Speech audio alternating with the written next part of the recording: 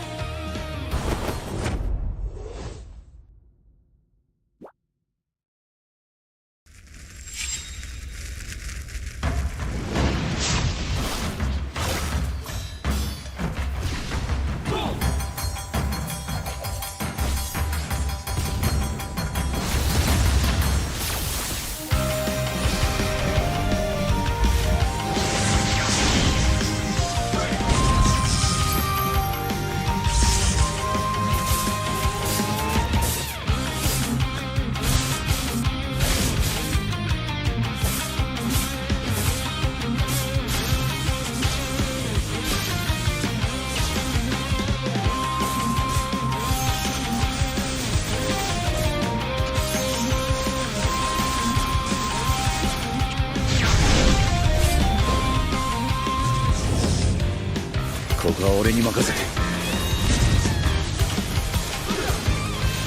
もらった。四代目他目を超える忍びはお前しかいないと俺はそう信じた。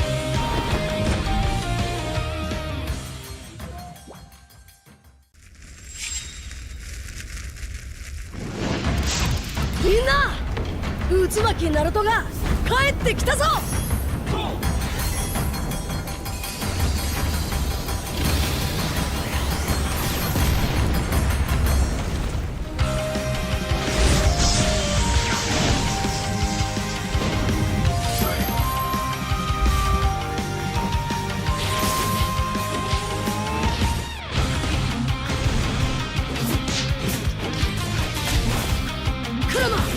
力を貸してくれ。よ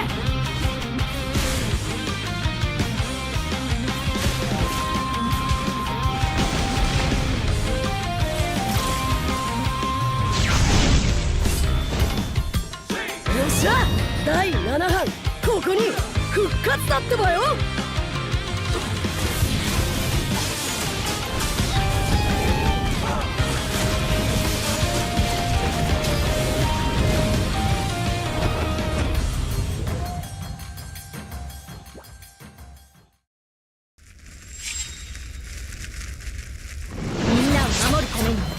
私はもっと強くなる。やっじゃあなら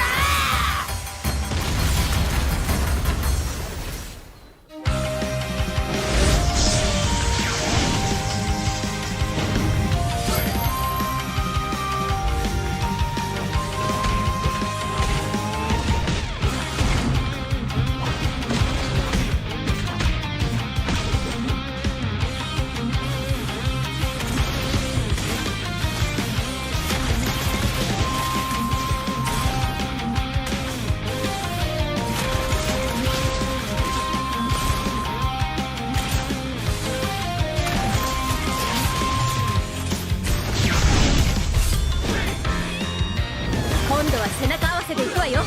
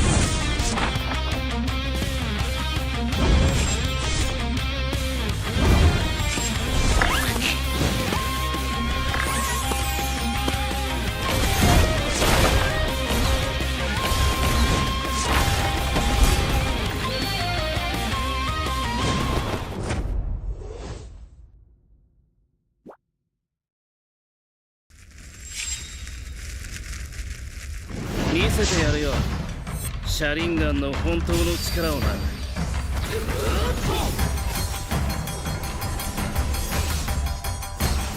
力が湧いてくる。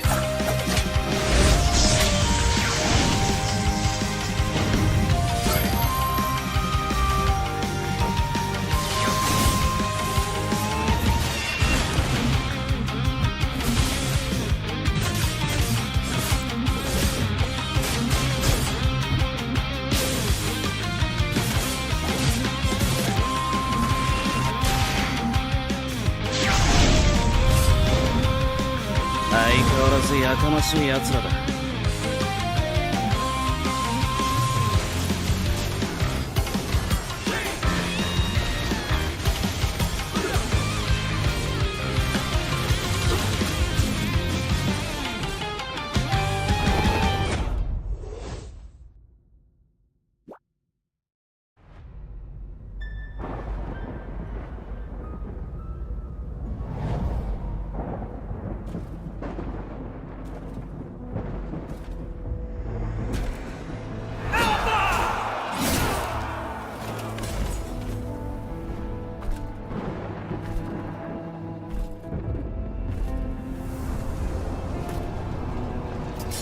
Alpha, my dear doomed king. The time has come to cast away that frail mortal shell. Join me in eternity.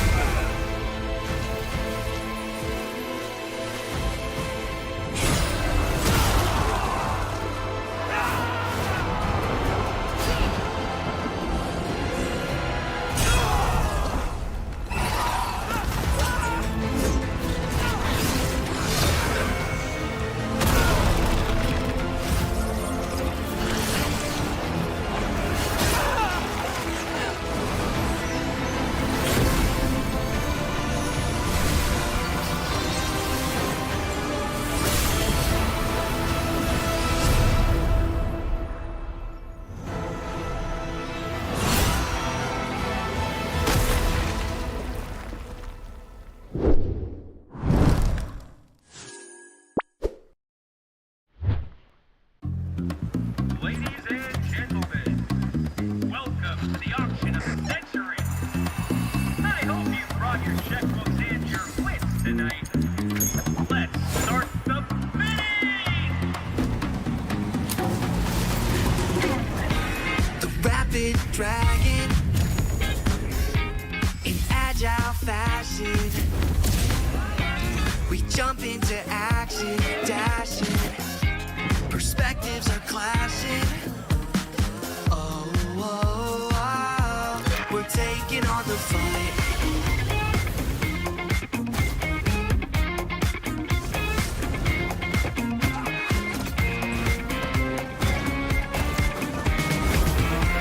Jump into the showdown till justice is found. Transform into battle now. Judgment's gavel coming down. Fighting for the righteous justice, fighting for the priceless truth, blurring all the lines between the bad and the good. Yeah, fighting for the justice no matter what we do. Three perspectives sharing one objective, yeah. Everybody's fighting for the truth.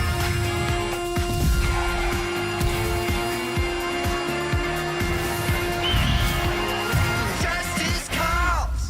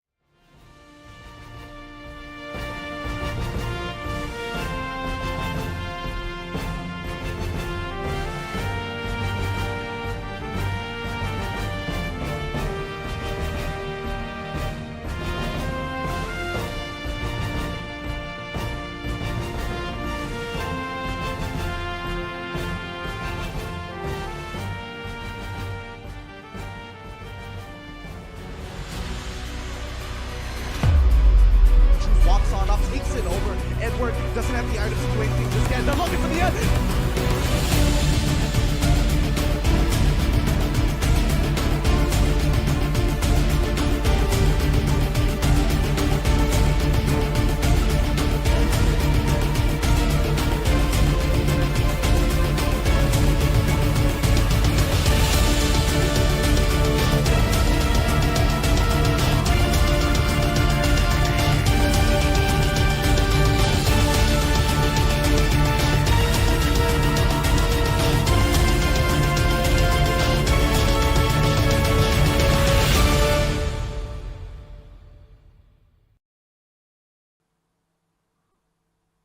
The wait is over, everyone. The NACT 2025 spring season is finally here, and the stakes have never been higher.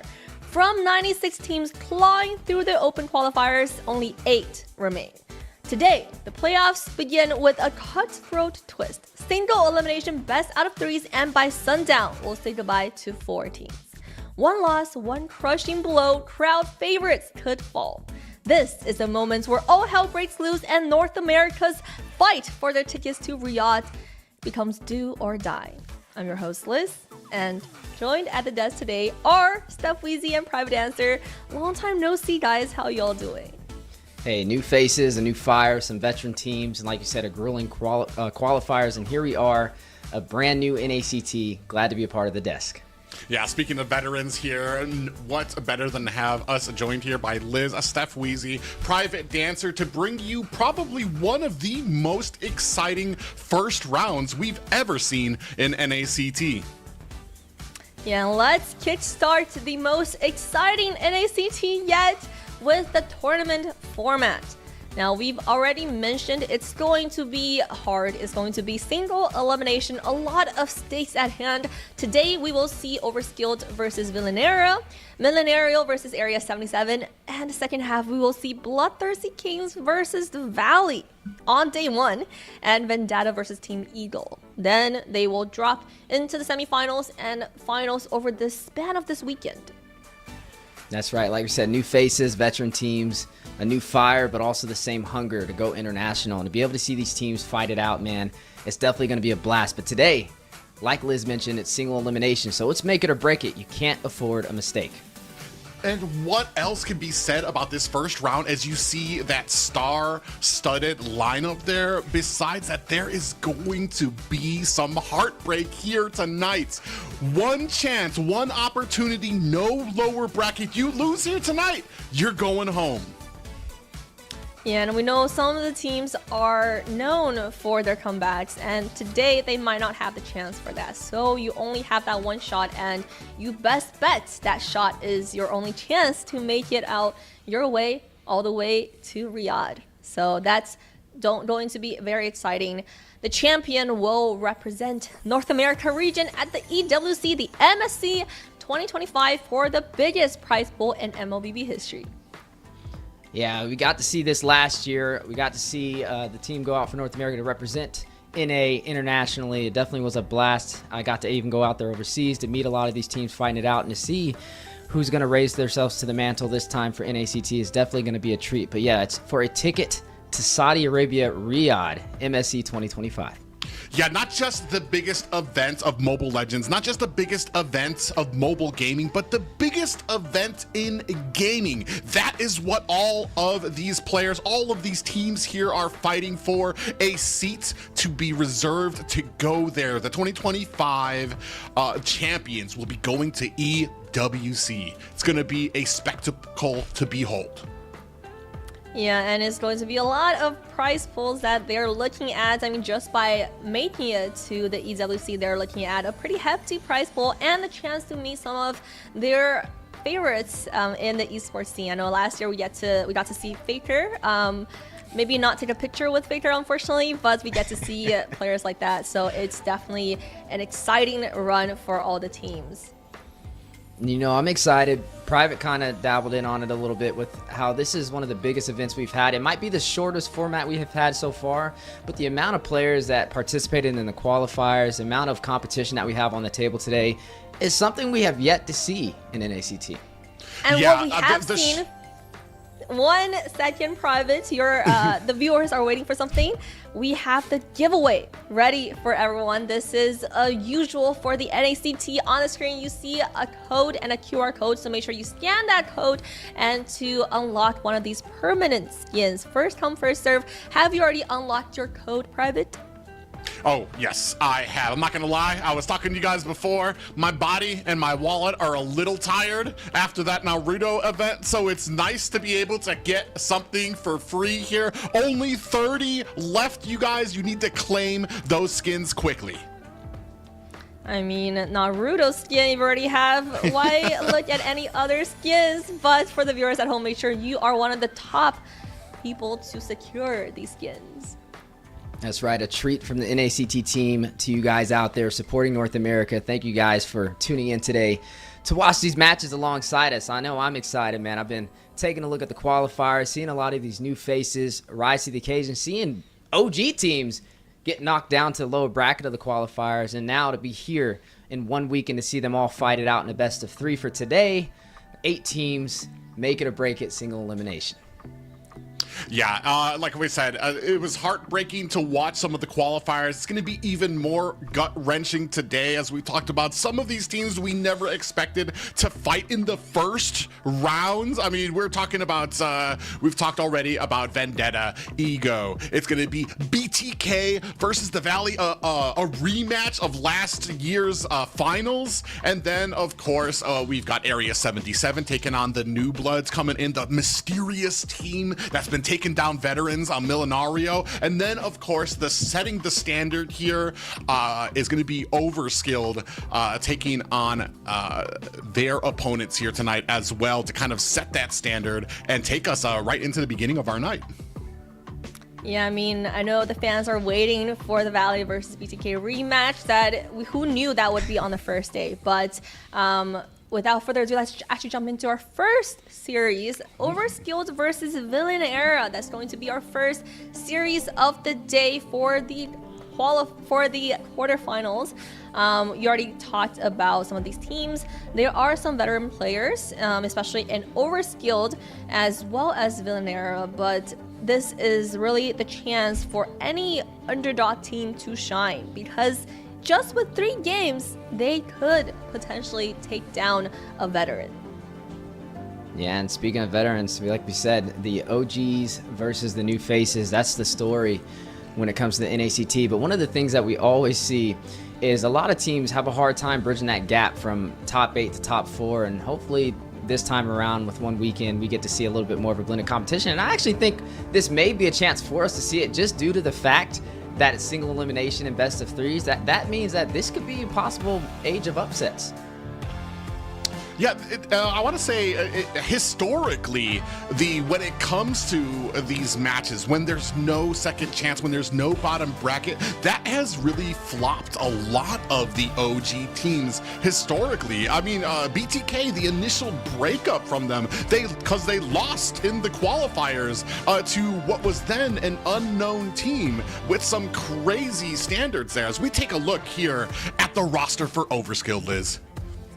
Yeah, Stressed Bomby in the XP lane, Myth Bomby in the jungle, Churro Bomby in the mid lane, Kevy Bomby in the roam, and Sleeps in the gold lane. What happened to Bomby there for Sleeps? Yeah, that's what I'm asking. Like, what's going on? He's definitely has a message to send. Just look how relaxed. They don't even look phased. There's just no stress across the board for Overskilled. I was talking about this before. Sleeps lingering there in the dark, maybe sending out a message that that's what he's going to be doing to his opponent, putting them to sleep. What a lineup for Overskilled. Veterans here in North America. They've made the top 8 here before, so they know what it takes. But do they still have what it takes against this, I don't want to say too much of a mystery opponent, because they do still have some OGs. Yeah, let's see which team Sleeps is going to be trying to put to sleep. For Millinario, we have Gila in the XP lane, Afnan in the jungle, Khan in the mid lane, PDR in roam, and Jatizi in the gold lane. I mean, look at that fierce lineup. Look, I said it about Millinario, or the other team, Overskilled. I said they had chill faces, right? But this is the exact opposite. Millinario, man, they're tense. You can just definitely tell. A team of Giga Chads, man. You put all 5 of them at a desk, they're going to be touching shoulder to shoulder, man. That is just a picture of traps and shoulders connected to each other here. Looks like they met at the gym. Protein shakes all around for these boys, but they are looking to be put a name for themselves. We already know Afnan, PDR have a history here that goes very deep in North America. So hopefully they are spreading that knowledge to the rest of the team to take it down to Overskilled. Yeah, hopefully PDR spreads some knowledge of gaming for his teammates, and for his teammates to spread some gym knowledge to PDR, because he looks like he need a little bit more protein shakes. Don't let him hear you say that, But as we are seeing these teams getting ready to face off, this is going to be history in the making, right? Another NACT in the books, another season to see these teams fight it out for a chance to go international. And like we said, the stakes are higher than ever. This is a chance for an MSC spot. This is also no room for error. There's no margin for error with the single elimination. Yeah, and some great teams here as well. I mean, we talked a little bit about Overskilled, who made it through the first night of qualifiers. I want to say qualifiers that even the Valley struggled to make it through. So they are looking to make a name for themselves here, but they have a team in their way. Yeah, and there are some shakeups in the drafting and the current meta. So let's be excited for how the teams are going to perform with this current meta and up against some tough opponents. Now, without further ado, casters, take us into the first draft. And it's a bird, it's a plane. Oh, wait a second! It is going to be a draft here in a second, but nonetheless... I have to get my glasses, man. I swore I saw something for a minute, Private. The one thing I'm really excited about is because we saw from the qualifiers, just coming off of the eve of a patch, not a huge patch, not like a complete meta changing, but little things have moved around. Valiers moved around. Some of our healers have moved around. We're going to see how this kind of shakes up through some of these drafts that we're going to put out.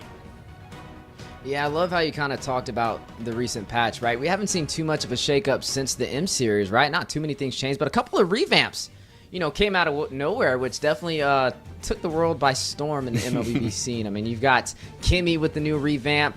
You've got Glue with the new revamp. It definitely can wreak some havoc, and I wonder if we're going to be seeing a little bit of that today. And as we always see in the NACT, the meta will start to shift as we get closer and closer to that grand finals. And so far, I would say this is kind of textbook, right? That Mathilda, that Fanny Ban, the Kalia, it can definitely get taken out as well. So we're going to have to see how this goes. But nonetheless, this is game number 1. Remember, it's a best of 3, Overskilled up against Millinario. A couple of familiar names from both sides, but definitely I would say a lot more seniority when it comes to the OGs versus the new faces. The seniority usually has the better half of this.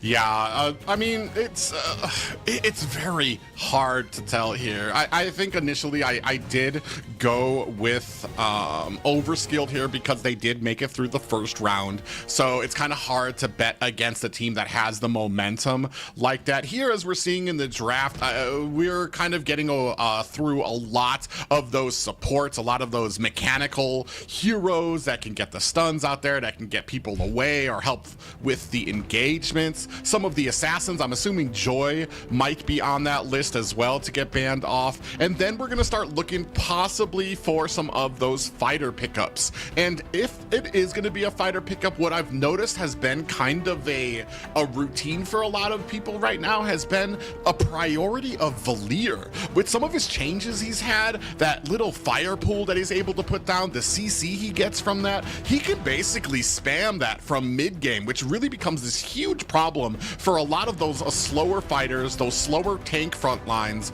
through the mid game.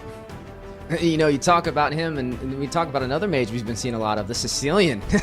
He's been coming out left and right and definitely can wreak havoc. I know it got a little bit of some readjustment when it came to the mid game on how fast his stacks can actually take off to make up for that, but it's still been a dominant force. Speaking of dominant forces, the gold lane has still been a very big problem. Even with the recent patch, they've been trying to kind of limit how fast the gold laners can take off. But man, they're still going off at a pretty fast rate. The Granger, even getting a little bit of a nerf, is still one of those heavy hitters that we might be seeing super early in the draft.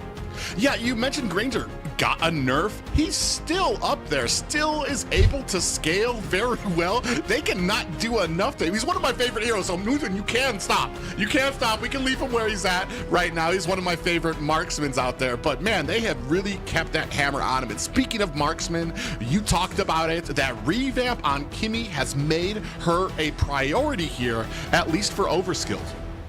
Yeah, Kimmy is definitely going to be a problem. I mean, with the revamp, has additional CC in her kit as well. It's definitely very mobile. You're going to have to watch out for that. And not to mention, she can continuously blast. Once she fills up that energy, she can shoot all the way through you to everybody in the back line, which could be definitely a problem. You need somebody to be able to kind of kite around and get to the back line. A Joy getting taken off the table is going to be very hard. Maybe a CC. Lucas could definitely be an option as well to be able to get back there and wreak some havoc. Yeah, really interesting, especially for Kimmy. For me right now, I'm actually kind of curious. Because I've heard mixed reviews about Kimmy when she's in the gold lane. Ranking myself, I've experienced her against her in the mid lane, and she kind of shines there. So I'm wondering if opening with this allows Overskilled a little bit of juggling possibilities, because we don't exactly know where it's going to go. We see it was Sleeps who picked it up. He is their gold laner, so it might be kind of cornering himself, keeping that in the gold lane, but it does allow some very tanky and CC heavy picks coming from Villanera, especially with that Gatakacha pickup. Yeah, and speaking of pickups, there goes another revamped hero, the double revamp combination over there from Overskilled. They're going to go ahead and pick up Glue as well, which I think is an excellent pickup. I mean, you get that regen with the Slam, able to definitely have a heavy impact. The Suyo to combine with that as well. It's a strong frontline composition, but when you look at the other side, they have double frontline as well. Could be good for the Kimmy to possibly be able to burst them down, but definitely needs to watch out as the Katat, the Lucas, both of them are great at closing the distance.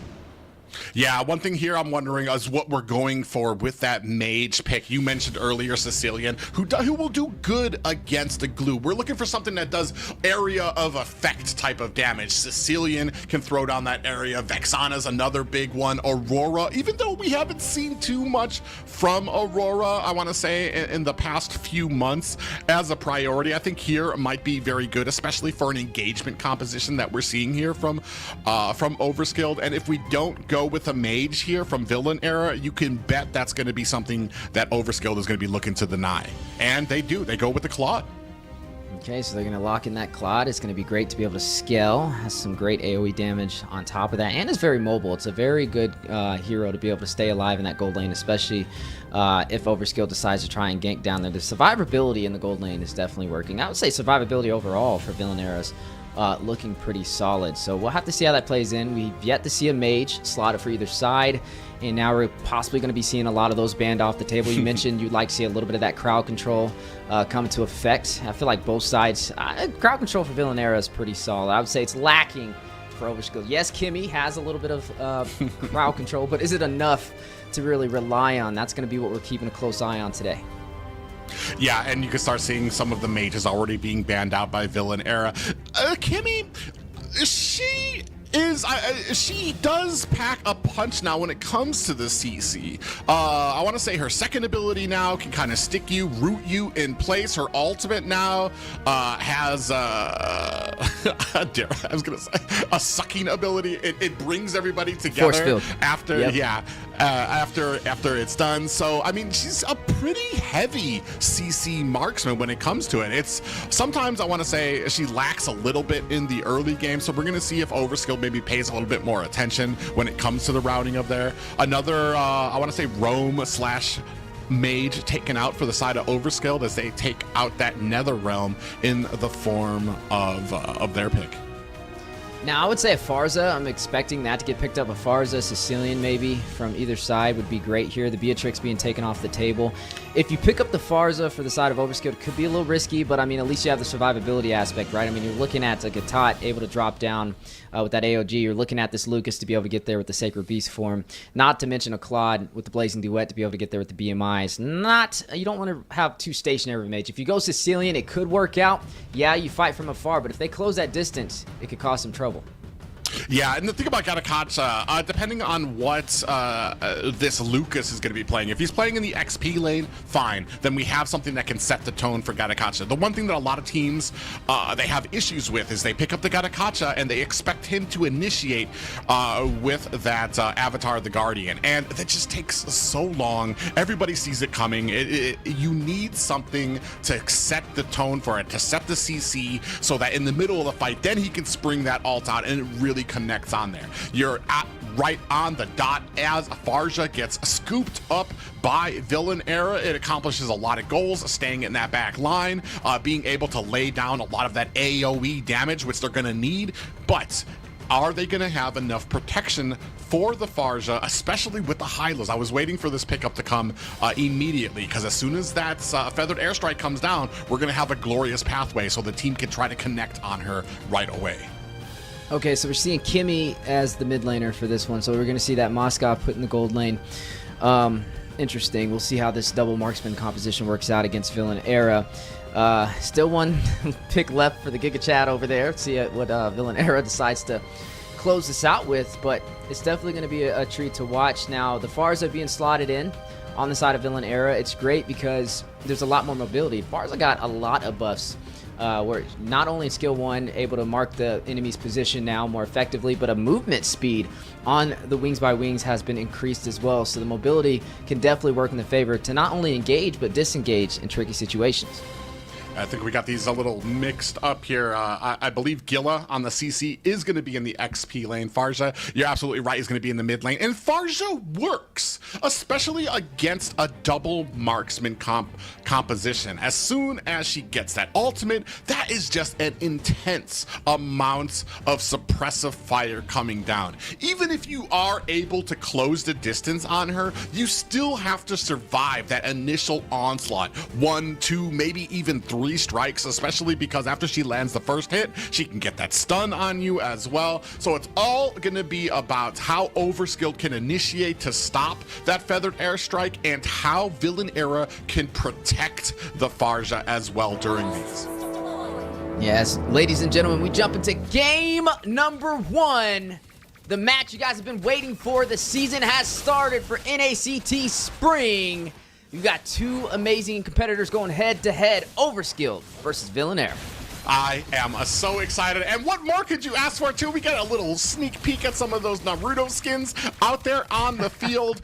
Both teams looks like they're, I want to say, Villain Era just slightly behind when it comes to clearing out the jungle here. Kevy doing a good job making sure he's getting that information and feeding it to his team. And I love how you asked the question about, like, what was Kohari going to run, or where was Gatot and where was the Lucas going to go, and now we're going to go ahead and see that in full effect. But yeah, I think the story for today is definitely, ooh, first blood already, PDR, taking down Stress Bomby.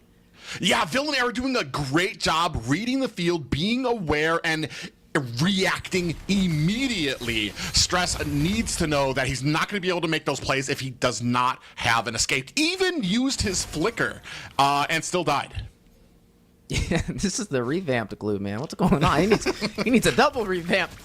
You got to be careful, man. Falling that early can definitely be costly. Villain Era, they have a slight advantage, and not to mention, I like the way their composition is stacked, right? As long as Kong is able to kind of rush around with this Farza on the double marksman composition, they got to be very careful on their positioning or he'll be able to burst them down. Yeah, you can see right there. PDR doing a good job. He did take a little bit of damage, but that's what he's there for. Got it, Katja. Stay in front of those bushes. Make sure that he is that front line, protecting the squishies in the back, protecting Kong, still putting out some damage there. And here we're going to see is we're still just about 1 for Villain Era, waiting on this first turtle and waiting on that fight. Oh! Ooh. Stressed actually goes down there again, and that is unfortunate as Millinario looks to have a firm control. Big feathered airstrike comes out, takes down Churi with the help of Gilla on the back line, and that is going to be a free turtle for Millinario. Yeah, Stress Bomby having a very stressful time finding his proper footing in the beginning of this match. Now 2 deaths in. Even with the Brave Smite, even with the skill HP regen to be able to sustain himself, it's not enough, especially this early in the game. And Millinario, they're punishing. Yeah, and this is exactly the value, and this aren't even the marksmans just yet. You have a Kong doing such a great job of nailing down Stress, being able to put down that damage. We were talking about this. AoE is the big killer for Glue right now, because you're able to hit all of him, all of his little minions as well. PDR taking a heap of damage on the 50%. Glorious Pathway is out. Kevy onto the back line. Kong putting down that suppressive fire with the feathered airstrike. Bomby ready for the hills, and there goes PDR into the back line, trying to put some damage on, and down goes Myth. Kevy on the run, looking for an escape. Even with the healing, he is taken down as well, and Streth jumps into the midst of it, but he is not long for this world. Kong with the flicker onto him is gonna be taken out. Yeah, it's Overskilled trying to be a little aggressive, trying to find their footing, but again, it's still not working in their favor. Got to be very careful, or they're going to find themselves in a hole they can't climb out of. You're already seeing a gold lead by 2K, a big stun, and Kong finding Churobami. It was actually expertly played by Sleeps there, waiting for Farja to bring out that ultimate and then use the stun to take him out. But still, we still had Churro go down to the damage from that. And this is what we were talking about. Even if you are able to bring down Kong, you're still talking about 1 or 2 shots, and that's still a whole lot of damage. Speaking of damage, Kevy Bomby, Glorious Pathway, trying to get out. AOG dropping down. Yeah, PDR looking for a little bit of an escape. In comes a Sleep, traps him against the wall. Nice set or attempt there by Churros. Not going to be able to find it. They latch onto Kong.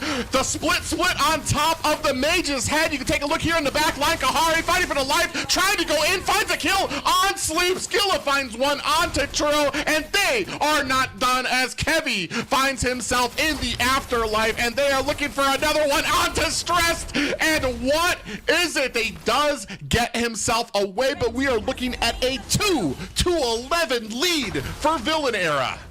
A massive push forward for Millinario, able to stampede through, able to take the turtle, take several kills along the way. 11-2 at only the 5-minute mark. We're looking at 4,000 of a gold lead, and this is a very hard situation for Overskilled. They went really unorthodox, right? The double marksman combination, and typically when you have this combo, you want to let them get their farm, get their gold so they can hit like a truck, but now being behind, you're looking at the death counters climbing. Churobami, 3 deaths on his side, Sleeps, 2 deaths on his side as well, but on the other side, Kong, great placement with the feathered airstrike, 2-0-7, 7 assists so far, the highest in the game. Yeah, and this right now, I want to say this kind of comes down to a composition that needed some time to get online. And right now, with the point that they're at, Stressed Bomby 0-3 right now, there's very little that he can do for his team. You want your roam to be able to sit in front. You want him to be able to check bushes. But at this point, if he checks the wrong bush, that is going to be by Stressed here for another kill. 0-2 right now. We're about a 4K lead. It's not completely out of the books just yet for Overskilled. Yeah, not out of the books just yet, but definitely a rocky road of a start, as you are seeing some of them items on the board. Even if you look at the gold lane, right? Corrosion Sight, Demon Hunter Sword picked up over there by Jatizi, so he's going to be able to hit pretty hard and pretty fast. So they are going to have to watch out for him as he decides to kind of wrap around and engage. He hasn't really picked up on the kills yet, but those items are definitely going to count when it matters the most. But the story right now is really between Gilla and Kong. Their synergy to be able to wrap around and find these pickoffs has been crucial for Millinario. Ooh, interesting fight here. They do go in against Sleeps. You can see him try to go on, and he might be taken out. He's doing a good job, but I don't think he's long for this world. We do see a BMI there from JotTZ, and they're going to go ahead and find themselves another tower. But they trade that for a mid tower. Yeah, not just any tower. Tier 1, but a big play. Yeah, coming in, Kohari actually gets jumped and maybe out of position here. Myth does find himself a turtle. Kevin locked on. We do have the air strike coming down from Kong, trying to put the damage on. Stressed with the split covering the escape of his team. And just like that, Overskilled starting to find themselves a little bit of momentum.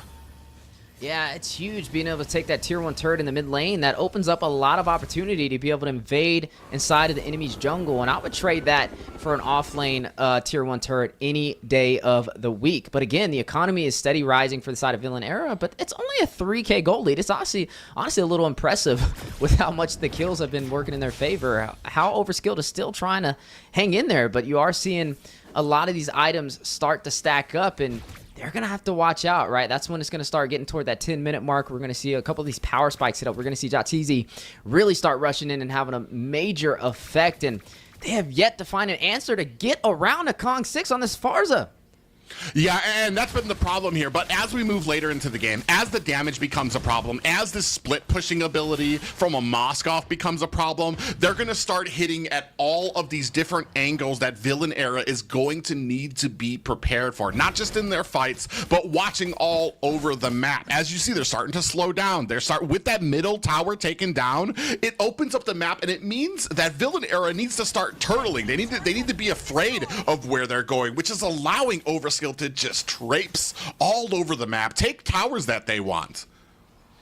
Yeah, they're gonna have to be careful. There's still a shot, an opportunity for Overskilled to flip the script and take advantage of this game. Had a very hard early start, but now it seems like they are starting to find their composure, and I definitely agree with you right there, right? Keep a close eye on Sleeps. Watch his positioning, right? He's kind of traversing across the map, a little bit of some solo action, but he has that SOD to be able to, at a moment's notice, traverse across the map and find that opportunity that Overskilled can lean on. And especially as he starts to stack these items, he's going to be a problem. Golden Staff now picked up by JotTZ as well. Those enhanced basic attacks can definitely be a threat as we see the Lord spawn in. And as we're moving into the mid, going into the late game, you see this great macro coming from Overskilled. They pushed 2 lanes that need to be answered by Villainera, and immediately that signals to Overskilled to start on this Lord. We do have the glorious pathway onto the ground, 10% on this Lord. It has been reset on the backline. Myth looking for an opportunity. Kohari dives in, gets pushed back by a spirit, taken down. Myth with the kill onto Kohari. That means Villainera does not have their jungler coming in with a blazing duet, and JotTZ gets taken down by Sleeps. Turning this around is Overskilled. 2 for 3 right now. Down goes Gilla, and Kong alone flapping back to base to tell the story with 3 up for Overskilled. Catching lightning in a bottle is what we've just witnessed from Overskilled. Kong trying to use a feathered airstrike on his way out, but Overskilled has done it. They have found the needle in the haystack, and they have pulled it out. The Lord now marching on the bottom side. Yeah, and especially with the macro that they've been doing, forcing these lanes, the Lord's probably going to get him a tier 2 tower. If they split up, they might get another one up at top. There's the macro here, and this is a huge lesson for all teams, for all viewers when it comes to macro and that early game, especially with how belligerent Villainera was able to get a lot of those early kills on Overskilled. They remained calm. They made the right exchanges that they needed, especially in the mid lane. Speaking of which, PDR gonna have to use his ultimate defensively to get away, and that's all she wrote for that bottom lane. Meanwhile, Kohari diving onto the back line against 3 members. Nobody's there to help him. In comes PDR for the backup. Down goes Churro, stressed next on the list, and just like that, Villainera looking to turn this around. Okay, and correct me if I'm wrong, but I'm pretty sure that's Kohari the Brave, because the way he's playing, it's starting to give some NACT flashbacks, but this time inside of the jungle for Villainera instead of the gold lane. But nonetheless, Gohari, you know, I was questioning rushing in with this Lucas, trying to centralize himself in between Overskilled. Could be costly, especially when he's the jungler, but now it's starting to pay its dividends as we cross the later half of this match. Lucas is one of those heroes that I rue the day when I see him going in, especially at low health. The amount of defense, the amount of damage that he can tank while still dishing out damage onto the back line is so immense. Put that on a player like Gohari, who is known for his big plays when he used to be in the gold lane making these huge plays. You're going to have something that you need to watch out for if you're Overskilled. Right now, starting to even things out, even though the score says something different, the gold tells another story. However, that map still wide open for Millinario. Yeah, and you talked about Lucas. I noticed he picked up those Queen's Wings, so he's going to have that passive, right? When his HP gets low, he's going to have that damage reduction. He's going to have that CD on his skills as well to come into effect to be even more of a threat, and it definitely came in at the right time over there for Millinario, because it was looking a little shaky. Right now we're witnessing a battle of tug of war. Even Myth Bomby picking up the Queen's Wings himself over there on this Suyo. Yeah, and this is a pretty even matchup when it comes for the Lucas and the Suyu. I do feel like Suyu does need just a little bit more farming as we take a look here at the items. 12K. So, I mean, Myth has been putting in some farming work. He's been out there towing those fields, hoeing the grain, making sure he's still keeping up in the gold. So, when it comes to his engagement here, he should be able to hold his own. Yeah, and can Jatizi stand his ground against the double marksman combination? We'll find out here soon as both teams battling it out in the Lord Pit. Yeah, great clear by Kong, but Stressed goes into the back line, looking for the stun. Are they going to be able to get it? Down goes Myth, and another one down. He tries to get away. The Lord is down. Gohari finds himself a reckoning there as a Sleeps runs for the hills, and that is a Churro taken down. They won the battle. They do lose one in the back line for Millinario, but this is definitely a W for them for that engagement. Yeah, and it's interesting. It's like a reverse Uno card has been played by Millinario. This time they take out 4 members of Overskilled. Feathered airstrike on to Sleeps and marching down the mid lane. With the tricky little flicker there, and that's going to be a wrap. First game going to Millinario. Millinario. It looked like everything was going to work in their favor in the beginning, but Overskilled, a light turned on out of nowhere, but quickly shut off, and Overskilled took control back as we see a lot of those new faces on the scene, the Giga Chads. But nonetheless, 22-8. When you see a game like this, the fact that Overskilled was almost able to turn this around with such a massive deficit in kills just shows you that you cannot afford any mistakes. Yeah, and that's going to be the big takeaway here. Even with that mid-game little spike coming out from Overskilled, you still have to have, I want to say, they had the plan. Stress tried to get to that back line, tried to find Kong, but what it ended up doing was left their line open, and they just took too much in the late game. We've talked about this before. Late, mid-game spikes are great, but you have to be able to get to that path. You have to be able to pave the way there and not be taken down too far here. And Millinario, they just showed how well they were put together, and especially, let's call it, some mistakes there in the early game by Stressed. Maybe overthinking the changes to Glue and thinking he was a little tankier than he was. Yeah, it was definitely a stressful time for Stress Bomby in the beginning with that Glue. I think we saw like 3 deaths before the 5-minute mark over there on his side, and it definitely gave a lot of an issue over to Overskilled to kind of pick that back up, especially with the double marksman composition with that Kimmy in the mid lane as well, who had a very rough game on top of that. Only 1 kill and 5 deaths, 5 assists. But on the other side, a lot of things were going right for the side of Millinario. You got to see Kong in action with this Farza, who he said has got the buff. Everything's looking great. I would honestly say one of the best mages available right now when you are drafting, and it definitely worked out in Millinario's favor. Yeah, we're gonna find out here, especially 08 and 22. Right from the beginning, they just came out swinging.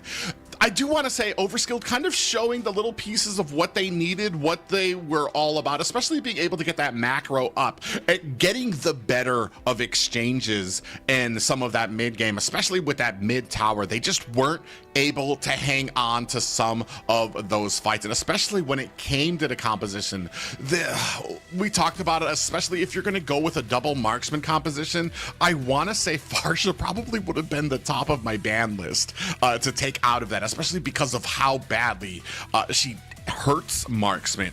Not just the fact, I mean, you do have an engagement to kind of counter her. However, you're pretty much guaranteed 1 to 2 feathered air shots raining down onto some of your squishy marks. And as we saw, she was able to do tons with even just that little opportunity. Yeah, just tons of damage, and Wukong wasn't, Gilla was able to find those opportunities, find those ganks, and find those sets that Villainera could rely on. But on the side of Overskilled, like we said, they ran the Moskov, great, but then they also went in with this Kimmy, and mind you, picked the Kimmy first in the draft. They prioed that, and they had blue side. It kind of raises the question, was that worth it? Could that have been the mistake? Maybe putting too much on this Kimmy and assuming that maybe a team like Villainera would think that I was going in the gold lane and catching them off guard inside of the mid lane instead. But I feel like it's just a little too risky, especially when you're playing a best of 3. Yeah, take a look at some of these replays here. I mean, just how Kohari was on this Lucas. Lucas has been a problem when it comes to a lot of these matches. When it comes to any type of backline, look at how low he is. Like 10% health there, and it feels like he's hitting you harder because of how well he can get into the backline, how well he can take people down, and then just escape without any type of repercussions. Not just that, but in the early game, it did feel like Overskilled kind of overestimated how strong they would be. There were a lot of stock put into this glue revamp, and I felt like they felt like he was an early game character, and he's really not. The entire draft coming from Overskilled kind of really signaled to me late game, and they didn't have anything to really cover them in that early bit. And I think it was a wise decision. I mean, glue's great when you have like stationary mages, stationary backlines that you can easily wrap around and grab. But when you have a mage like Farza, when you have a Claude you're going against, these are backlines that glue is pretty much not ever gonna catch, which means he has to focus in on other heroes. Who's he gonna go grab? Lucas? You know, that's kind of what Lucas wants at that point. So it just doesn't really work in his favor. Yes, I think the glue is great, just not in this specific style of drafting. Maybe could have waited for a Phoveus to come out or a fighter that was a little less mobile, because the CC definitely was great at kiting around and finding those opportunities. So stepping into game number 2, there was a lot of things that we saw right for Villainera.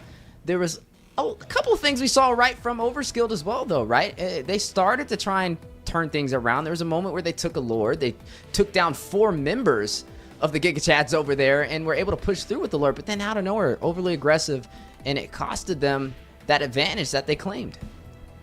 Yeah, we're gonna have to see. The one thing I would like to see. Well, what I want to talk about some of the positive, like I talked a little bit about from Overskilled, is that they were able to kind of come in with the macro. They were able to make some better exchanges and showing why they kind of got up here when it came to exchanging that bottom lane for the mid lane. And then once they had the mid lane, they were able to kind of move around as we move here into another draft. But they were able to move around like clockwork, get some of the towers, start with some of the Lord pushes as well. However, they just weren't able to hold on to it when it came to the initial composition and when it came to those team fights that they were really having an issue with. Here, we'll see if maybe, I want to say there's some glaring things that happen with certain compositions. I talked about it, I was pressing on this before. Double marksman, if you go with that, there's a reason it isn't picked often. It's because it makes 2 people on your team, they are very susceptible to a lot of damage without much payoff when it comes to the form of CC, which is usually the other edge of that sword when you pick a mage in mid lane. Here, we didn't really have that much of that, and you left Farsha on the field. If you're going to be making these things that have these glaring weaknesses, you need to be able to kind of cover those up just a bit, or a team here like Villainera is going to be able to take advantage of it. Yeah, I think it's just that situation where you show your cards a little too early.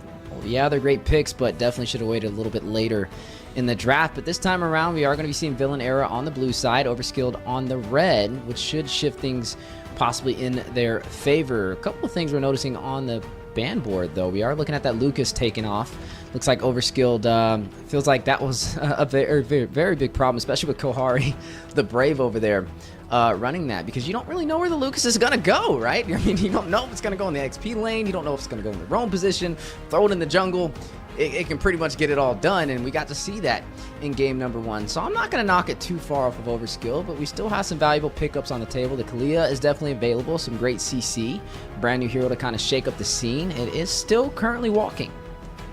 Yeah, Kalia's still out there. Suyu's still out there, especially with what are you going to match with a Suyu if that's going to get picked up? That's going to be a priority out here as well. And then kind of wondering, we've got... I want to say Hayabusa's still out there.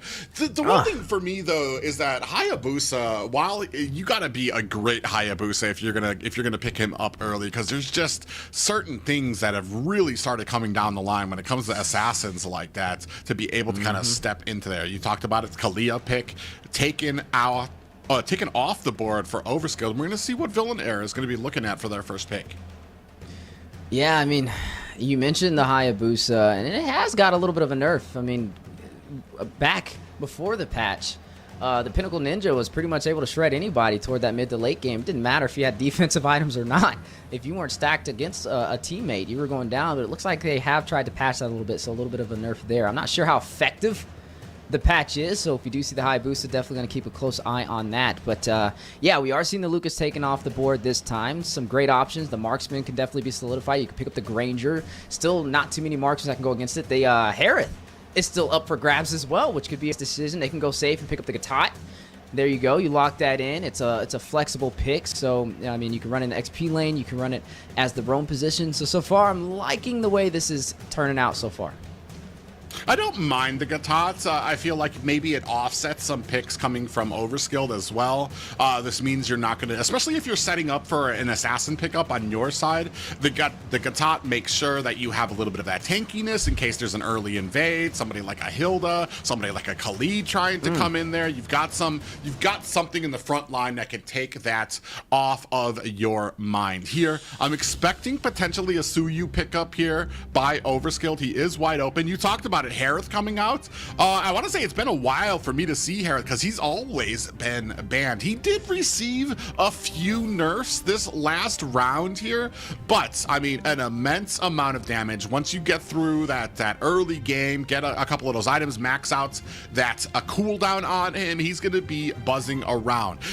It's a little early for me though, and there's still a lot of CC that can be done to Harith to really like hunker him down. But I'm curious to see which way this goes now, because it's paired up with the Phoveus, and I mean, against the Phoveus, you could technically pick up the glue here, but it's going to be for Millinario, not Overskilled this time. But again, you mentioned this Harith. It was solidified first from Overskilled, which would be great against the glue in a Gatot, right? Those up close and personal heroes, you drop down that Chrono Fission and rush in to be able to take them down with that Zaman Force, and could work in their favor. Now, there's still some heavy picks on the board. The Fars is available. The Granger's available. They're going to go for the Esmeralda instead. Now, this is a twister. Esmeralda's been getting nerfed because it's been so effective internationally, but to be able to see it now in the NACT, I wonder if it still hits like it used to after the recent nerfs. Well, if you think about it, her kit is made to take health from shielding of enemies. The first two pickups from Overskilled, when you lay down that Zaman Force and you put down that dash, you get yourself a little bit of shield. If you have the Zaman Force, you dash, dash, dash, dash. That's a lot of shield for Esmeralda to pick up. Same thing when it comes to the Demonic Force. You come slamming down, or when you use the first ability from Phoveus, what is it? The Astros Eye, I believe it is. When you slam it down, you get a little bit of shield from that as well. So she's gonna have herself a decent amount of shield that she's going to be able to soak up from these guys. Yeah, it's definitely going to be a lot of mobility working in Villanera's favor, because Esmeralda's way more mobile than the Phoveus is. You know, it's actually surprising how fast the Phoveus can move. with how slow the animation is when he's walking. But it's not enough to be able to catch up to that Esmeralda. So we'll see how that fares off. There goes a little bit of that mobility booster, though. They pick up the high-lows, have the glorious pathway. But this is starting to turn into a very centralized frontline composition from Overskilled. Yeah, and we'll see how this kind of plays out. I do like, I want to say, the maneuverability that seems like it's coming out from Millinario. Their picks very much seem like they're based on as a response to what Overskilled is putting out there. Despite the Farja, though, this is the one thing that kind of is a little interesting here. This might be something that Kong just really, really likes, but when it comes to the picks here, there's nothing that a Farja really shines at here, especially because Harith is like your main target here, but he can get away very quickly. Phobius can close the distance on you so quickly, and you're definitely not aiming for Hylos with that feathered airstrike. So it's going to be very interesting to see where that damage is going to come out. You're going to need to have a very strong early game to get her fed, to make sure that she's still a threat to the teams through that mid and late game. Yeah, and I think the question with that, though, is, I mean, it's definitely a different dynamic, like you mentioned, compared to Game 1. It's not a double marksman composition that the Spars is going against. So you see those feathered airstrikes, you see those quick pushes to try and get some early kills. They're going to be a little bit beefier. It's going to be harder to be able to pull that off with this Farza up against the Phobius, up against this Hylos. But I will say, the thing that Farza shines in is, it's been buffed in every single category. But on top of that, they can provide early game pressure and fast, which means even though in theory, technically, they shouldn't be able to burst it down, a team like Overskilled, who we've seen in game number 1 make a lot of early game mistakes, when you pair that up against a fast composition that can apply that pressure, it might force them to make mistakes at an even faster pace, and I think that's the plan for Millinario. Yeah, we'll see. I do like the potential of the CC that can kind of come down. You've got the ultimate coming from Esmeralda. You've got the ultimate coming from Gatakacha. Oh, and we've got a little bit from Kohari here that can kind of stack them all up with that Alpha, the Spear of Alpha. So you have a lot here that can group up these people into a nice, neat little ball where Farja can rain down onto them, where the Claude can rain down onto them. The one thing Overskilled, I mean, they have, I want to say, a decent amount of movement on their side. The only problem is some of them are a little bit more flexible with that movement. Harith can kind of get all over the map as he pleases. Same thing with Suyu. Phobius has one direction he goes, and that's towards the fight. And once he's going towards the fight, the rest of the team needs to be on the same book. And that's the thing. Usually Phobius is best paired with a support that can at least keep him alive. Mathilda would be the most optimal combination, but I feel like the Hylos can work. I mean, you have the glorious pathway, but he has to get on that like a taxi express when it's available, or he's going to be in a lot of trouble. But wait a second. He does have a little bit of breathing room, okay? Hear me out. It's an Eve. You got artillery versus artillery, but that grid square is what I'm going to keep a close eye on, right? If it's good positioning with the grid square from that real-world manipulation, they can slow down majority of the members of Millinario, but it could be tricky because there's a lot of mobility on their side. Yeah, there's a lot of mobility. It's really going to come down to how is this feathered airstrike versus the real world manipulation being placed. Is the feathered airstrike going down first, and then we're countering it by throwing down the RWM and trapping her with Hylos charging at her? Or are we throwing down this real world manipulation and allowing Kong on the Farja to stay outside that line and still rain down damage? It's going to be very tricky for both of these teams, and I want to say pay attention to both of these mages to see where the success lies. Yeah, the mages, and I would say the tanks as well. The tank mage synergy is definitely something we got to keep on. Even the fighters, because Stress Bomby was the one who fell several times in the beginning for the side of Overskilled, and Millinario was able to make the most out of his deaths. And as we jump into game number 2, ladies and gentlemen, best of 3 between Millinario and Overskilled. Millinario up 1-0. Yeah, a little bit of pressure here at the mid lane. Overskilled this time as well, getting a big jump on the... Oh, actually, no. Actually, I thought that was the second one. He's actually a little bit behind right now. Suyu behind Kohari on this Alpha. Alpha does have a very fast clear speed. He's going to be able to get to this Lethal Wanderer first, but he's going to meet Kev, Bommy, and Churro there trying to guard it. Now we do have a 2v3 over here. Oh, and picked up by Kohari. Retri is strong with this one. Retri is strong with this one. The Force is more live than ever. And I'm looking at Gilla, right? He's running on this Impure Rage, so he's going to have a lot of that extra skill damage and some mana restore on hit. But he pairs that up with the Sprint, which makes him even more mobile, which can be a little bit of a problem for Stress Bomby, rocking on that Flicker as a get-out-of-jail free card. We know in game number 1, Stress Bomby was kind of the victim's advocate when it came to falling in the beginning of the match 3 times in a row. And maybe with this Phobius, who's not as mobile, he won't really be in the front lines unless he's ready to take somebody out. Yeah, and I want to say a much safer game here played by Stressed. Oh, a little bit of engagement here. Kohari sees it from a mile away, backs up, and just like that, they have to turn, walk away. This isn't the bathroom. They go ahead and wander themselves back into their own jungle. But you have to wonder if Stressed not taking some of those early deaths might be a lot more beneficial for Overskilled. Maybe they would have won that last game if Stressed maybe had been just a little bit more careful. They wouldn't have been able to get those huge wins, those huge objectives that they got in the early game, and got such a sizable lead before the mid game came. Now we're on to the turtle. Ooh, we have an ultimate coming out. Does catch Kevy. PDR in the midst of it, putting down the damage. Real world manipulation is out, but on the back line, Gilla jumps deep, looking for the damage onto Churro. Is it going to be enough? He does take away, running away from the tower. Myth gets taken down. Kong raining down the artillery onto Stressed, who finds the safety of his tower. And that is just a good team fight from Millinario. Yeah, and good pressure from Gilla to force members out to the top side. It looked like it wasn't going to work in their favor, right? They used a lot of ultimates onto Kevy Bomby, and he was able to get out there with the Glorious Pathway. I expected Overskilled to try and wrap around and punish, but Gilla wrapped around and stopped them from being able to push in on the counterplay, and overall costed Overskilled the first turtle.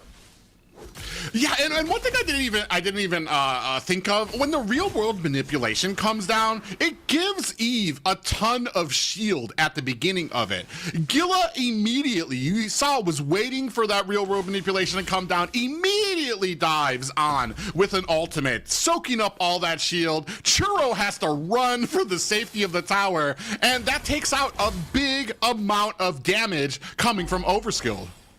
Yeah, it's definitely a more, I would say, placement level skills for Overskilled with this Eve, with this Harith, right? You got to drop that Zaman Force in the right position. You got to drop down the RWM. Woo! Ooh, and we see a damage going down. Sleeves dashing back and forward, catches back to the safety of his tower. Real world manipulation is out. PDR misses. Churro waits too long, finds himself in a coma from all the CC. Kevy tries to protect him, not going to be able to get back to the safety of the tower. That is 4 members of Millinario taking apart 2 from Overskilled. Yeah, Churro Bomby not able to find the mark with the RWM from the side play. Kevy Bomby falling alongside him. 2 members down in that engagement, and a tier 1 turret on the bot side claimed even when the gold plating is still available. Yeah, that's absolutely insane. Sleeps here, diving back and forth with the Zaman Force. We do have the Feather Airstrike coming out. Kong looking for an escape, put some CC down. On the back line, PDR does find a Stress, who already uses that demonic force, but is able to find himself an escape. And just like that, Gilla running through the mid there finds himself an out. Yeah, but not an out for an objective, as they are going to fall in a pit, and Millinario will claim the second turtle of this game. Now pushing toward the mid lane as well, and just off to a really good start. Kong spearheading the way and kills again on this Farza. Is it a comfort pick?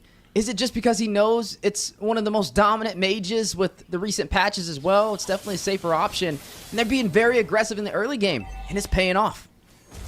Yeah, right here, Myth actually might be in trouble from the back line. PDR comes in there, half health at Myth, but that's going to go ahead, light up this second tower for the side of Villain Era. And Overskilled are at a loss right now, looking to try to respond. Gilla getting chased down, takes a heap of damage. The shielding doing a great job of protecting him as he suffers no death here and is going to be able to protect his tower. Yeah, able to protect the tower, but you are going to go ahead and see Villain Era continue to on this push, right? They're trying to claim this tier 1 turret in the mid lane. Now they're really surgical the way they've been traversing across the map and claiming these objectives, and Overskilled running around like a chicken with his head cut off, not able to find a window of opportunity. Villain Era not giving them any breathing room. It's about a 3K gold lead 6 minutes in, but the same story we saw in game number 1. We're going to go ahead and call that a lag spike there. That little miss coming up from Villain Era. Tried for a little bit of a surprise there on Overskilled. Both of them missed. But I want to say a lot of them just got countered out. We can take a look here at some of the items. 5K already on Kohari. 2K over Myth on a Suyu. That is just an immense amount here at the 6-minute mark. He is doing what needs to be done, especially with his team. He's continuing to keep that gold lead up there. And Myth is just having a problem, especially on a Suyu, where you want to get some kills or you want to get some farm, get to that mid game, and he's already struggling. Yeah, struggling indeed in the battle on the way in the mid lane. Oh, a little bit of a bad engagement there coming from Villain Air. They're going to try to turn it around here. Kohari is able to find himself a turtle. Comes in with the Spear of Alpha. Finds 2 with the help of Gilla. Unnamed soldier here. Gilla only has 1 kill, but I feel like Gilla has just been putting in work for Villain Era. It's like the falling star moon when you see Gilla, the Giga Chad.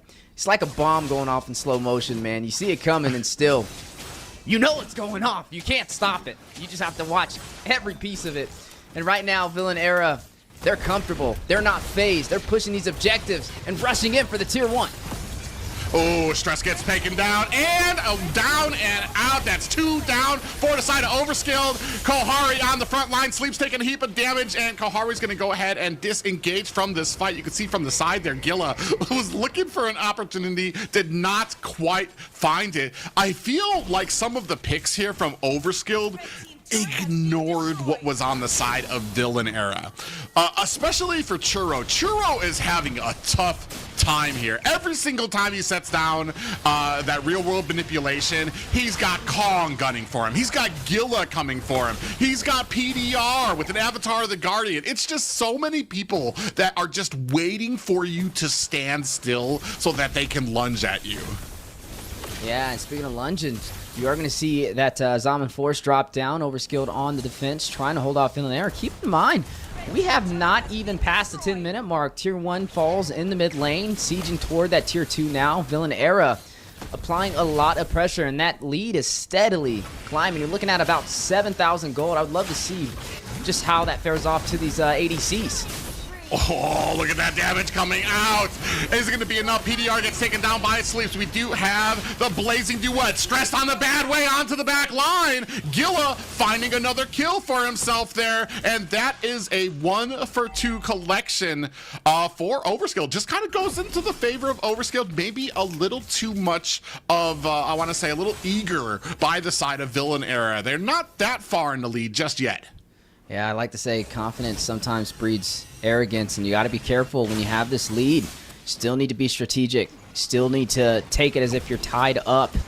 You don't want to slip through the cracks and let these things walk in Overskilled's favor. As we seen in game number 1, they were almost able to bounce that back, but now with the Lord being taken down, Villain Era, another opportunity to push on forward. Ooh. Yeah, Kohari goes in there. We do have the glorious pathway laid down there. PDR from the side looking for Churro. He's still, look, he's doing such a great job just by himself, able to stave off 5 members of Overskilled, allowing Villain Era to start just having their way in their jungle.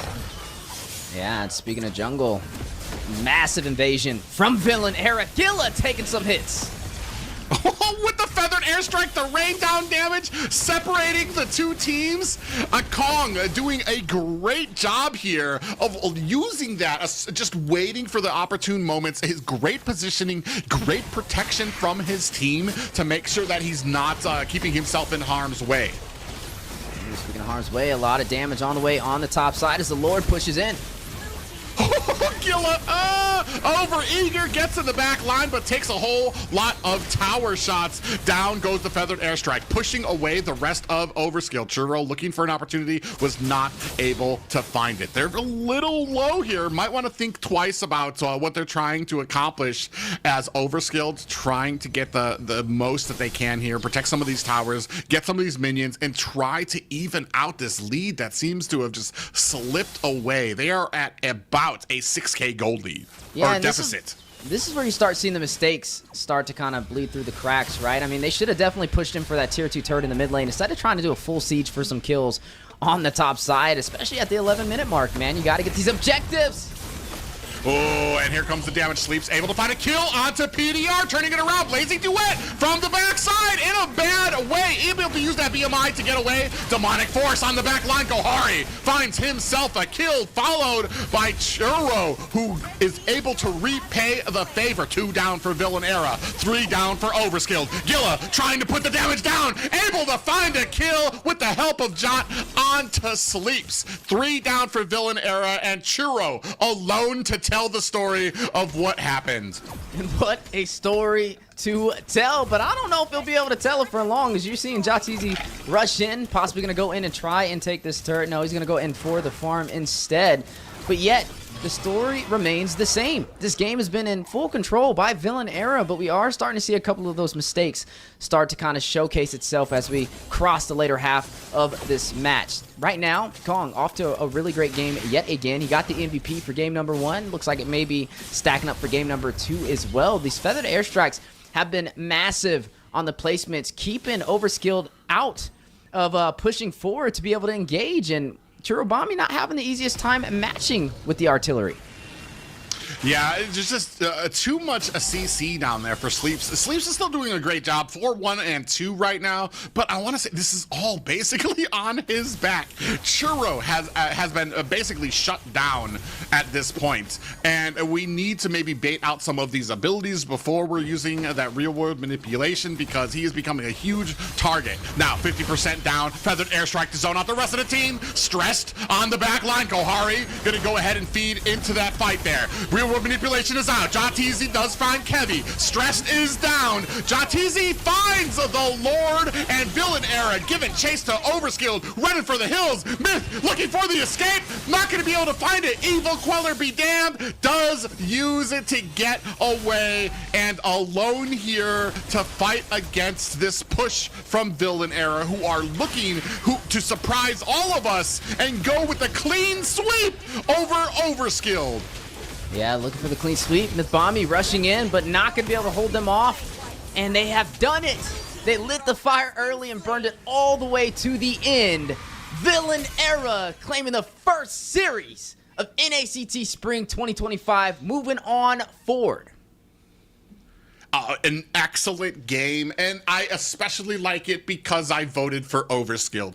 I wanted to see somebody change my mind, somebody prove me wrong here. Villain Era, who were sent to the lower bracket, obviously used that momentum, learned a few things here, and definitely took it to Overskilled when it came to the draft, when it came to their momentum. I absolutely love, I want to say, the fluidity and flexibility of their draft and how they were able to answer here and basically shut down Overskilled. Yeah, and shut down is exactly what we saw today. A dominant performance to take the first series of NACT Spring with a clean sweep, and against members who have competed in previous NACTs. I guess you have members from both sides as well, so it's a little bit of a mix of some veteran teams as we start off today's matches. But yeah, this is how the coin flips when it comes to a best of 3, and unfortunately with that, Overskilled, they've been knocked out of the spring season, and Villain Era able to push on forward. A hard fought battle, but well deserved. Yeah, even Gilla on the back line, a decent amount of damage dished out by him.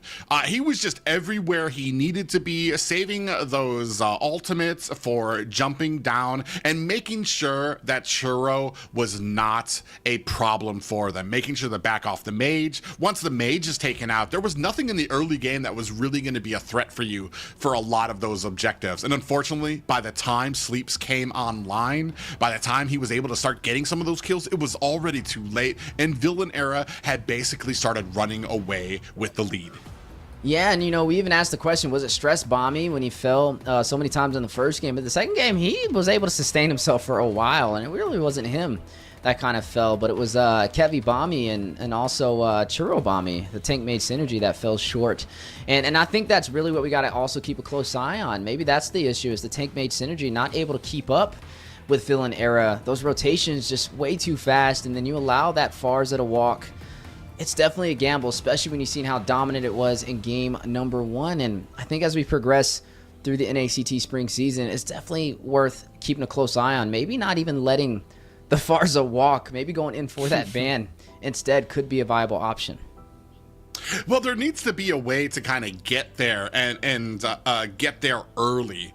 The problem here is, like, they had people like Kev Bomby. I feel like you need to kind of stick with a plan 110%. What ended up happening is the reaction. You had the real world manipulation come down. You had the glorious pathway go out, go to the back line. As soon as they attacked the mage, the real world manipulation, the whole team kind of turned around. And now they need to protect the mage. They got to make sure nothing's happening there. Instead of, I feel like, all right, sorry, buddy, you're down. We got to force this fight onto the back line. Unfortunate here, it just felt like Overskilled was kind of taking the clinic here as Villainera just really kind of showed they were just very precise with what they wanted to do right from the draft. Yeah, you can definitely tell when it comes to experience, when it comes to the micro plays, it definitely is more in favor for the side of Villainera. Overskilled, like you mentioned, and a lot of these macro plays as well. A lot of those chained attacks, those combinations, you talk about the Falling Star Moon, the Feather Airstrike dropping down, the Spear of Alpha coming out. It's a lot to process and keep up with, and you've seen the Overskilled have a very hard time on the counter engages. Yeah, and that was a big problem here. It almost felt like that first match was even sloppy for Villainera. They realized more than Overskilled what their mistakes were and really kind of covered them up instead of allowing that mid-game rush to come from Overskilled. They really kind of tightened around all of these holes they had, and this one was kind of a wrap. This was right from the beginning. There really was not an opportunity at all for Overskilled. And an opportunity for the side of Villainera, as they are going to be the ones to push on forward. And already our first series out of the day. I know everybody's been watching, and I know our amazing host has been tuning in as well. We got to swing on over and see just how Liz feels about all of this action for the NACT Spring season. I mean, what a turn of events. We didn't get to see the casters' prediction slide in the beginning of the game, but I know that all of our casters, actually unanimous decision, voted for Overskilled. So to see how... Oh, they didn't show it. It doesn't count.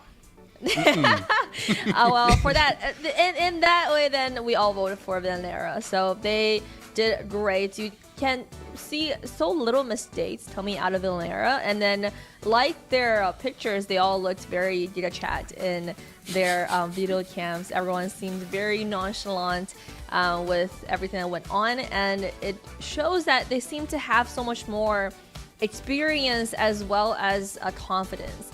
And let's take a look at who the MVP is for that series. I know Khan did a lot in the first game, was the in-game MVP, but it does seem like Kohari is the MVP of the series. Kohari the Brave, is it the same person?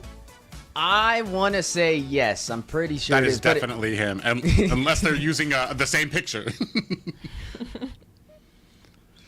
Yeah, I mean, he was the marksman for 2024 fall season, I would say, and then he did such an amazing performance throughout that season and actually got a lot of highlights. I wonder why he actually switched to jungle this time and took such a surprise to everyone. Well, you know, honestly, I feel like it fits his personality a little bit better because he got a lot of highlights, but if you would have had a lot of lowlights as well, there would have been a lot of footage to throw on the channel. But I would definitely say it fits his nature when it comes to gameplay, right? He likes to be aggressive. He likes to rush in and find those opportunities. He doesn't like to play the passive play style. I want to say a lot of times I find that junglers just are kind of fluid when it comes to marksman and jungler roles. A lot of them are kind of interchangeable in that. But when we used to watch Kohari, and he earned that nickname Kohari the Brave, we were watching a lot of the times his team would be doing all right, but kind of struggling. And then Kohari would have to start taking that game on his back and just absolutely just put on a clinic for us. Here in the jungle role, he doesn't have to be that savior. He can control the game from the beginning and make sure that the pace is at something that's comfortable for him. So I do like this, and especially what we saw from Lucas. He understands the heroes. He understands the damage that they can take. He's not, especially for a hero like Lucas, which we saw in the first game, he understands that he can be in there with 10%, get that little kill in, and then still be able to find himself an escape. So I definitely am liking Kohari the jungler more than Kohari the gold laner right now. Yeah, nonetheless, Kohari is proving to us he is Kohari the Brave. And the entire team did an amazing job working together with each other and against their opponents. And we can see that even with the draft phase, I would say, they came in prepared. Their draft just seemed to make more sense compared to the era. And let's hear more from the team as we have an interview with Khan, the mid laner. What's up, Khan? How are you doing? Congratulations on that amazing performance. I actually can't hear you. Okay. Can you hear me now? Hello? Yes, I can hear you now. Okay. Well, I was just gonna say that, you know, I'm proud of my team and we worked hard. We made this team less than a week before NACT, so there's a lot of doubts. A lot of people didn't believe in us, but, you know, as long as you believe each other, then it works. It all works out. So thank you guys for supporting us. It means a lot to everyone. Yeah, I mean, a week before the tournament starts, so how did this team actually come together? Were you guys friends who always played with each other? Like, how did you form this team? We were people who knew each other, but I actually quit the game before NACT started, so I just came back and then I was looking for a team, and then it was kind of like an outcast. We call ourselves the villains because we're the outcasts. So we just formed a team of whoever was left, whoever was stranded, and it all came out. It all came out good. So I'm proud.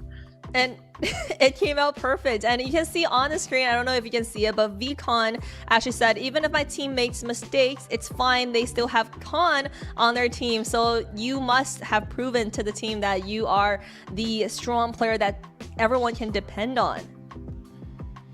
Yes, I try to bring everyone up when I can. I know I'm not the best, but, you know, at the end of the day, as long as you try to bring everyone together and not argue, then it all works out, you know. So I'm proud. I'm really proud right now. Yeah, you did amazing on that Farsa. I'm sure it's gonna get banned now, moving up throughout the series. Now, this season, it's been a little bit different. This is a best out of 3 single elimination. How do you feel that impact how the team plays? Does it bring more opportunities or more fear?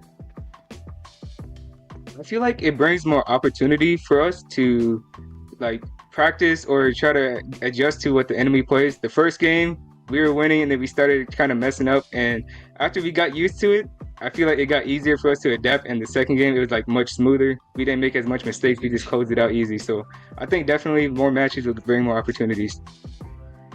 Yeah, and you guys really made very little mistakes in the second game and proved to be the strong team moving forward. And looking at the other teams that are still available, which team are you most excited to go up against?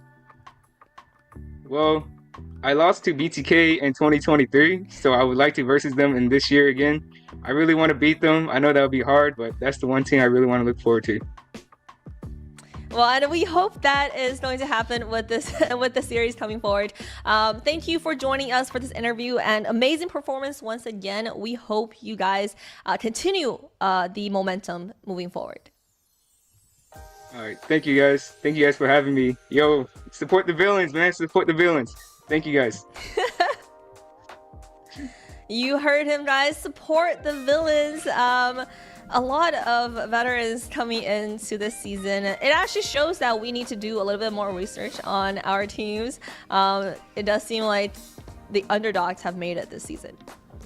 Support the villains, man. It's the only time when you hear that. Support the bad guys, but nonetheless, I guess it's a villain arc on the way. He mentioned going up against BTK and falling short, and I do like to see a team that scales through the NACT, and I feel like that's what we're kind of seeing with Villain Era. I mean, game number 1 was a little shaky, but game number 2, they're able to iron out those flaws, and hopefully as they progress in tomorrow's matches, we'll be able to see even more from them.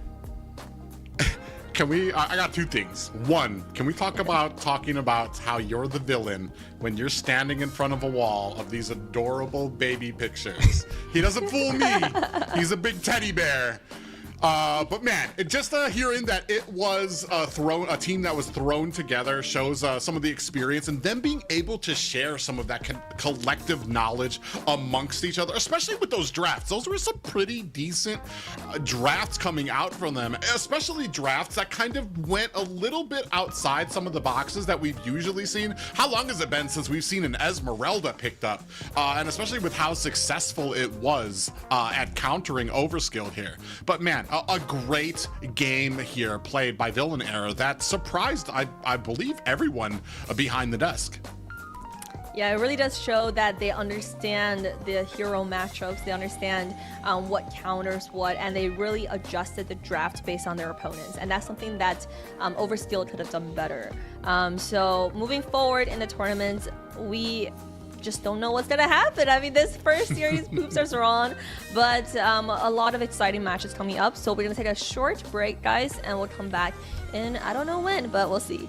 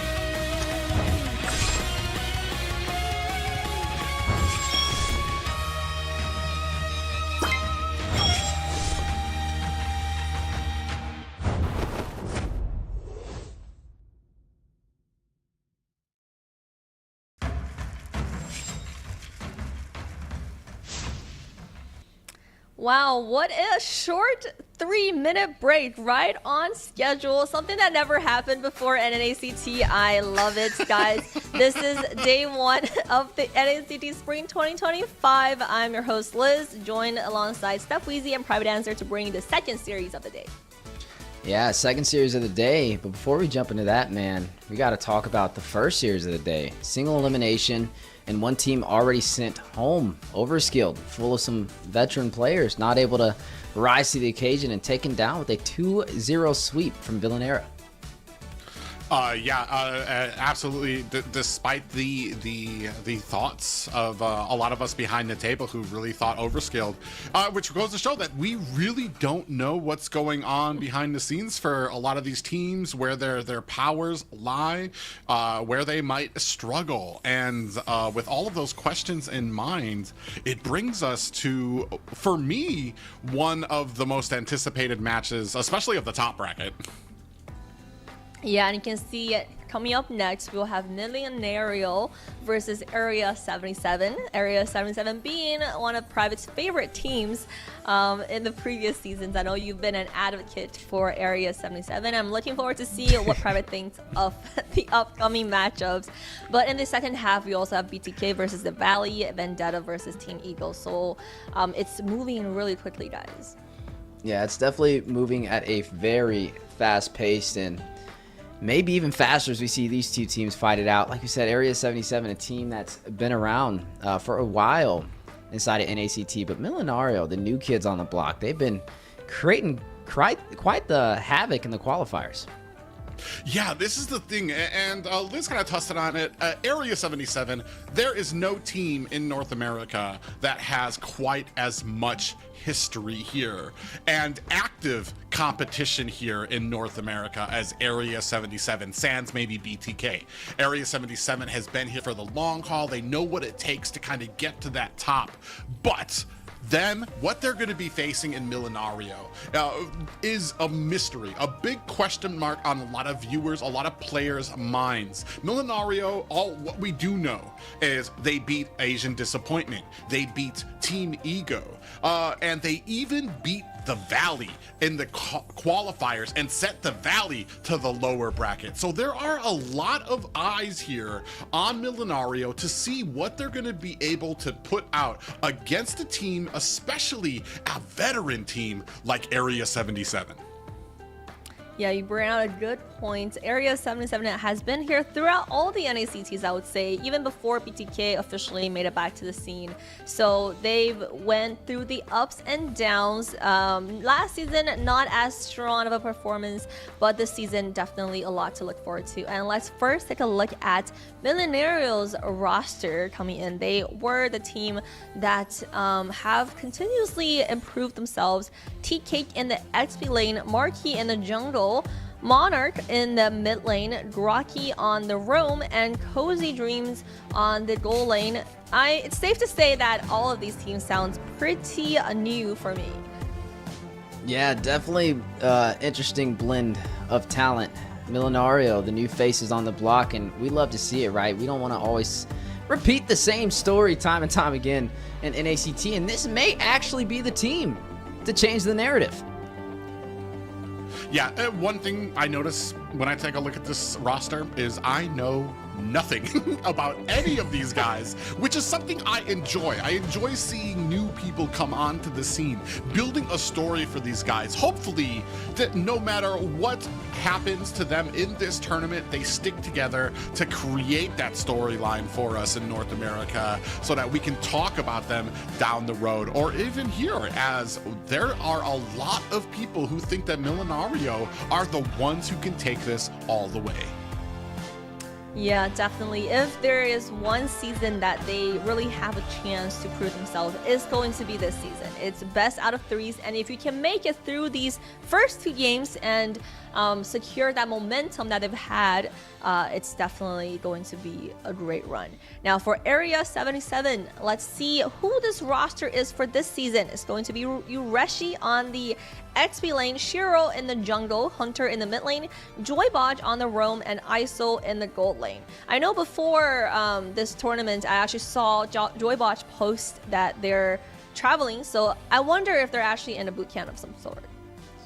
Could be a possibility, but like we said, there's two sides to every single coin, and Area 77 being the other side of the coin for this series.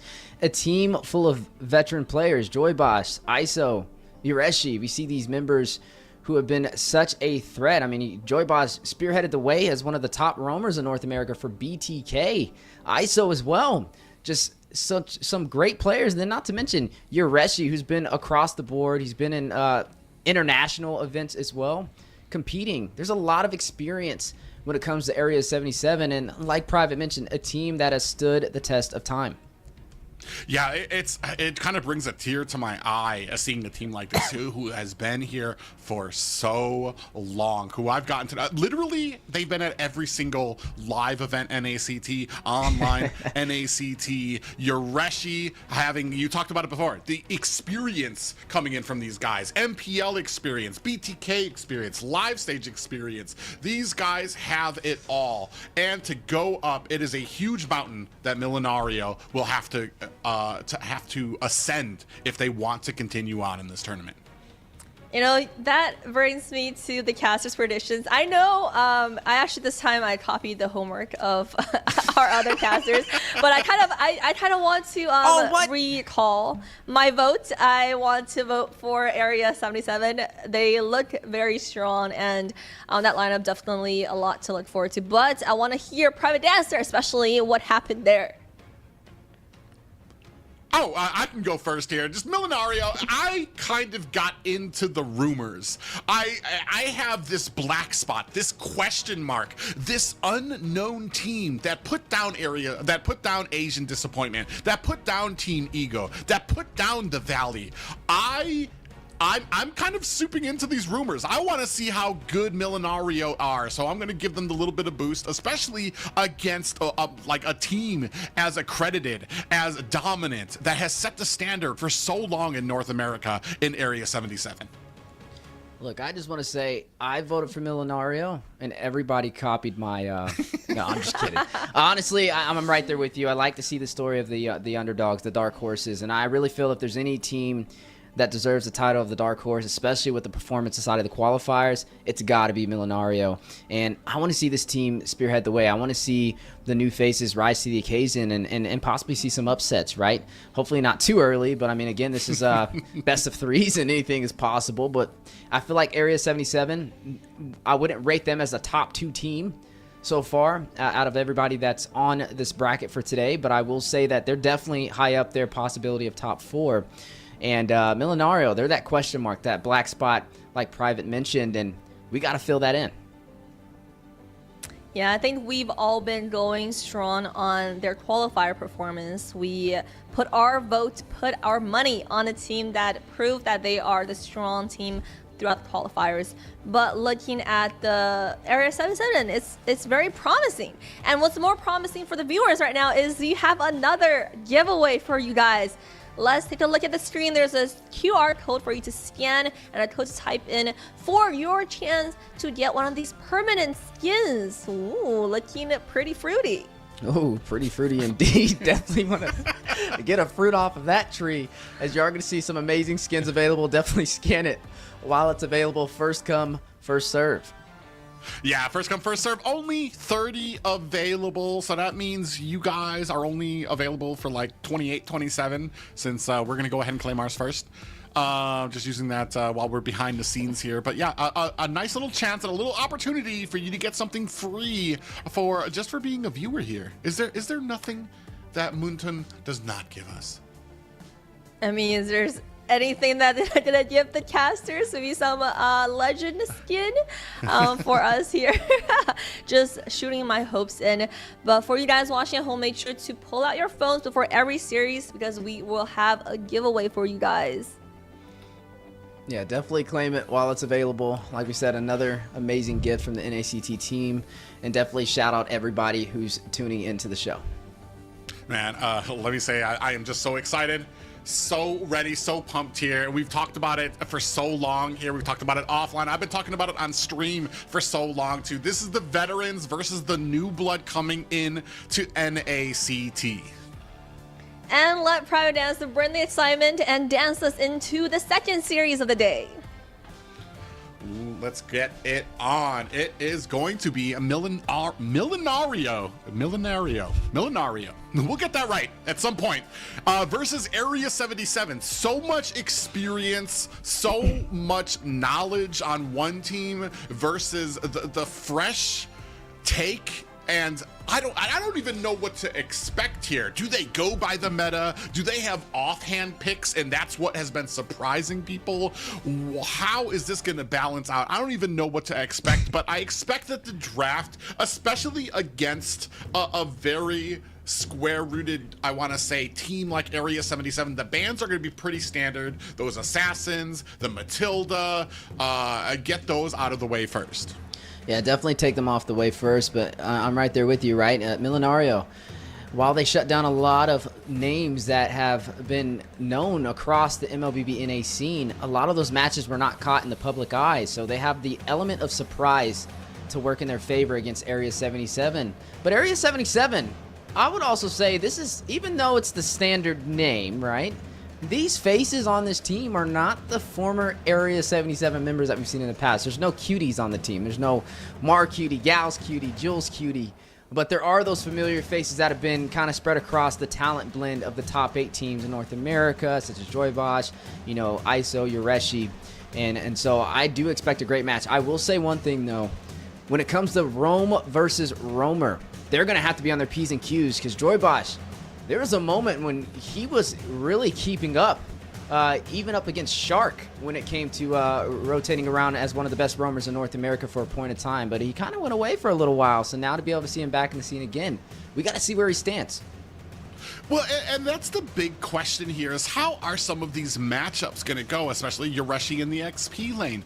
The thing is, that's the reason what they did to get here is so important. They beat the Valley. Co-World on his own, people have been talking about him and how great he was in that roam position. Naths, an MPL legend who came overseas here from the XP lane. He apparently lost to these guys as well. So, I mean, what is Yureshi gonna do? That's why there's such a big question about Millinario. They beat so many greats already.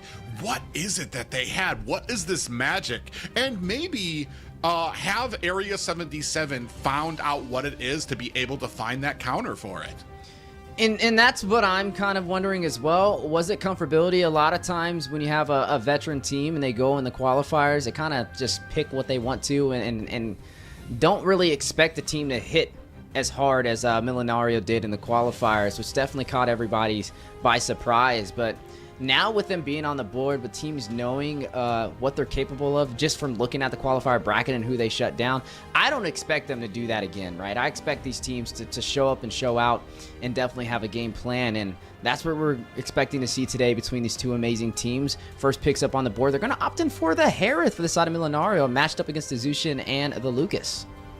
Yeah, interesting draft here. They pick up the Harith, but they let out the Zuxin. They let out the Lucas.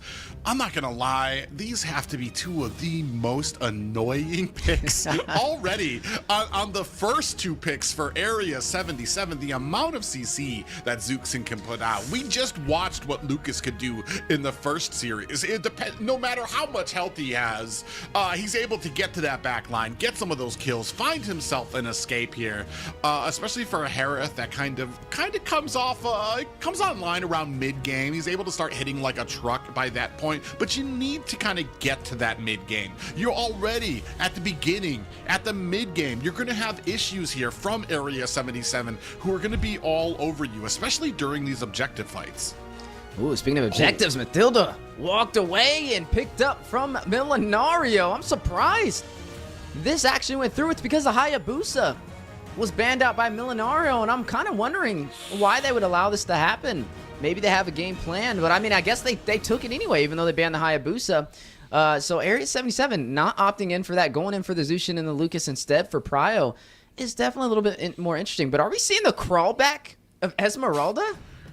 Yeah, another prio for Esmeralda. I like the pickup here. Matilda, with that guiding winds, gives her entire team some shielding. Esmeralda, we talked about it in the last series, feeds off that shielding. Harith, with his Zaman Force laid down, he's able to get that dash, gets more shielding.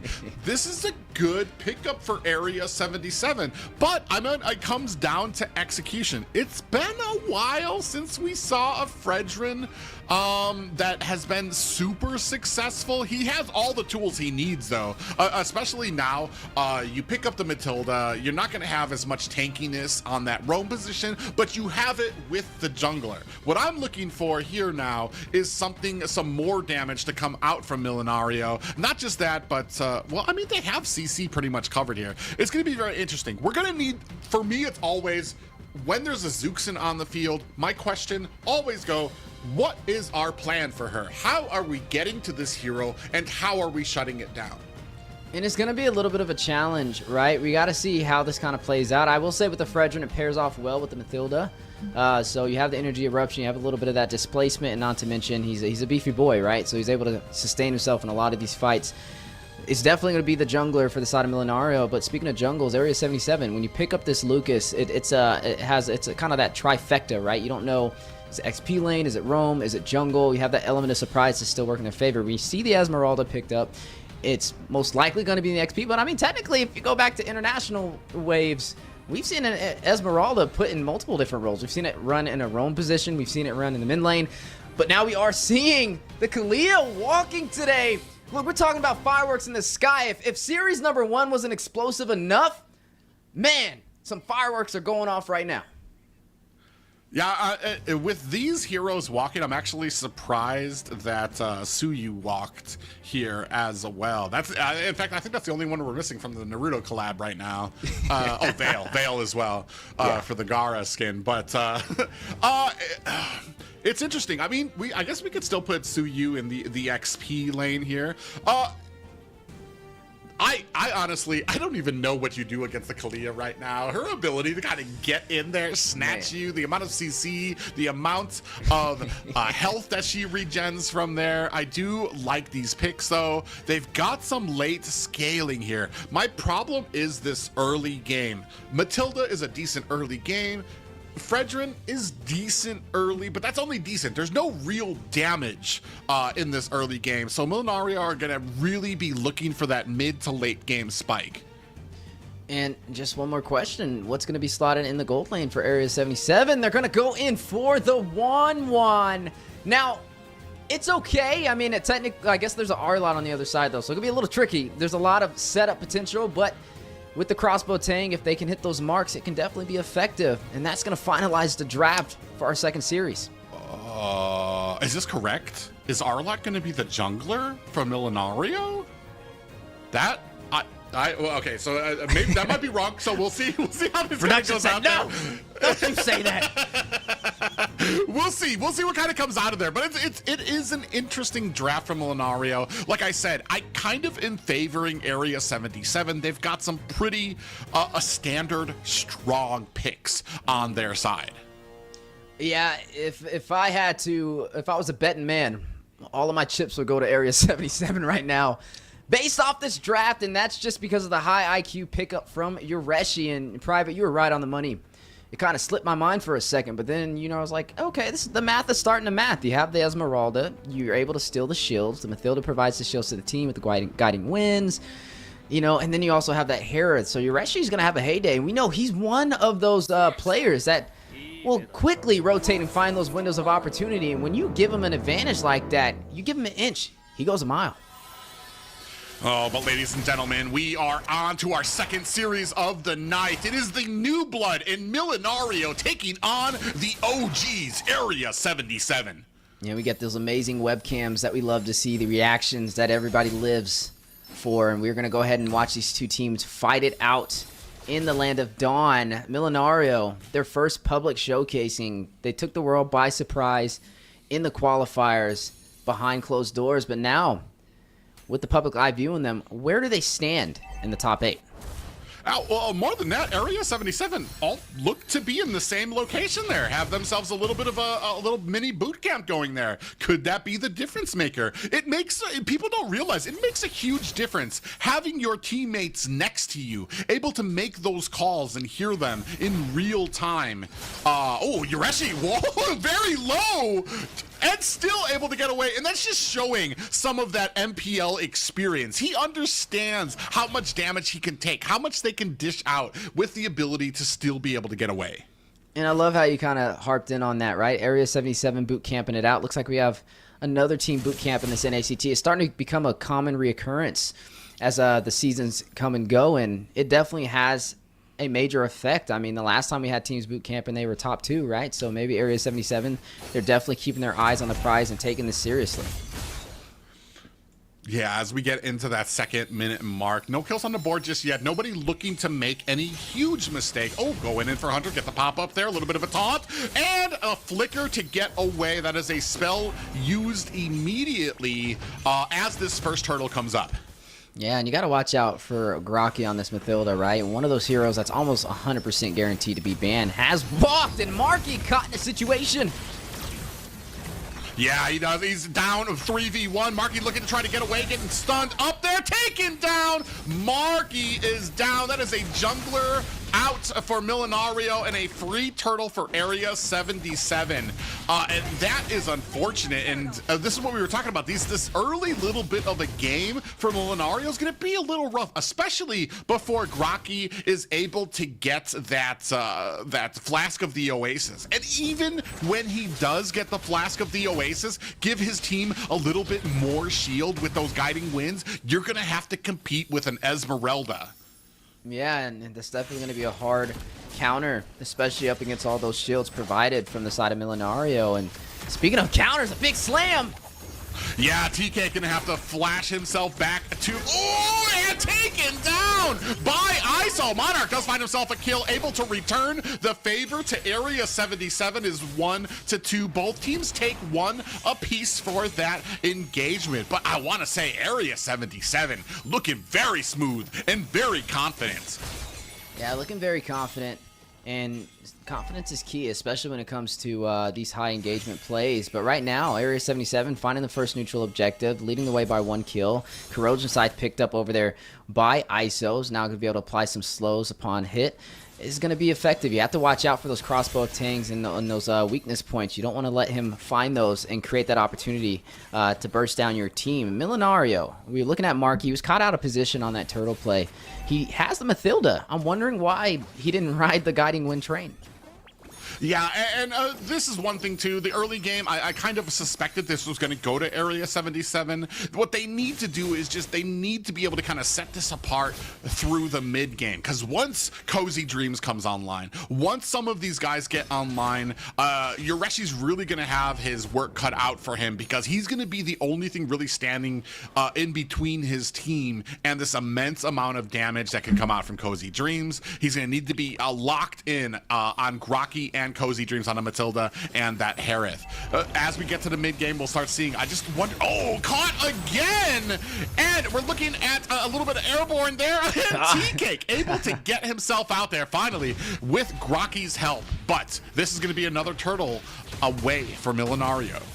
And that's the thing. You have the Mathilda. This is a time to engage, keep the team alive, and take these objectives. But Area 77 continuously punishing Millinario, and yeah, the Kalia, the water zones, and then able to get that slam down for those setups has been massive. You see T-Cake getting caught out of position a lot with it, rushing in with this R-Lot, trying to get a slash in, but not hitting the mark. And then I feel like there's a lot of displacement from Graki right now on this Mathilda to try and rush in and find these opportunities.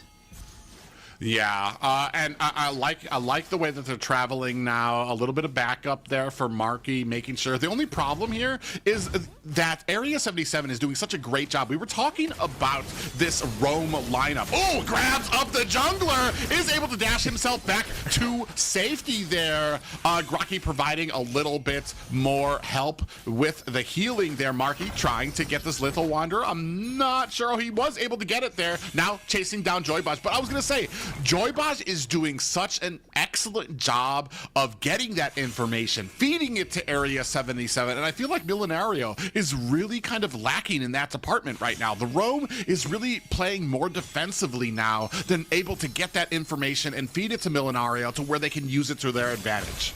Yeah, right now it's a low-kill game. Definitely different than the first series for sure. Demon Hunter Sword picked up from ISO. We'll be able to soak into the heavy HP pool, especially from Marky and T-Cake. And then the shielding provided by Grocky as well could be a threat. You're looking at a massive, well, no, I would say 2,000 gold lead right now for Area 77's favor. But it's the two turtles that are making the difference for them so far. No turrets have fallen.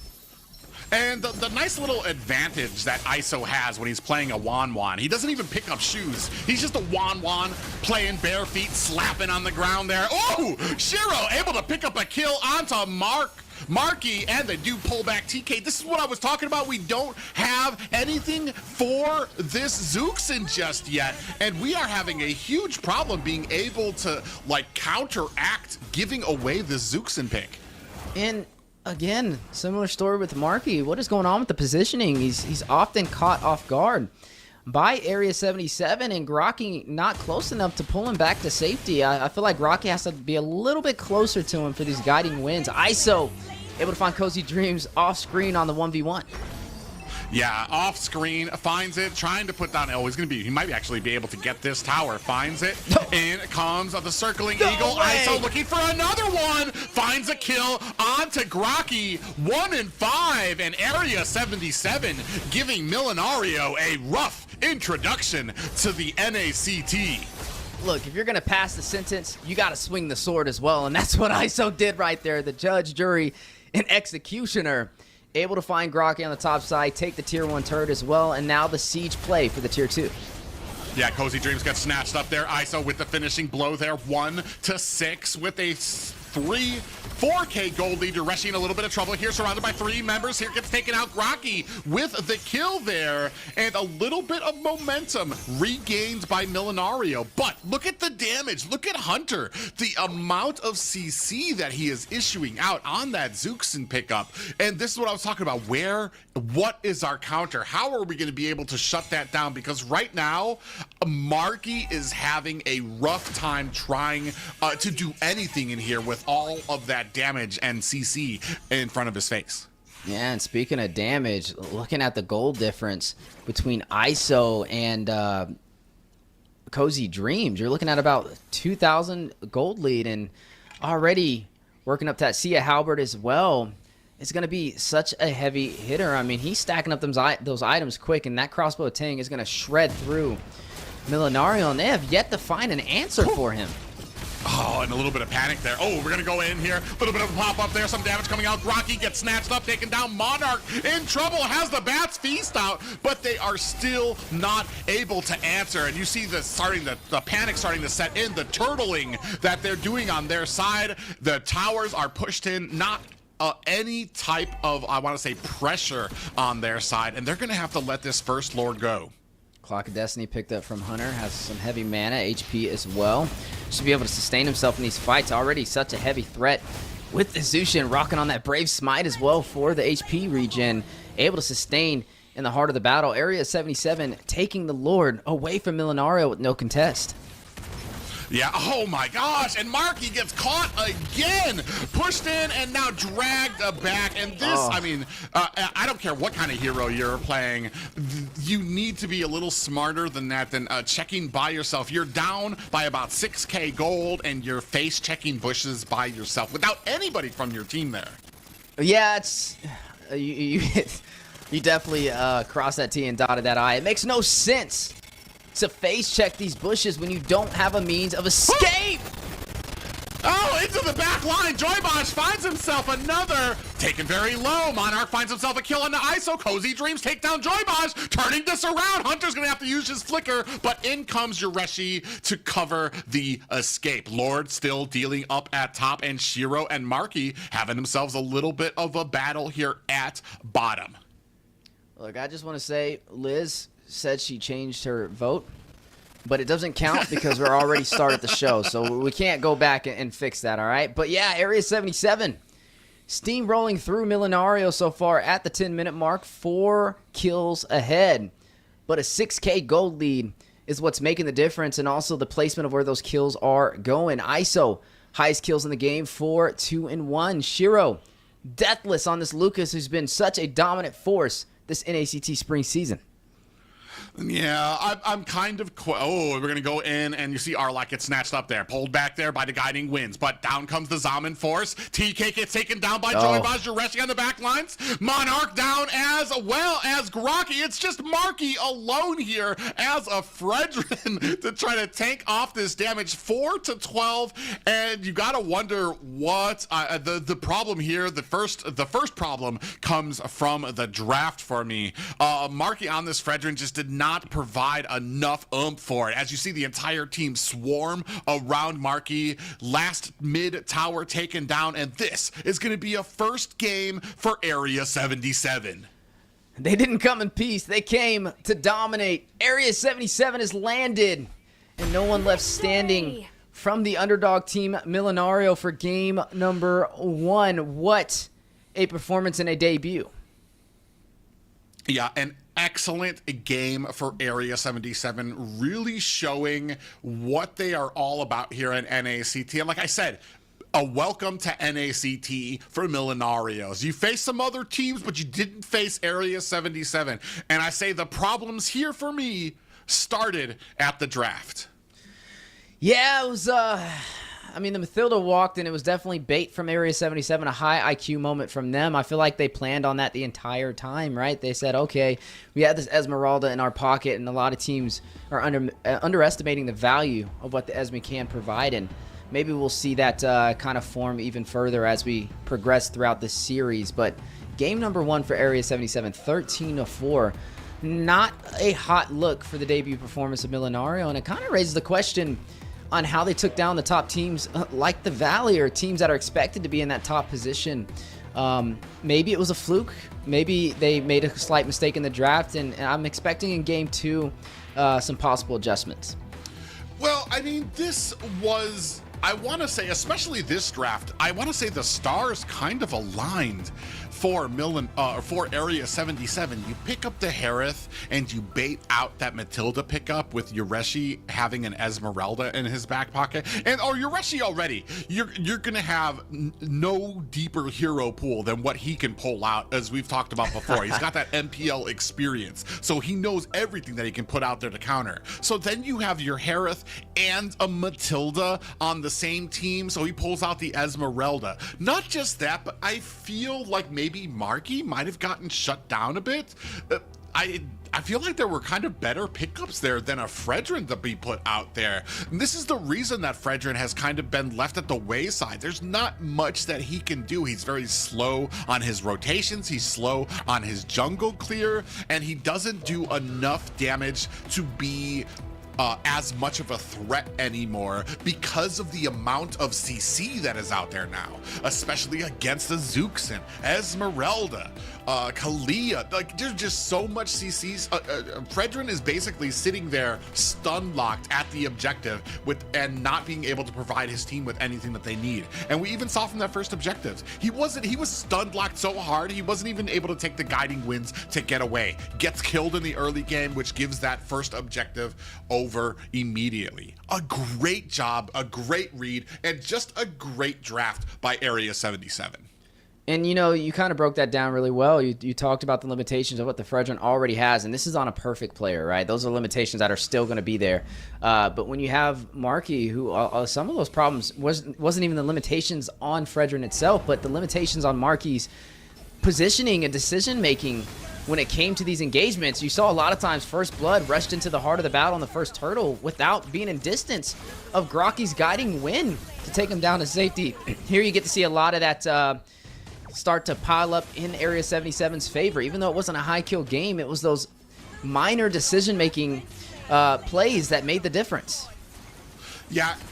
And this might be kind of like what what happens to a lot of teams that can get a surprise during the qualifiers. Maybe they've got some like off-brand, really strong picks that people don't understand. But when it gets to this point, when it gets to the playoffs, I want to say, especially against a team like Area 77, they're going to do their homework. They're going to talk with people about they're going to talk with the Valley. They're going to talk with Asian Disappointment, and they're going to see what happened during those games and come in with a plan. Coming in with the plan is definitely necessary if you want to move on forward, especially up against a team like Area 77, who's been around, stood the test of time, and is one of the most known names in the North American scene. And taking away game number 1 is a major step in the right direction, considering this is a best of 3. Millinario, still a shot, but definitely on the losing end of the side so far in the series. A lot of things are going to have to change in game number 2.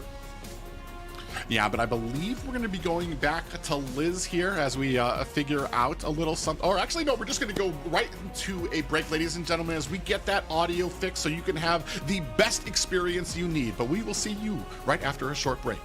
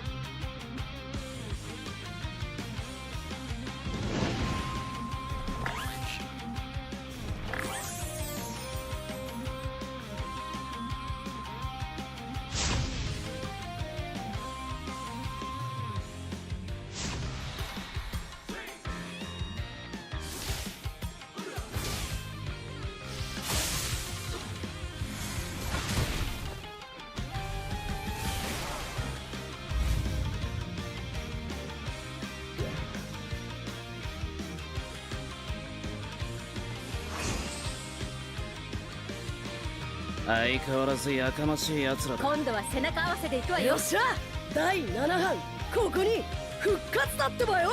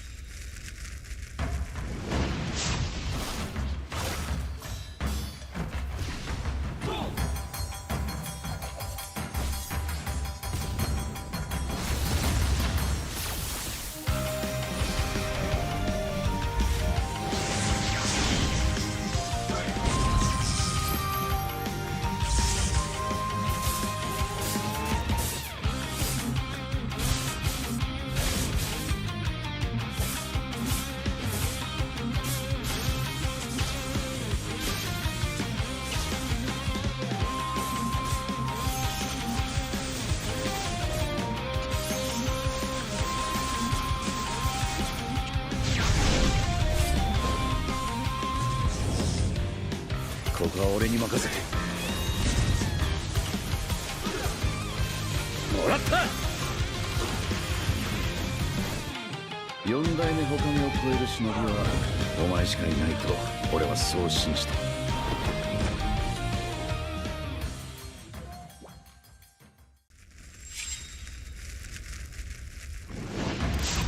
みんな、渦巻きナルトが帰ってきたぞ。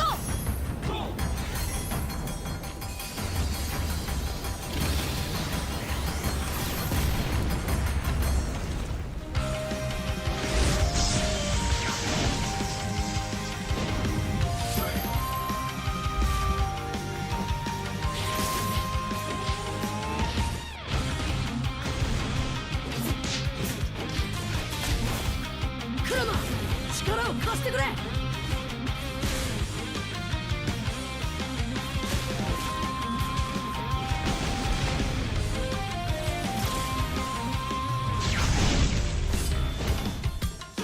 っしゃ、第7班ここに復活だってばよ。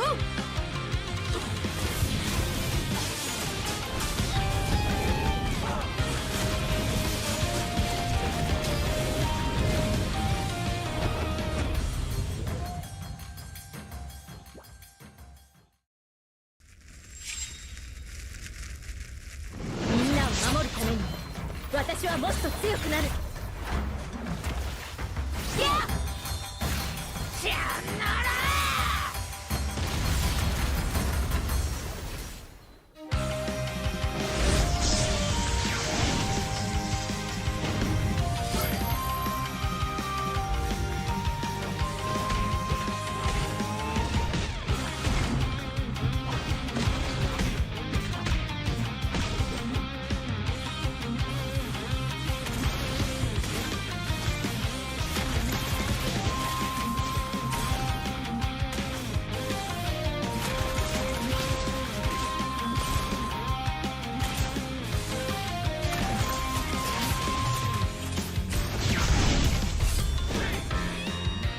今度は背中合わせで行くわよ。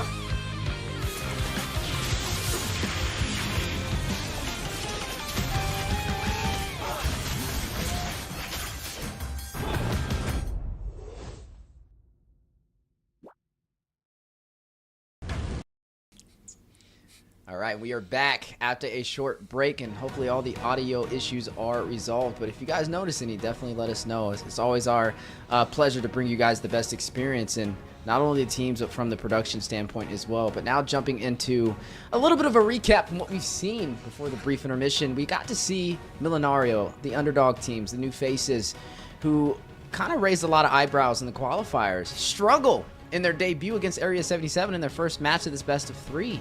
Taking down in a pretty dominant way. Not just that, but a lot of things people noticed. Area 77 coming very strong. Area 77 seemingly at a boot camp right now. Everybody together, everybody next to each other. They are taking this very seriously. And one thing that they are not going to do against a team like Millinario, what it seems here, is definitely not going to be underestimating them. Yeah, you don't want to underestimate your opponent for sure, especially Millinario. I mean, maybe it's a mind game. Maybe game number 2, they're just going to flip the script entirely. We'll have to wait and see. We are going to see the Phobius ban for the side of Area 77 alongside the Joy, but now we got to raise a question, man. The Mathilda, it wasn't banned in game number 1. Do you see that being banned in game number 2? It really depends. Like I said, the planets kind of aligns when you picked up a Matilda and a Harith and got outdrafted with an Esmeralda on the other team. Not just that, but you picked up a Fredrin too.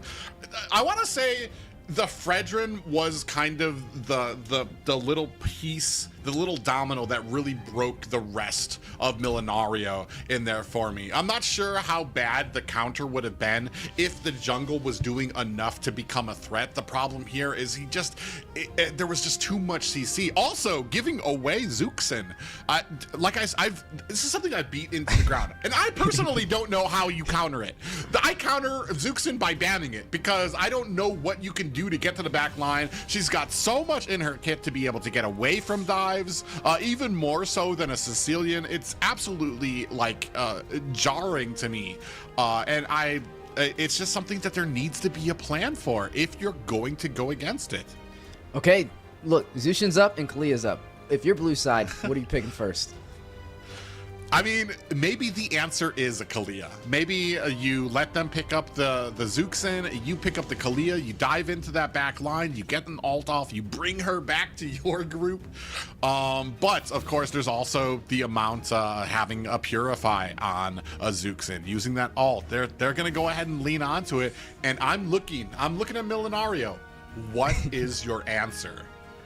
Yeah, I mean, they're definitely running out of windows of opportunity, right? This is the best of 3. This is match point for Area 77, so hopefully after the brief intermission, they were able to find a strategy to work in their favor to tie up this series. I like to see things go the distance, and I'm definitely a fan of the story of the underdog, but right now, there's a lot of things on the checking list that have to be answered for Millinario after the last performance in game number 1. So with the Zushin pickup, it's definitely been a major force. You talk about the Crimson Beacon with the massive AoE damage, the displacement from the Lantern Flare. It's such a heavy threat, and then you see the Clock of Destiny paired up with a mage like Zushin, and you're able to pretty much sustain yourself with the HP. You're able to have a lot of mana regen as well to continuously fight in the battle, and there goes the Harith pickup again. But wait, Esme's still available. Esma is available, but you only have a Harith out there right now. I do like a Suyu pickup, and I'm very curious as to why we didn't pick up this at the first game, but you have to know Area 77 was ready for this, because this is objectively where I thought the first draft was going to go, and I'm pretty sure that they were prepped for it. Here, we still got some great engagement, possibly a Hylos can come out there, something else. Esmeralda still works here, still knocks. Oh. And a Hayabusa picked up by Area 77. What I'm going to want to see is potentially maybe some type of early game. The problem is a lot of that early game is very countered by a Zuxin. Okay, Private, this is going to be crazy, right? Mathilda is still on the table. And if Area 77, if this does not get banned in the second half or picked up from Millinario, no, it can't. I guess it's Esmeralda, and that's a smart play. They really don't even want to take that that Mathilda because you have the Harith already. It'd be the same situation as game number 1, right? I think you're forced to ban it. Do you want to give that to Area 77? I think that would make a bad comp even worse for them. They're going to go with the Hylos pickup here, so I'm assuming the Matilda's going to get banned out, or maybe it just walks here. I definitely don't think you want to give that to Area 77. Hayabusa, man, you're going to have a rough time dealing with a Hayabusa here. I do like this tanky front line. I do like the amount of I want to say coverage you can get on a Harith to protect you possibly. So you've got two very tanky frontliners here. If a Hayabusa jumps onto you, gets that quad shadow, gets that shadow kill onto you, you dive to your teammates, spread the love to them, let Hayabusa do his damage, and then he has to get away. It's just that we've seen how well, like I said, Zuxin, and I want to say also Joybaz just did such a good job of getting around the map, getting information, knowing at all times where the jungler was, what he was doing, and feeding that information to the rest of his teammate. I need to see that coming out of Millenarios. I need to see a more offensive approach from them when it comes to this. Hylos, he's a very tanky boy, so he's got the survivability that he needs. Yeah, he has survivability, he has mobility in his kit. Honestly, without the Mathilda, it's still another great option to be able to get your jungler back to safety and some of your backlines. A way to engage and also disengage. But I want to kind of keep a close eye on this Hayabusa, right? With the Hayabusa, you have the quad shadow, which means you have a chance, and the OEG shadow kill. You have maneuverability across the map when it comes to these neutral objectives, a means of escape, or a means to go in and be invulnerable with the OEG shadow kill to be able to get this retro play on the neutral objectives. And Area 77, they already have been winning on neutral objectives without having that as an additional bonus, which is going to make it even hard for Millinario to be able to contest on these engagements for these turtles and these lures. Now, the Mathilda was not banned out. It's still available, and we have yet to see a roam picked up from Area 77. Do they bite that bait laid out from Millinario? But honestly, in this stance, I don't feel like it'd be too bad of a pickup for Area 77. Well, I'm kind of wondering what you do for a mage pick here. I mean, the last, what was the last counter for a Zuxin was like a Zask. Well, honestly, I don't hate Zask here. He's got a little bit of survivability. You put a shadow kill onto me, Zask can pretty much get out of that with his ultimate. I feel like we might be going a little too far outside the box. Terizla is one of those very dependable old school picks in the XP lane. The only problem I have is that once he goes in, there's going to need to be an answer, because he's going to be the one diving in the back line. He's going to get that penalty zone, and you're going to need to have some type of coverage for him. Nice pickup on the side of Area 77. You've got the Jawhead. That means you're going to have this very fast clear for Hayabusa. That a very strong early game for Area 77. Yeah, the missile projectiles on the Jawhead got a recent buff as well, so it's even more effective when you're trying to get some additional damage off. And then you got the revamped Kimmy to be able to burst down into the back line. Once you fill up that energy, it can definitely be effective and more mobile as well. So right now, Area 77, they have a lot of mobility to work in their favor. A strong frontline composition from Millinario, though, right? You have the Harith, you have the Suyo, and then you also have this Terizla, which a little bit of a shocker to me, putting up the Terizla up against... I'm expecting this to go inside of the XP lane against the Esmeralda. I don't think they're going to put the Hylos in that position. but they're going to triple down on the crowd control and pick up yet another, I would say, unorthodox matchup. I don't hate this. It's Millinario, their comms are going to need to be crisp for this to pay off. You go in with the penalty zone, you get the rough waves coming up from the Kadita. There's a lot of potential damage that can come out here, but there's nothing really in this early game to really protect Millinario. So we're going to need to be very careful in these first few objectives. The thing about Kadita is, I mean, you can use it for utility, or you can use it to really try and burst down and get that single shot onto a member of Area 77. The tricky thing about that is, though, if you go for the damage aspect, you have to pick up early in the game, right? You have to start getting kills from the beginning. You cannot be killless 7 to 10 minutes in, or it's not going to be as effective. It's just going to go more of that utility route, and they already have too much of that. They need damage. They need more in the damage aspect. That's putting a lot into the hands of the Harith and also the Suyo. When you look at the side of Area 77, they've got a very aggressive early game composition, and without wasting any more time, you're seeing these teams, Area 77 boot camping it out, Millinario on the webcams as well, ready to take it for game number 2. Yeah, you already see Hayabusa and the Jawhead moving very quickly for Area 77, trying to clear out that minion. Now on their third minion, and you can see that Suyu has just started on his second. So that's just what we were talking about, the early game, the fast clear, the fast rotations that are coming out. And again, how do we get to Hunter? How do we get to Area 77's mage here to be able to stop them from being able to put so much CC onto you? Yeah, it's definitely a lot of things, a lot of hurdles that we have to see them jump over. And Area 77 in game number 1, they were not playing no games. They were very aggressive, very surgical on the way they were executing these neutral objectives and going across the map. And a lot of times, Millinario, the pressure was too much to handle. Oh, he gets a fight, but he gets it onto Grok. Oh. Comes back in with that quad a shadow and then gets taken out. Very good. I want to say very precise. You get that ejector even on the tank, even onto Grok. He was full health there. So that's just some great game knowledge there from Area 77, knowing what they can do, knowing what they can take out, and being able to find the kill. Now they're going to go in on the Joy Boss. Another ejector goes on to Marky, who's taken down Yoreshi with the kill there, bringing them to a 2-0 lead. Look, you can't fight what you don't understand. And Area 77 has proven they're from a different dimension. Joy Bosch with these lethal ejector plays are massive right now. Both of them leading to kills. Yeah, this is absolutely, a clinic being put on by Area 77, especially with the ejectors coming out. Shiro's doing such a great job. They have the communication. They all know what needs to be done. Ejector comes out, damage comes out onto it. It doesn't matter who it is. You would think that an ejector latched onto here, and down goes poor Sasuke. Big T coming in with a penalty zone, but this is what we were talking about, that maneuverability from the Zooksin, able to get out of harm's way. Grokky and TK taking a load of damage, gonna have to find themselves an escape, and even with finding a jump, not able to secure a kill is Millinario. And Joy Bosch on fire.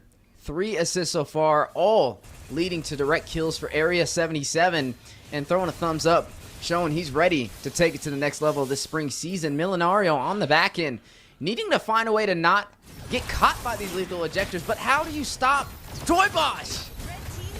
Oh, again, it doesn't matter who you are. They're not even going for the squishy targets. They're going straight for the roam, and the damage that comes out. This is what we were talking about, that early game damage that's able to come out. Not only are you getting an ejector into the back, not only are you getting the heavy damage coming out from a Jawhead, but Zooksin is right there waiting for, he doesn't even survive long for Zooksin to get the CC onto him. Marky in trouble, not gonna be able to find himself a dash out. Shiro finds another kill.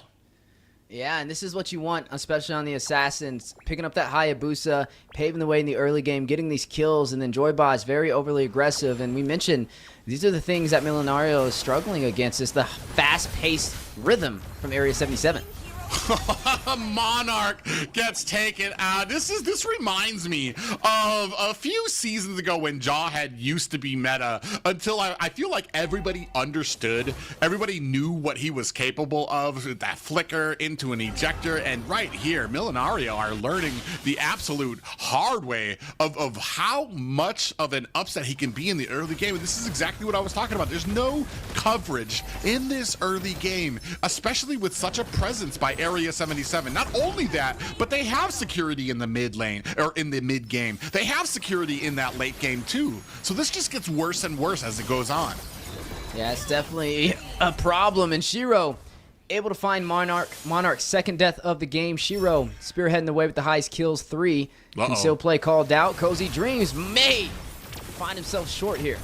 Yeah, big stun there, looking for a lift up there, gets picked off by ISO. There's just too much CC, no way. Oh, they get latch on the Joybot's gonna use that flicker. Marky in trouble. Hunter takes a little bit of a stun. Grocky, around 3 members, has to use that flicker to get away. T-Cake comes up to the side, realizes he might be in more harm's way than he wanted. Quad shadow from Shiro, ensures a getaway, and ISO finds the kill on Marky. 9-0 and a dominating lead for Area 77.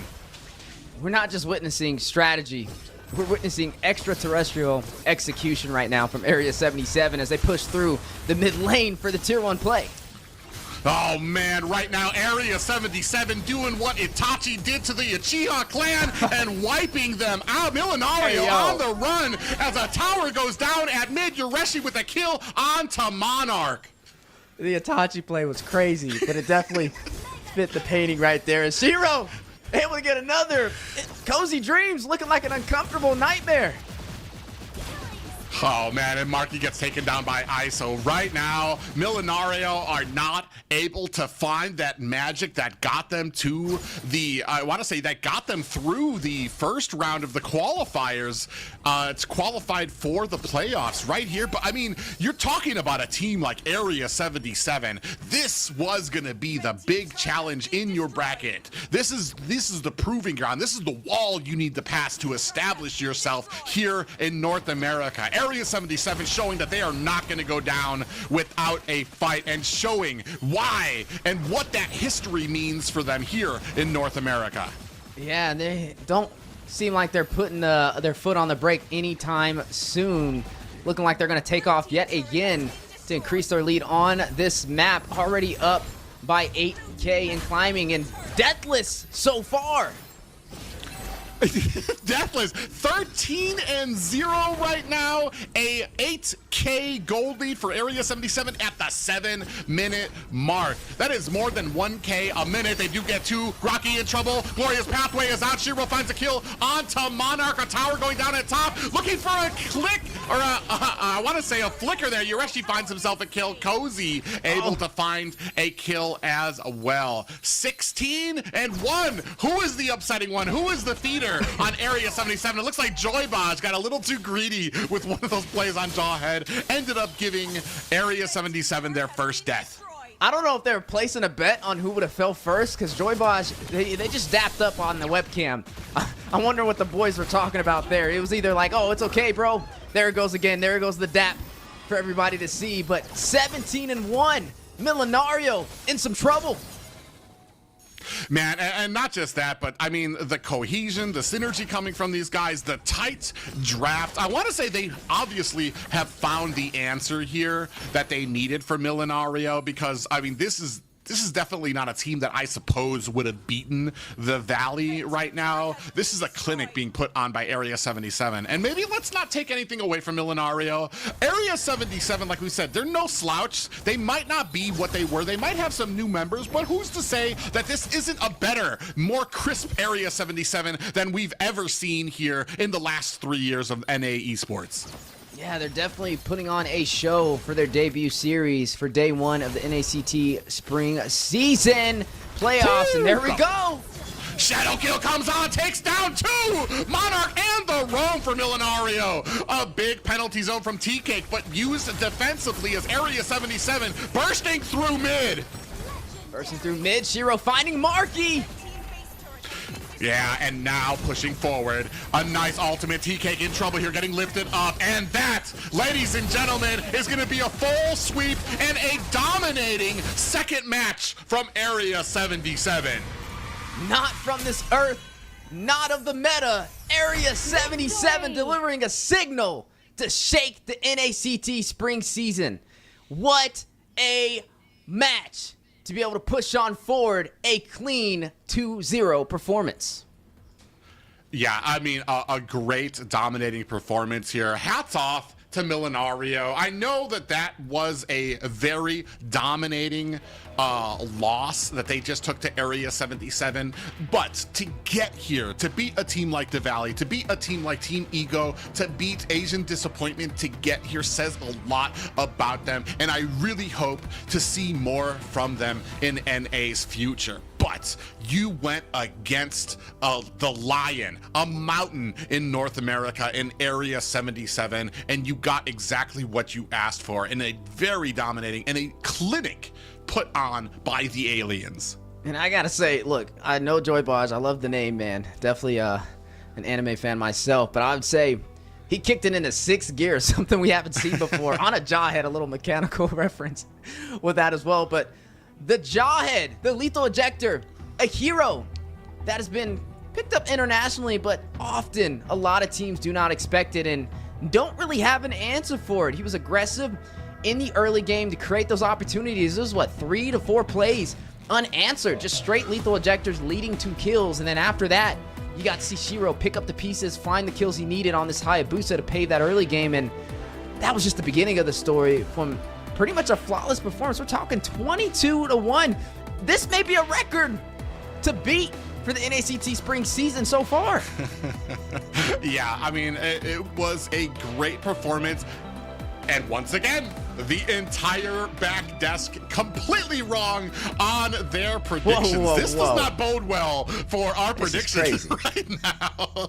So anything can happen here. Area 77, man, a great draft by them here too as well. And that's kind of the value you get here when it comes to reaching this point in North America. When you get this high, that is when it becomes so important. You can't just outplay your opponents with whatever picks you have. You can't just be good on a hero. You need to be good on all the heroes, and you need to be able to understand the drafts. You need to be able to understand those power spikes and be able to fill in the holes that happen with some of your compositions. And I feel like Area 77 just has so much more experience in that department, and they showed it.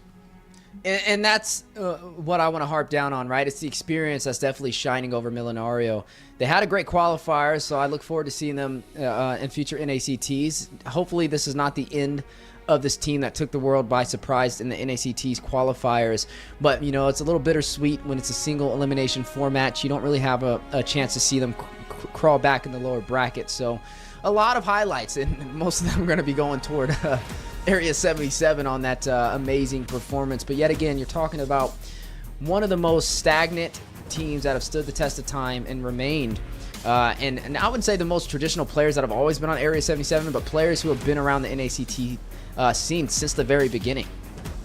Yeah, I mean, and you said it best. One of the most stagnant teams that have withstood the test of time in North America, and showing why. Because their team always means a particular standard, means a particular level of play, a particular level of understanding of this game, and they showed it here against a team like Millinario, who a lot of people were questioning how good they were. And it just seemed like, I mean, this happens for a lot of new teams who maybe make a little bit of a wave in the qualifiers because they have something outside the box. But there's a reason that drafting is so important, and it means so much to a lot of these teams. And they were able to showcase that perfectly here in that last series. Yeah, it's exciting to watch. I mean, we're just getting started, right? We're halfway through today's series. We've got 2 down already, both of them ending with 2-0 sweeps, and we're just getting started, right? I mean, Area 77, who would have, I mean, a lot of people would have probably thought that the Vets would have took them down. I honestly wanted to see the story of the underdogs. It's a little bittersweet, but as we wrap all this up for the second series, we got to swing on over to our amazing host, Liz Beth, and see her thoughts over this match. I gotta say, I'm the only one who got the prediction right. I voted for Area 77, and they indeed showed us why the veterans and why the bootcamp really helps. I'm kidding, guys. I know Private must be really happy that Area 77 showed their performance. And let's take a look at the MVP of the series. MVP. Drum rolls, please. Oh. Ooh. Joy Budge. Yeah, Joy Boss, he was dominant. He was all over the place. I wasn't really sure who it was going to go to. I thought maybe it would have went to Shiro just because he had the most kills, and I feel like the assist kind of lacked off toward the later half. And I mean, Joy Boss was the only one who died on the team. I'm just throwing that out there. But the lethal ejectors were definitely on point. I mean, you brought this up when we were talking about the matchup. Joy Baj considered probably one of the best roamers in North America, and somebody that you had to keep your eye on if you had a plan that was gonna be successful against Area 77. And he showed exactly why. In the first game, as Kalia, he was able to get a great amount of those ults and able to be around the map to get a ton of information to feed it to his team, doing exactly what you need as a roam. In the second game, he took that a step further. Not only was he feeding information, but he was taking an active role in a lot of these pickoffs, getting that ejector, feeding them back to his team, and getting that damage on them as well. I mean, there's a reason like he is talked about in such praise here in North America.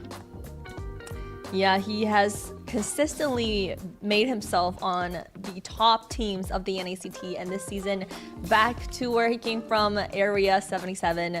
Amazing performance coming out from the veteran teams, and it looks like they were all in the boot camp. I mean, the boot camp does definitely help, especially if your opponents are scattered around the country. When everyone is in the team, everyone is on the same mind, and it just shows that nothing can take them down. Yeah, and a couple of daps from Joy Baj over there as they were getting those kills. I definitely think that boosts that momentum to help them continue to push on forward. So a well-fought battle and a great victory for Area 77. Yeah, that's great. And I'm wondering if this boot camp was an idea of theirs that they knew from the beginning that they were going to do to get them an advantage. And we'll probably be able to find out here shortly. But like, people kind of underestimate what it means, especially with a country as big as the land that encompasses North America, Canada, US. It's just a huge landmass. There's a lot of ping issues, a lot of lag. Not just that, but there's also something to be said about having your team next to you. I've talked about this, being able to talk normally to each other and be able to get those cues very quickly. I mean, and not being able to hear like, what did he say? Should I go? Should I stop? Should I? You know what I mean? Like, so you don't have the lag of comms in there too. And not just that, but the motivation you get from that. And maybe that was part of a big deal that really helped Area 77. But man, a great game from them, and shades of what we used to see from Area 77 here in North America. And I'm very excited. Yeah, and let's find out more about the boot camp experience as we have an interview with Cheryl. Hello. Hi, I was wondering who the blonde was in the camera. Hi, Cheryl. Amazing performance for your team. Thank you, thank you. Yeah, so I'm wondering, like, is the whole team in the boot camp together? Where are you guys right now? Oh, it's just four of us. It's me. It's me, Joy Bodge, Hunter, and then ISO. And then we're in Dallas right now, so we're like in the central area. I see. So can we actually and introduce yourselves? This is the time where your whole team gets to be in one camera and everyone gets to have a little spotlight for themselves. So who is in the back right there? Oh, that's ISO and Bodge. They're just watching our game right now. We're playing it. Yeah, amazing. And how did you guys decide to ISO doing that victory dance? How did you guys decide to plant this boot camp, and why did you guys decide to go to Dallas? Oh, because we think that we've been improving, and then we felt like we can win this NACT if we had like good MS, you know. I think it's gonna be much easier to play around with your teammates, and then like the connection is like much easier. than playing online, because you know you get to bond with them in real life and then improve your synergy as a team. We know that ISO and Bosch probably met before at the offline events. Is this your first time meeting your teammates? Yeah, it's my first time. And how has it been hanging out in the boot camp? It was so good because like that's my teammates right there. Like, you know, I get to play with them, you know. Yeah, and I mean, you've been hanging out all throughout, and we're so happy to see everyone is up. No one is lying on the couch today, so good job for you guys. And we saw in the first series, it was up against Millinario actually made it out in the first series, and you guys were gonna face them tomorrow in the semifinals. How confident are you against their team? We're pretty confident because we thought that Overskilled was gonna get that one, but now that they dropped to lower bracket and we're gonna go against Millinario, it's like you know, felt like more reassuring that we can beat them and you know, be in the finals. Yeah, and speaking of finals, next series is going to be BTK versus the Valley. What is your prediction for that series, and who do you want to go I can say. Yeah, I guess just like best of luck to whoever's gonna win. And your confidence, whichever team makes it out to the.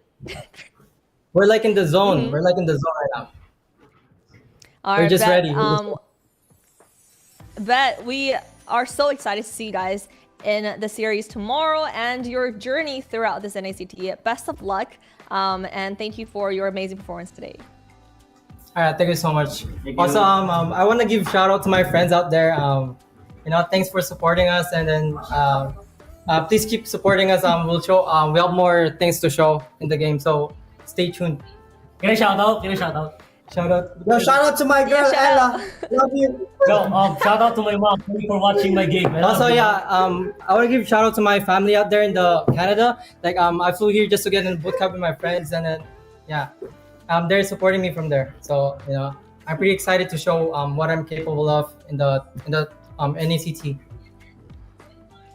Well said, guys. I'm sure everyone you guys shouted out to is watching and cheering for you guys, and we are as well. So best of luck in the upcoming series, and yeah, we'll see you tomorrow. All right, thank you so much. See you tomorrow.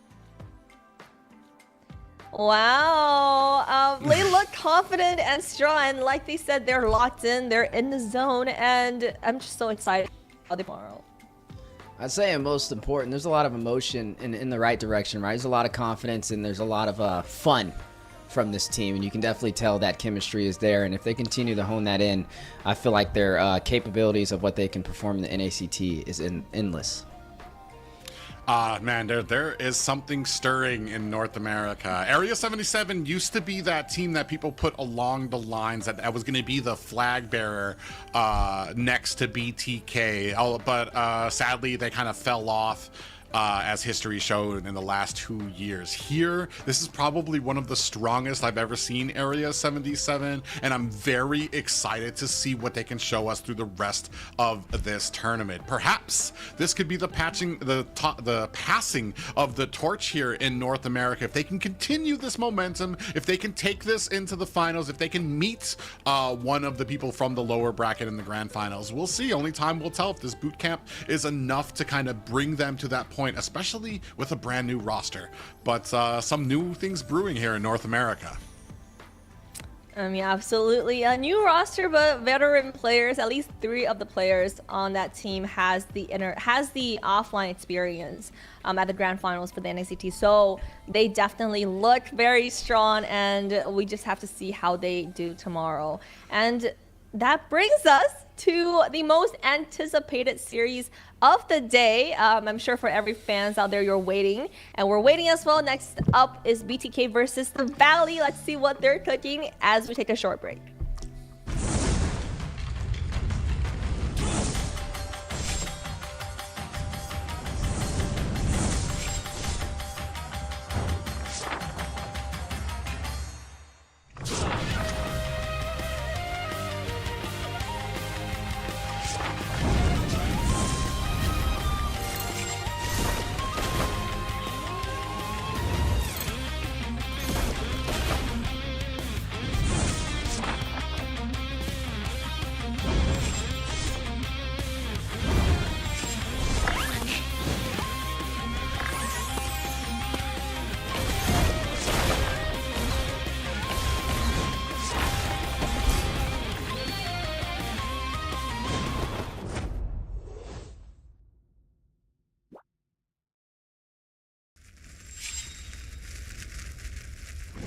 せてやるよ。シャリンガンの本当の力をな。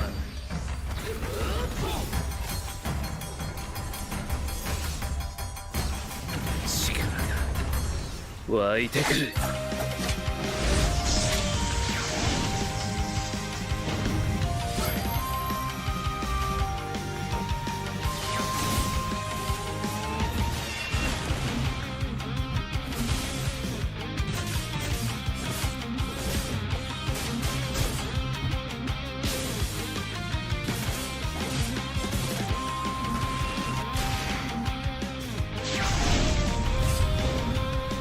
相変わらずやかましい奴らだ。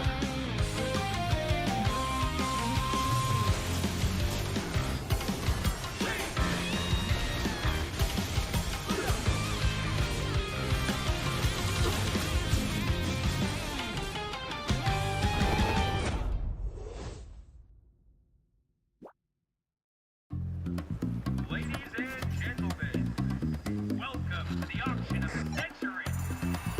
I hope you brought your checkbooks and your wits tonight. Let's start the bidding! The rapid dragon in agile fashion. We jump into action, dashing. Perspectives are clashing. Oh, oh, oh. We're taking on the fight.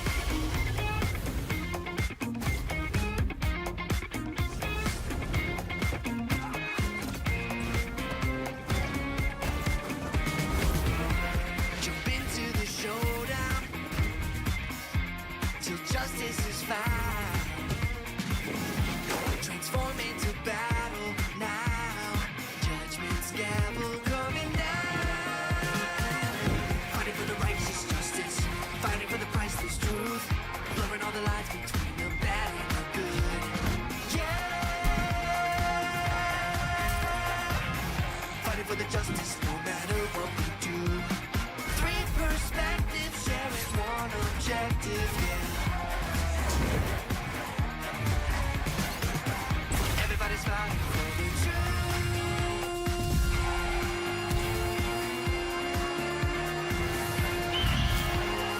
Justice calls.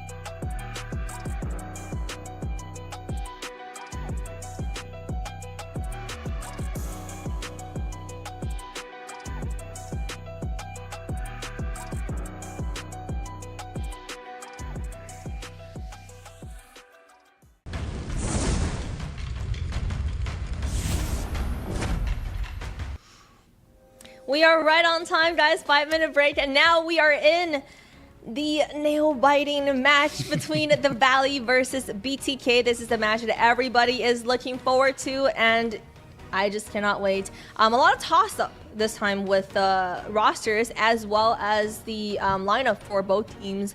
We know that Best Player and Zane are in the same team, and some switch-ups in their coaches. So what do you guys think about this matchup? What do you guys feel is going to be the team that comes on top? I'll definitely say when it comes to these two teams facing it off, whether it's Cloud9, whether it's BTK, whether it's the Valley, whenever you hear the Ohio brothers, shoot, you can go down the list. But it's the same players, it's the same faces that you see time and time again. And when they fight it out, you never know what to expect, except some of the greatest cinema moments inside of MLBB NA history, and hopefully we get to witness that today. Now, this is a different dynamic, one we have not seen before ever, right? For them two to face off in the very beginning in a single elimination bracket in a best of 3 on top of that. This is a first. Yeah, it's going to be a very big and monumental match, worthy of the finals. In fact, we just saw this last year in the finals, so there is a lot of stress, a lot riding. Both of these teams have been told that they are at a boot camp. Have told us that they are at a boot camp, so they're all next to each other, both of them. And we saw what it did for Area 77, put them onto another level. And both these teams, whether it's the Valley or BTK, you know they are going to take every single step they need to be successful here. Yeah, let's take a look at their rosters for both teams. Coming in strong for the BloodThirstyKings is going to be Foy Chicken on the XP lane, best player in the jungle. Hoon with his body cut off in the mid lane, Shark in the roam, and Zia on goal lane.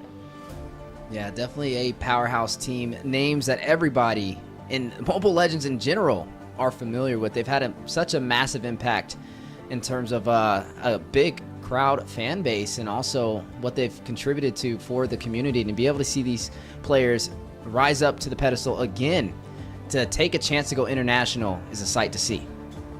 Yeah, and the big story about this team, not just the synergy between these 5 guys, but Zane taking a step back, some very big shoes for best player to fit. And we're going to see how well he has fit into those shoes, into this team, to hoist that flag of BTK. Yeah, and on the other side, we have the Valley. A lot of familiar names, I'm sure, as well, coming in for the Valley's lineup, as we just pulled that up in a little bit, and say goodbye to Hoon waving at us. For the Valley, we have Naz on the XP lane, Nasty Wayne in the jungle. I'm sure we've seen Nasty Wayne somewhere. Mark Cutie in the mid lane, Cold World on roam, and Basic on the gold lane.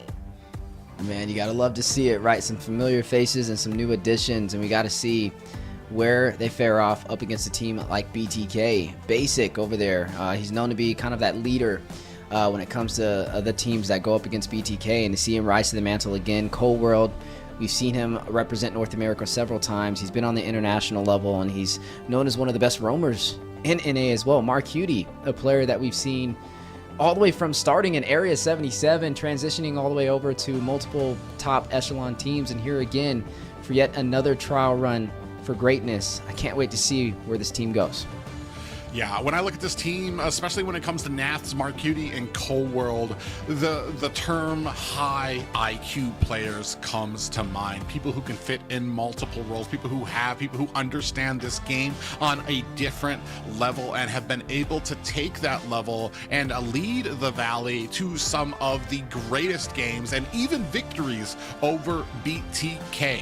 The big question on everybody's mind, the same with BTK.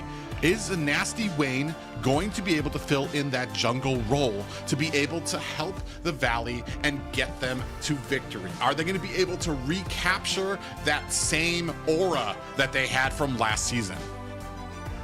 Yeah, definitely a newer name compared to his teammates on the roster, but he has 3 games to prove himself. Moving in, let's see what the casters predicted for this series.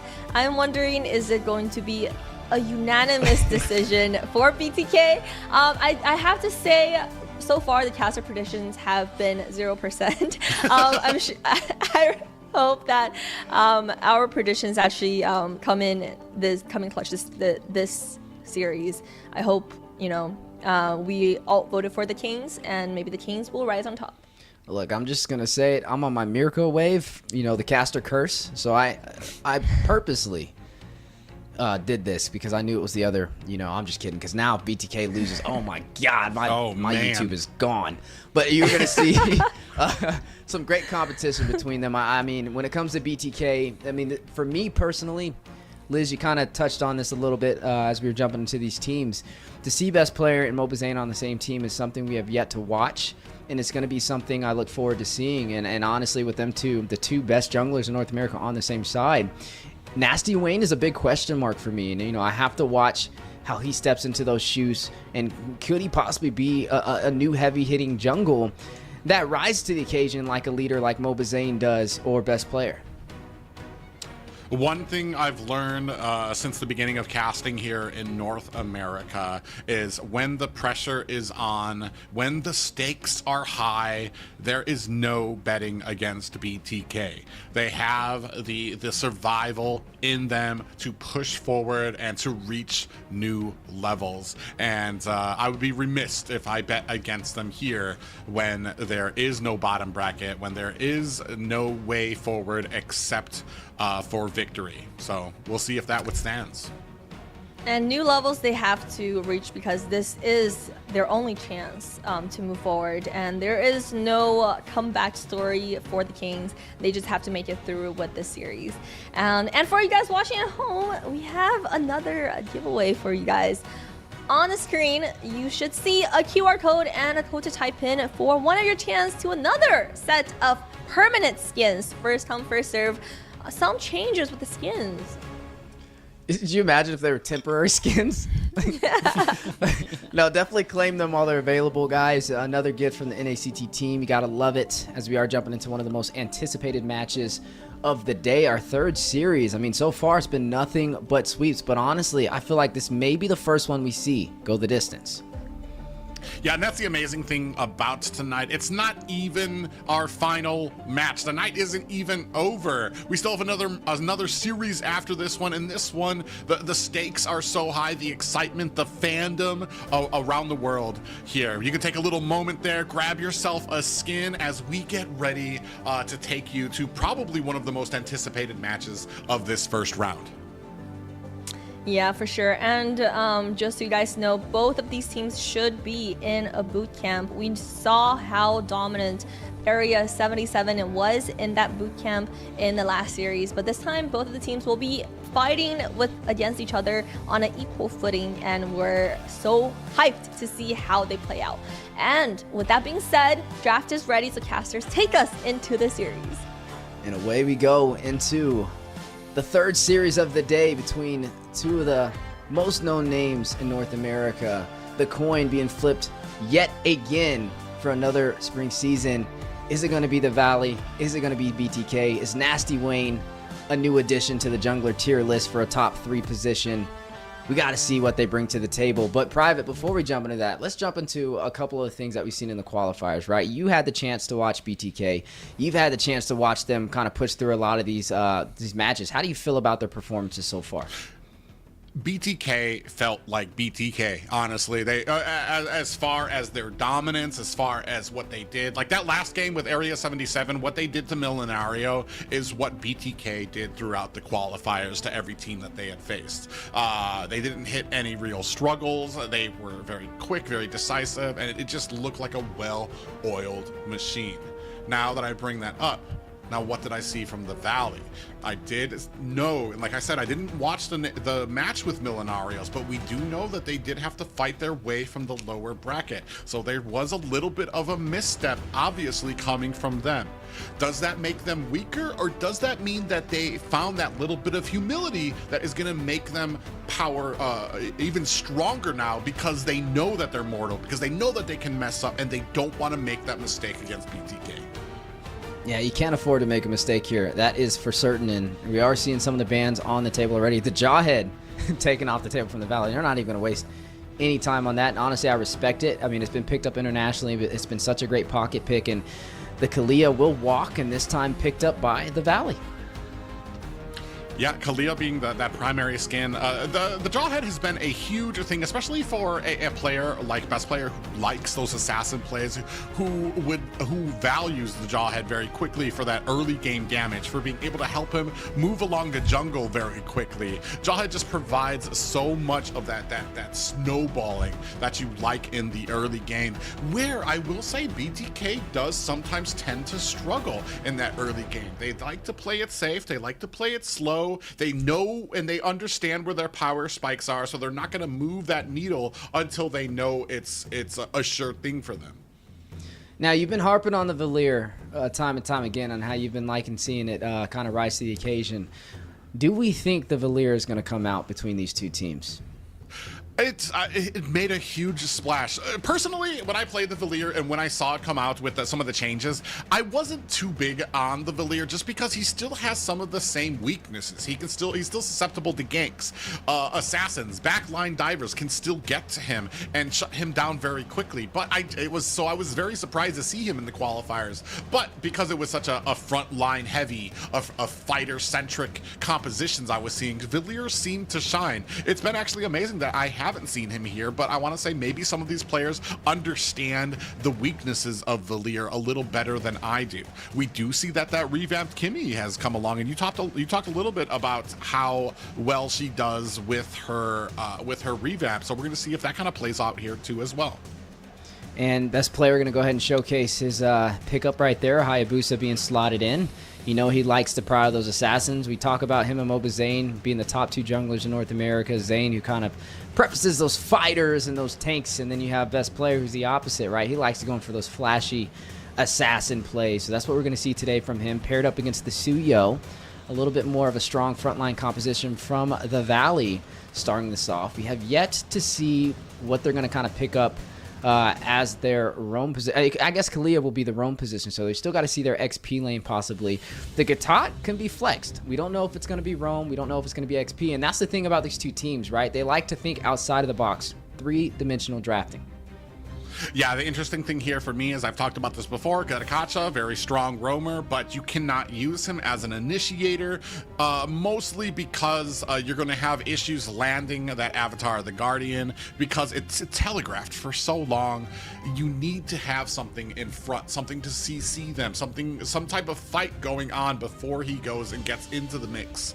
And they've already blown a lot of their flickers, blown a lot of their dashes, and there's a very mobile team here on the side of the Valley, so you know they're going to be able to get out of that if they see that coming down on them. A lot of picks taken off the board here too as well, especially for BTK, focusing really down onto that XP lane to try to really iron and pigeonhole Naths. Yeah, we got to see where this plays into, and also that Kimmy. Last time we saw a couple times we saw the Kimmy in the mid lane position, and it just really didn't hit the mark. I want to see how BTK kind of plays this off. We saw a double marksman composition last time with the Kimmy, but this time I'm wondering if they just lock that into the gold lane, pick up a more solidified mid laner. I mean, the Farza is still up for grabs on the table. They go in for the Hilda play, which is great, can be very aggressive, especially on that Suyo. But you do have this Kalia to watch out for. Yeah, and that's going to be the interesting thing, is how are we going to shut down that Kalia, who's going to be able to get into the back line, and maybe that's what we're going to use the Avatar the Guardian. As soon as Kalia comes in, Avatar the Guardian comes down to kind of offset that, get a little bit of CC down onto the teammates there. Ooh, I do like the early pressure there coming out. Hilda, we don't exactly have anything. Well, I guess the Kalia plays into that, can do a good job of trying to protect the lane against something like a Hilda as well, and Eve picked up for the Valley as well as the Bedang. Oh, they're trying to get a cheese setup, right? You got the RWM and you got the fist crack over there from the Bedang to get a possible barrage setup. The Selena picked up as well. This is something that we've been seeing step into the scene on the pro scene internationally, and to be able to see it here in NACT, picked up from BTK. What are your thoughts on it? This is a very risky composition that can pay off or can burn them back. Hilda and Selena are two of the biggest heroes that can give you the hugest advantage in the early game, or if you're on your back foot, can become two of the most lumbering, like useless heroes on your team. Because if you're on your back foot, if you're playing defensively, if you're turtling up, there's not much that they can do offensively without getting taken out. So this early game, it's a huge risk. And I mean, if anybody's gonna go all in again, it's gonna be BTK. So I'm very curious to see how this plays into it. Yeah, I mean, if you hit the Abyssal Arrows, it's some great setups, right? And the Trap's got a little bit of a buff as well from the Selena. But, ladies and gentlemen, we are jumping into one of the most anticipated matches, the coin being flipped again for another spring season. The Valley up against BTK.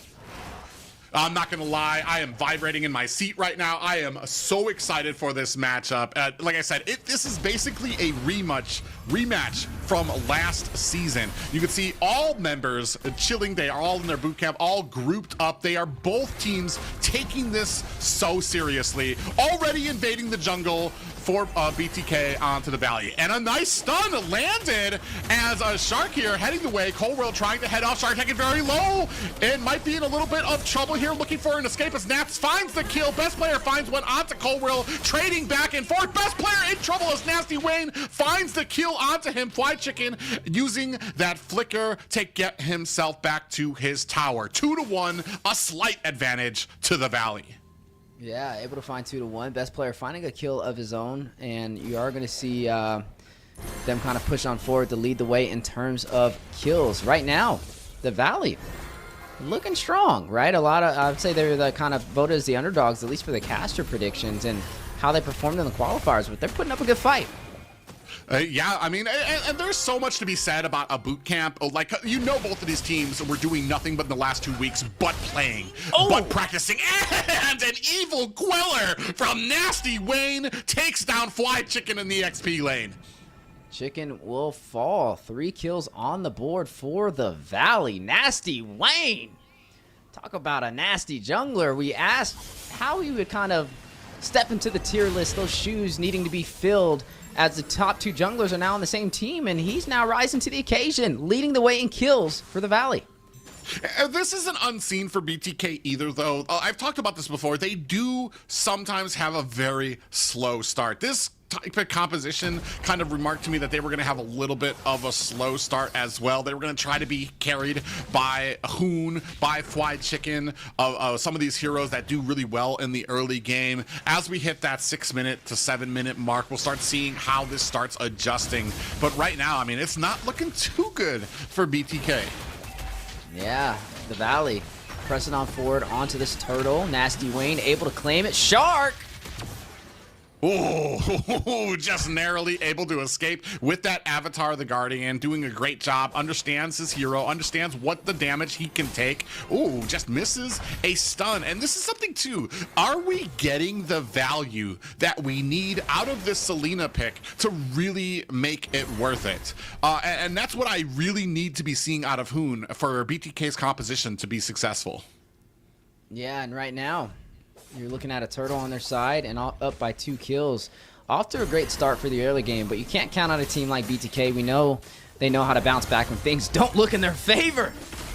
Yeah, Coldwell's going to have to try to get that pop-up on to best player, but gets taken out with that shadow kill. Mark Udy coming in, trying to put a little bit of suppressive fire onto it, but not going to be able to help. Chicken rotating from the bottom lane to mid. Yeah, we'll rotate on over. A little bit of a slower start, but some spicy plays already from both sides. The Valley doing good on taking these neutral objectives, but we got to see how this transitions over to the turret plays. How does this go into wave management as you are seeing a little bit of rotations down the bot side? We talked about the Hilda and the pressure that this is going to provide. I'm expecting to see a little bit more engagement on the neutral plays, maybe see the Hilda try and soak into the backline, especially to try and catch Marcuti off position with this E pickup.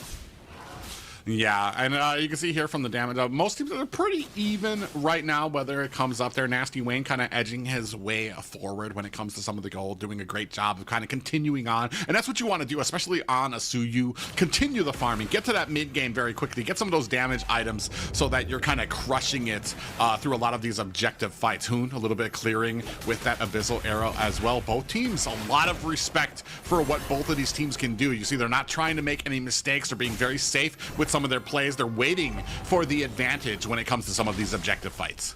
Yeah, waiting for those advantages. Zia with the weakness finder for his emblem. Best player running on that war cry. Has that increased sustained damage to work on this assassin playstyle he thrives in. Thunderbelt picked up by Shark as the turtle spawns in. Chicken caught in a barrier.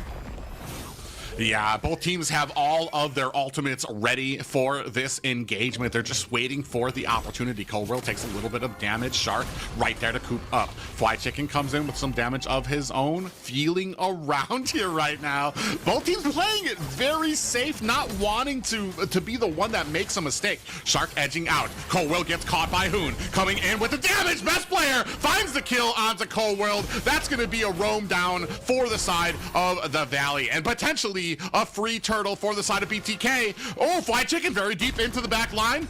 Recouped up there by Shark to help him with that escape, allowing best player the time he needs to get this turtle. Locks onto Nat. Another stun. Nat's using his flicker to get away.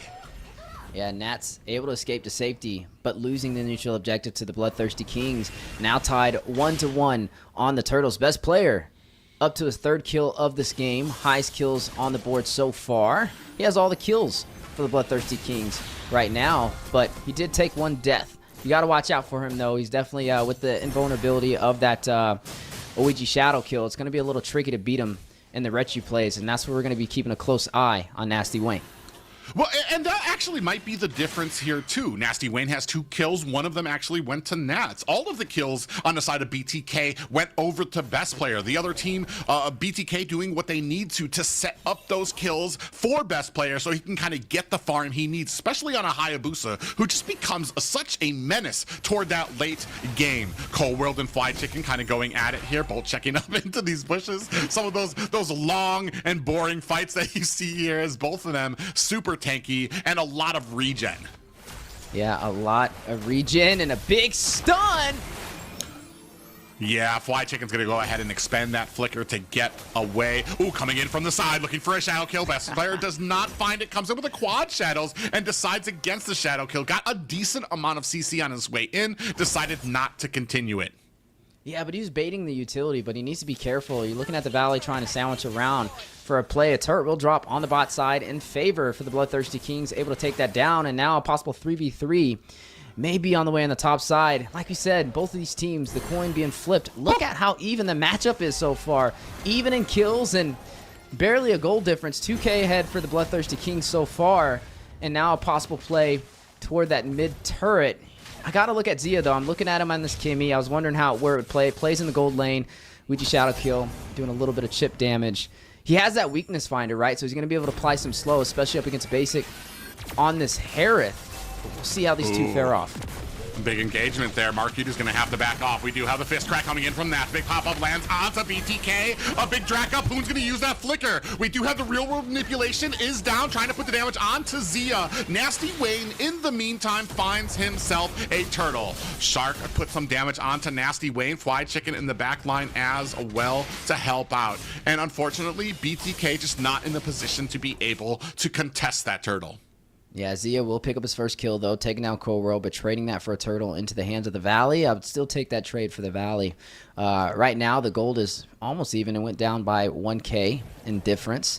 You are looking at the matchups between Basic and Zia right now. Zia sitting at about 6K, Basic right behind him, not too far off the mark. Best player goes in on the mark. Cutie Hoon able to finish the job there. Best player came in for the... Oh, he actually might be in trouble here. Nasty Wayne finds him. Shark goes in, puts the damage on. Hoon in trouble, gets taken down by Nasty Wayne. Zia from the sideways comes in, finds the kill onto Nasty Wayne. This might be it for Zia as Shark looking to try to help out. Zia still puts the damage on, finds the kill of his own. Mark Cutie is down. Nasty Wayne is down 5-6. A slight lead for BTK. Nat's still here with that damage. I want to say, I was talking before about some of the most annoying heroes. One of them being Zuxin, the other one being Lucas, but we're going to have to add, I want to say, Badang to that list as well. Especially when it comes to late game. The amount of CC that he can dish out and how tanky he is just so encumbering.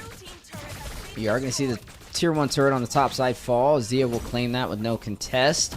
Right now, 2 turrets for the Bloodthirsty Kings and still holding on to all of theirs. And, you know, we were asking the question earlier with the Valley. They did great on the neutral objectives on these turtle plays, but we questioned where do they fare off when it comes to overall wave management and turret control. And right now, that's where BTK is reigning supreme. Yeah, and they're doing such a great job of it, especially with the fact that they're holding the Valley. Kills are great, but when you're at this high level of play, if the kills are not leading you to objectives, leading you to those towers, opening up the map for you and giving you that advantage, eventually, as the game gets later and later, it's going to be becoming an issue. Now, starting on the turtle, Nat's in the front line, Basic comes in there for some damage, Fish Crack lands on the Flying Chicken, Real World Manipulation is out, Zia finds a kill onto Cold-World, Nasty Wayne finds the Lord, Zia finds Nat, they are chasing down the Valley, and this is the price you are paying for that Lord. Is it worth it? And a complete team wipe for BTK. Crowns are not given, they're taken by force, and BTK pushing on forward with a savage. Absolute clinic that BTK just put on there. And this is things I've seen sometimes from a lot of teams. They will focus so hard on trying to get that Lord that they don't pay attention to that they've used all of their abilities and have taken away their exit strategy here. BTK hanging on to a lot of those abilities. Of course, the Lord does go away. They're able to clean it up, and they really punish the Valley for it. Yeah, punish indeed. Zia taking off, finding Marcuti. Oh, a nice little dive there into the back line. Zia finds another kill on the Cold-World. Basic is able to return the favor. Too Shark coming in. Fly Chicken with the flicker out as Basic was coming in with that Zaman Force, dashing in to put on a ton of damage on the BTK. 6-13 right now, and BTK have the huge advantage. And this is something I've been talking about when it comes to BTK and their strategy for those mid-game power spikes. Oh. Look at Zia on the Savage. First the Maniac, then the Savage to follow, taking out Nasty Wayne, dropping like dominoes. And this is just game number one. Zia, he's working his way toward that MVP. Man, and to think so long ago, Zia was playing mid, and the biggest problem he had in BTK was that they didn't want to let him marksman. And look at him now, years later, the #1, I say that without hesitation, the #1 marksman in North America.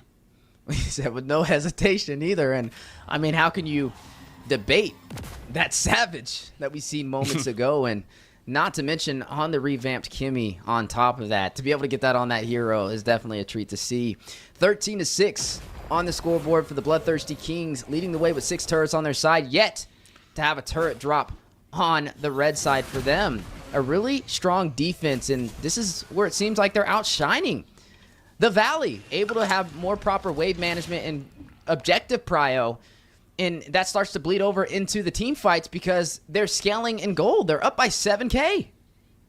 Yeah, and I talked a little bit about the hazards of having a Selena and a Hilda on your team if you're on the back foot. But on the opposite side of that, if you have the advantage, if you have map control, a Hilda and a Selena are probably two of the most dangerous heroes to play against. You can see here the vision. These dudes are so afraid to get hit by an abyssal arrow because that's basically going to be like chunking half of your health down. Best player taking his time, getting down to the Lord, now about 50%. You can see BTK pulling it out. They want this fight. Nat's up in front, Cold-World coming in, looking for an advantage. Fried Chicken takes a little bit of damage. Ooh, Kimmy all comes out. Avatar the Guardian misses wide, looking for the engagement. Cold-World is down. BTK finding the kill there. Best player doing a great job coming in with that shadow kill. And the freeze Shark with the Ice Crown, able to find himself an escape from damage.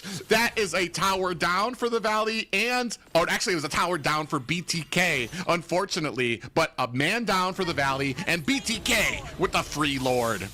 Hey, I mean, they're willing to take that trade any day. Taking the Lord with the other team standing down to their inhibitors, I mean, that's definitely nothing to really debate about. I feel like Bloodthirsty Kings, they're trying to pretty much put the Valley in a checkmate position, right? With this Lord, they may have an opportunity to take down the inhibitor and go for a potential push on that base crystal, as we see a little bit of those spicy engagements between both sides. Shark with the punish, but best player, look at him wrap around right here with the quad shadow in. He notices Nats is low. He notices Basics low.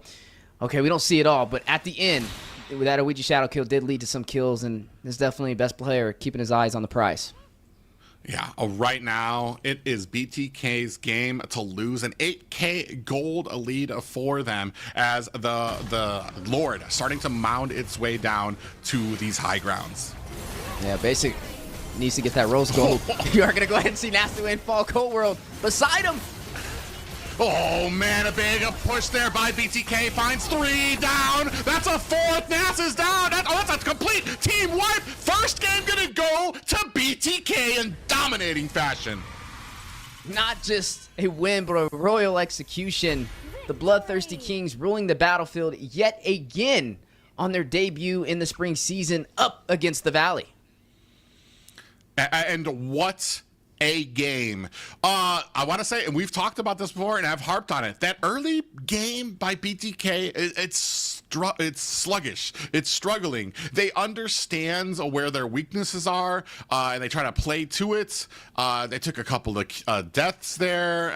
We're struggling a bit, but as soon as that mid-game hit, as soon as they were able to start winning those fights, they were just a train of devastation to Basic. Or to the Valley. I was going to say, the one thing I noticed about Basic, and the problem here, no rose gold, dog. No rose gold, dog, indeed. Honestly, no rose gold. But you are going to see BTK press on forward for game number 1. Now, the Valley, they were taking off strong in the beginning. Nasty Wayne, he was getting a lot of those retry plays. He was finding these turtles. It looked like he was doing some great contestation on the Lords. But it was the overall team's synergy that I felt was lacking when it came to overall map awareness and wave management, not to mention turret control. That's where you started to see BTK thrive and shine. They only lost 1 turret that entire game on the bottom side, and that just goes to show that even when you have these neutral objectives, you gotta play for your lanes.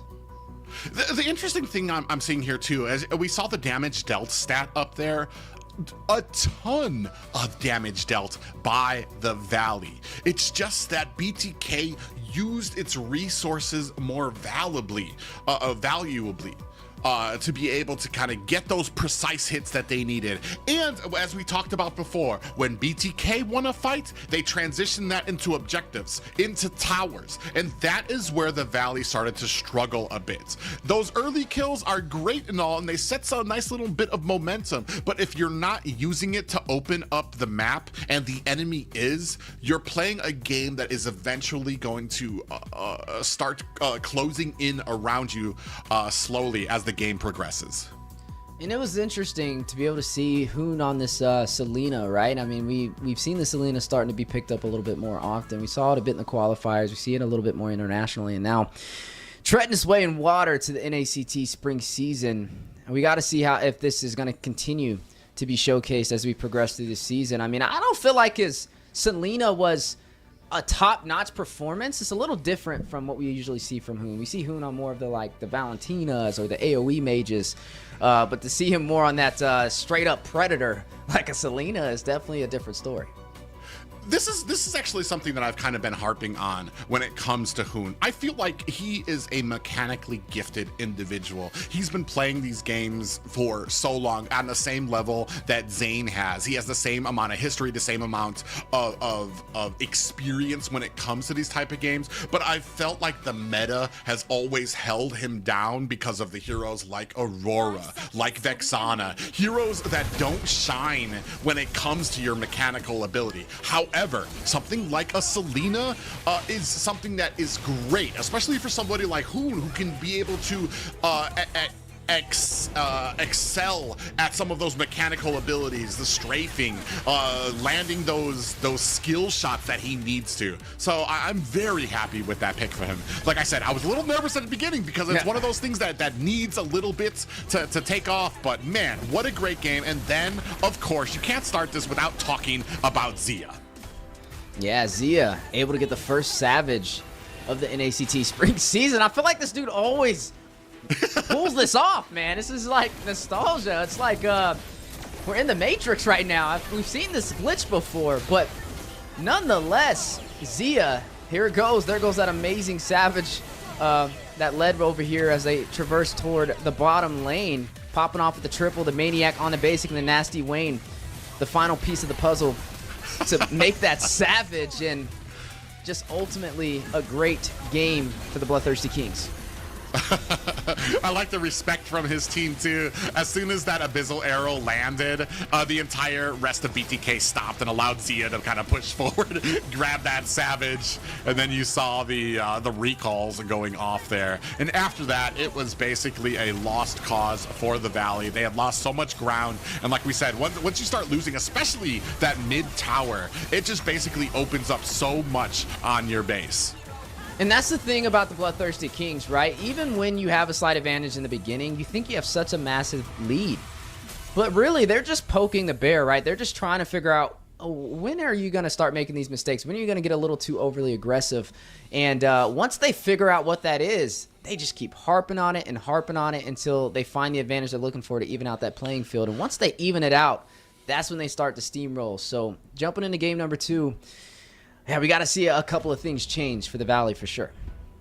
Well, yeah, and it comes down to those little things. The problem is it's such a difference in the early game of BTK, where because they understand, they still try these little things, and sometimes they'll get caught in the early game, and that makes you think, oh my god, these guys are slipping, we got it, we're just gonna keep on playing the same, and eventually you start making these mistakes against them, and especially when it comes to that point when they hit their power spikes, where your attention needs to be at its highest is around that 6-minute mark, that 8-minute mark, where they're gonna start hitting those power spikes. And unfortunately, that's where a lot of teams, they start to get a little lackadaisical. They start thinking that, oh yeah, we got this in the bag, and then you get plays like we saw from Zio, where he gets himself a complete wipeout. They got the Lord, and I'm sure they were all congratulated, like, oh, we got the Lord.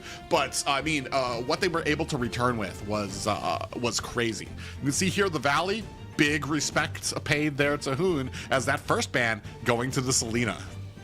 Yeah, and I'm sure it was the stuns from the abyssal arrows that were really creating such a threat, right? Able to kind of isolate somebody from being able to even engage on these team fights was definitely annoying for the side of the Valley, and taking that out is definitely going to help them out there. I mean, and that's kind of hard to see, right? When you have the Selena rushing in with those stuns and you're looking at everybody fighting it out, you don't really get to see where that abyssal arrow goes sometimes when everybody's stacked together. But I'm willing to bet that's why they kind of banned that out there. So it was more that utility aspect that I would say Hoon was providing for that match. Yeah, and that's the crazy thing for me is that especially when it comes to those abyssal arrow, when it comes to that damage, as soon as that passive explodes, it spreads onto the rest of your teammates. Not only does it spread onto the rest of the teammates, but now Hoon can transform into that monstrous form. He can jump in. He can just start doing immense amounts of damage to everybody that has that passive on them. So, and that's the crazy thing. The market plays a huge role into it, and this is a good ban for the Valley here as well. So we're gonna see what Hoon goes out. I would love to see if he's got another pick that is super, I want to say mechanical. That's what I've been really harping on with Hoon, that to help him shine.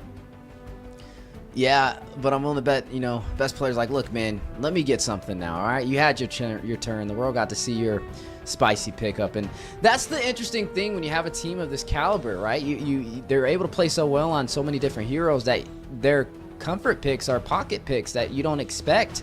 And they pull out something like the Selena, and now it's forced to be banned out. And then you have a team like BTK who's first on this draft, so now they have a lot more prio on what they want to get because they force the Selena to be banned off the table. So we'll have to see how this kind of, progresses on forward. Now the Kimmy is still available. They got a Savage. Is it worth the ban? What I do see available is the Zuxin. And I've been harping on this the entire... Oh, no! Yeah. So that's going to be a prio pick. And if the Valley wants to make it to a game 3, as I've been harping on, there needs to be a plan for Zuxin. Yeah, it definitely needs to be a plan. And we have yet to really see one. Kalia is still on the table as well. I wonder if that's something the Valley wants to pick up, or if that's something they want to allow BTK to pull into the chopping block. But no, they're going to go in for the dynamic duo, the Kimmy and the Kalia pickup, to work on their side. I feel like that's a okay trade for BTK. You're able to get the Zushin, you get the Gatot. You talked about it. Talked about the Gatot and how you feel it's starting to be way more of a force than people anticipate. Yeah, and the thing here too is Zuxin has so many escapes that she can use for a lot of these engagements here. It's going to be very interesting. I do like the Kalia pick to be able to try to get to that back line, flicker in, grab Zuxin, hopefully bring her to your team to be able to shut her down. It's just that you're going to have a heck of a front line, and we already saw they had the Kalia last pick, and they were, did they have the Kalia last pick? I think they did. And it wasn't as successful. They were still having issues when they grabbed somebody. Here, I mean, they do have the Kimmy taking that away from Zia. A good job, especially from that Savage he got from the last game.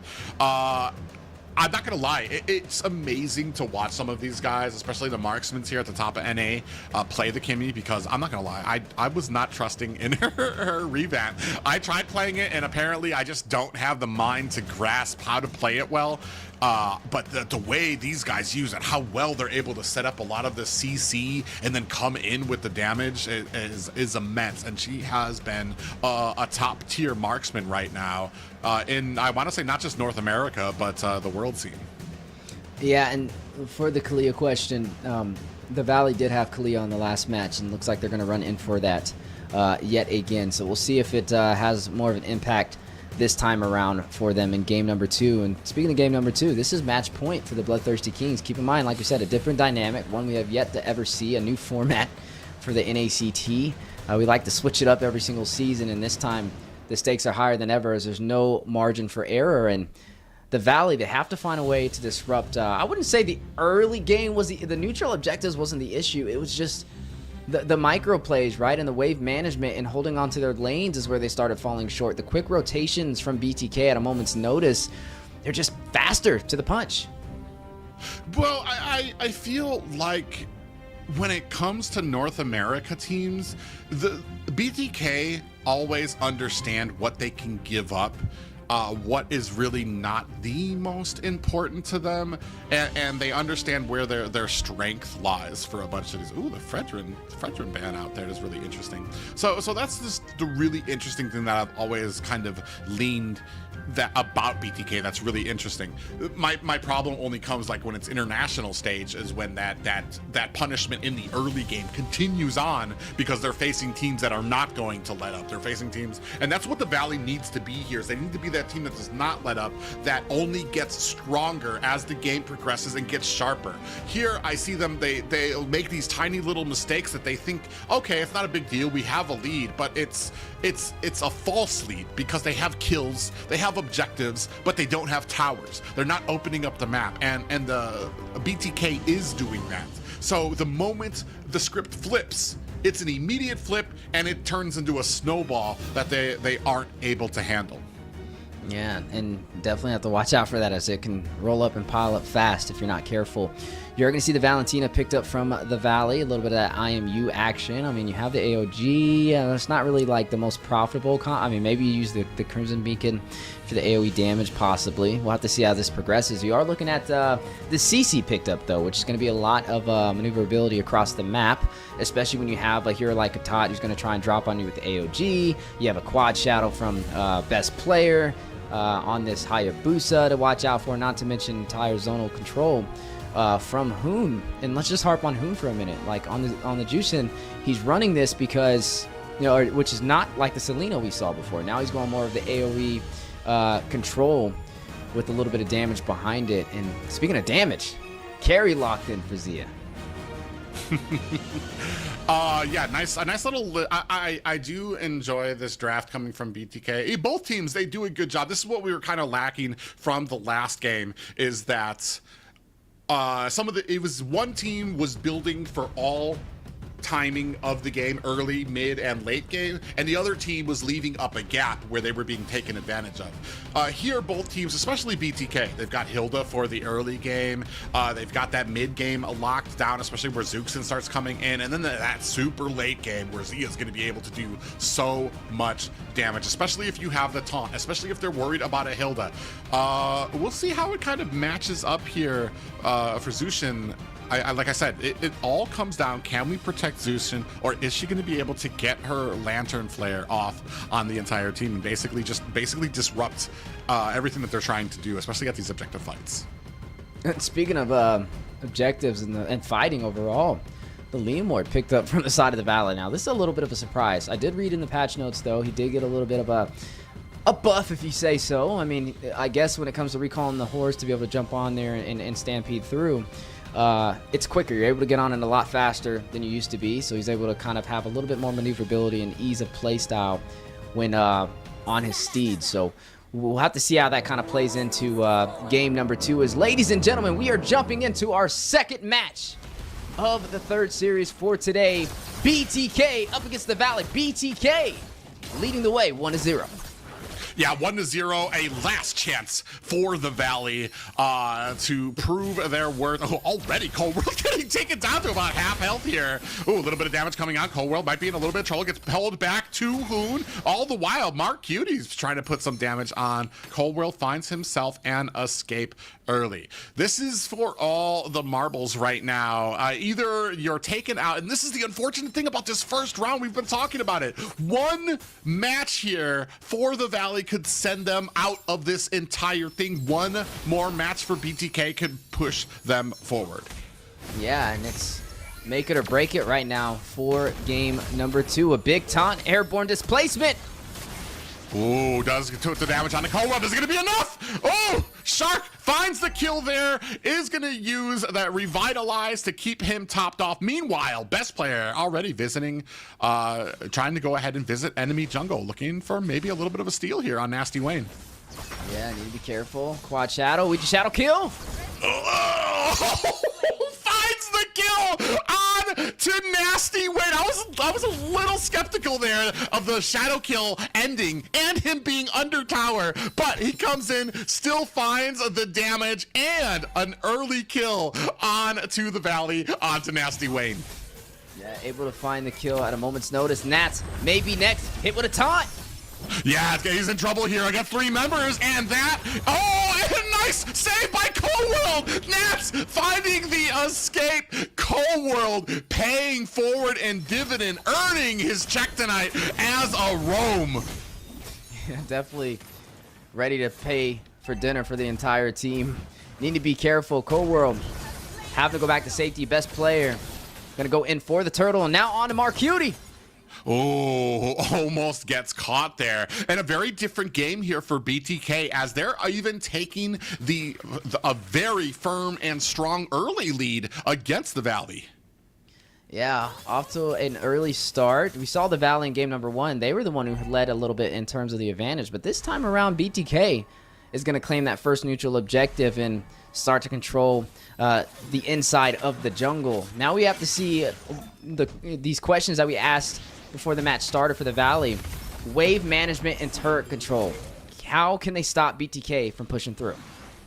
Yeah, and right now, I mean, Coldworld's doing what he needs to. He's trying to get that vision. He's trying to answer back. But like I said, like you're just facing an overloading spot there. Do have a little bit of a hit there onto Shark. Goes into that Phantom Steed coming out from Nasty Wayne. Nats gets picked up there. We have a little bit of a quad Shadow. Best player goes in. Shadow kills out. Tries to get on the Nats. He's not able to find the damage. Best player in trouble. They're trying to put the damage on. Big pop up. Down goes best player. Mark Cutie picking up the kill by from the side, able to find himself some damage. Basic comes all the way from bottom lane to the mid, looking for an angle, does not find it. 3-2 favor to the BTK. BTK still maintaining their lead, up by 1,000 gold. Z on the bot side, rocking on this carry up against this Kimmy. Not too far ahead. Does have that swift crossbow on his side, though. A little bit of that attack speed to work in his favor, but for the BloodThirstyKings, game number 1, they struggled a little bit in the beginning, but they were able to find their way through the turrets and then eventually translated that into the battlefield, where the gold really made the difference on their engagements, not to mention Hoon. Key factors with the plays of the Abyssal Arrows, this time running on this Jushin and doing a great job with these Lantern Flares, keeping the Valley at bay and getting some great displacement plays. Yeah, and like I said, Hoon's doing a great job on the side there, trying to it disrupts the entire enemy, especially when they're trying to kind of group up here. We're seeing the rotations, Basic doing a great job coming in very early. Phantom Steed is out. They're going to go ahead, find the kill onto Hoon. Nasty Wayne there with the kill. Shark a little bit late on that revitalize, and that is unfortunate for the mid of BTK. Quad Shadow comes in from best player, putting out some damage. Fly Chicken and Shark putting out some information to his team. They're going to go on to Cold World. Zia coming in from the bottom lane, puts on some damage. The 4 members of the Valley, big pop-up lands on the Cold World. Avatar the Guardian comes down. It is stunned. Barcutie finds the kill. Fly Chicken finds Cold World. Now, Fly Chicken in a little bit of trouble is going to back himself away. Nasty Wayne finds himself the objective. 4-4 matched up by the Valley, but still, I want to say a little bit of a gold deficit for them. Yeah, and best player not having the Ouija Shadow kill to give him a little bit of that bonus toward that retry play. Out retried by Nasty Wayne. Talk about a trigger finger. He's been doing really well on the 50-50 trades against best player, and in this case, it's really not a 50-50 because you're on a Hayabusa. He's been out retrying him so far. Well, I want to say you've got a lot of damage that you can output as a Leomord to be able to kind of secure some of that damage onto the objectives, onto the turtles, onto the lords. And it's called 50-50 for a reason. You need the advantage, you need that CC, and that's kind of on his team to either be able to kind of stun lock down Nasty Wayne, be able to find that onto him while and help him. And by him, I mean best player gets that secure onto it. It shouldn't just be on best player to try to get a 50-50. It should be on his team to try to get that CC onto the enemy jungler. And the Valley doing a great job of trying to put that damage onto the BTK.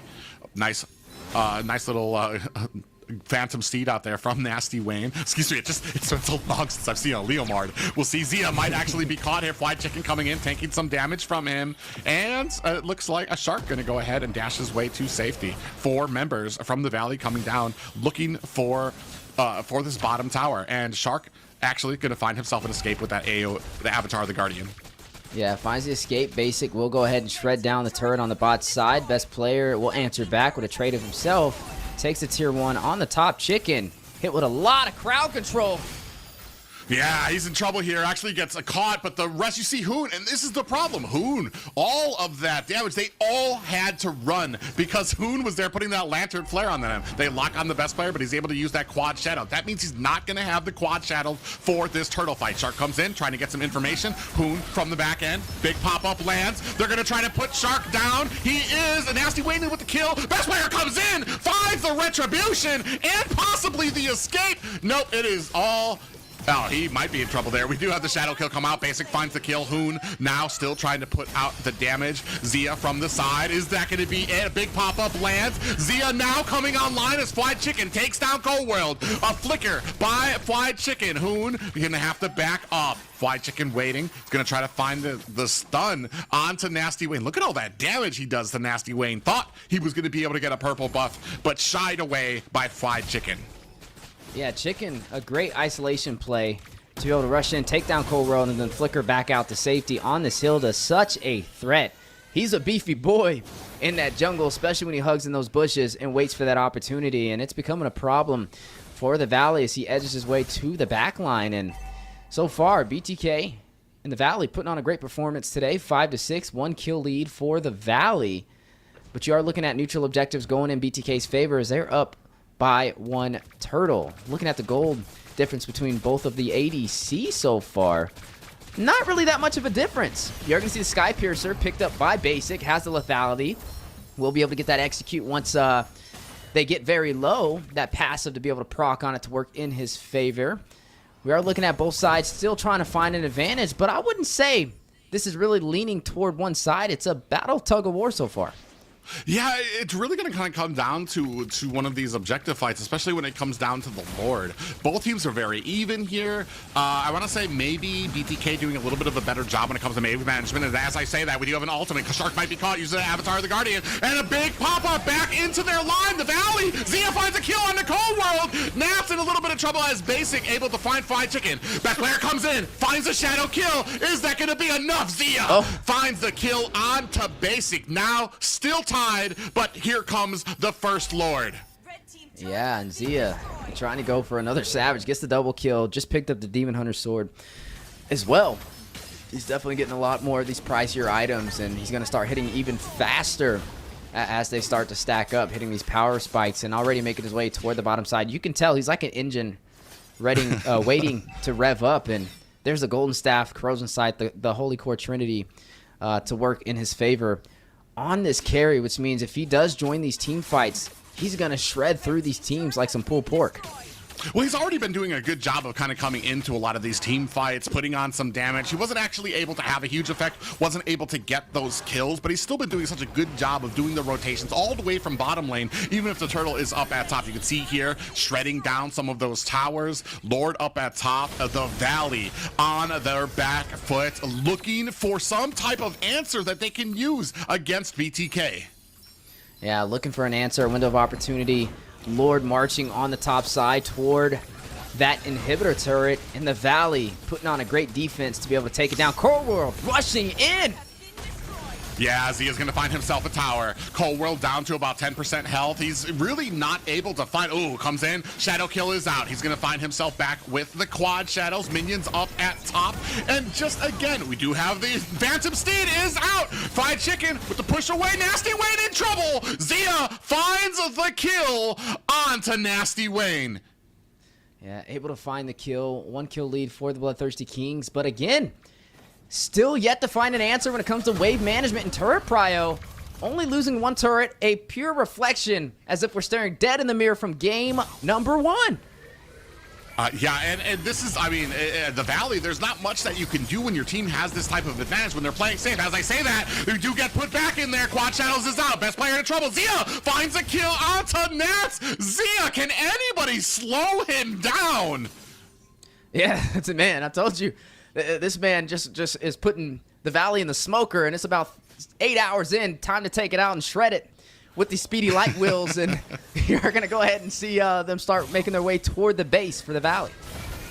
Yeah, and right now there isn't much that they can do. Cold World goes in, he tries to get these great set. Look at Zia, look at how much damage he just put on the Cold World. Half health in like 2 seconds. Shark in a little bit of trouble. Actually, Basic putting on a lot of damage. Shark's gonna have to dash himself back to safety. The whole of the rest of BTK gonna go ahead and give them some space, while I want to say best player is clearing out their jungle. Oh.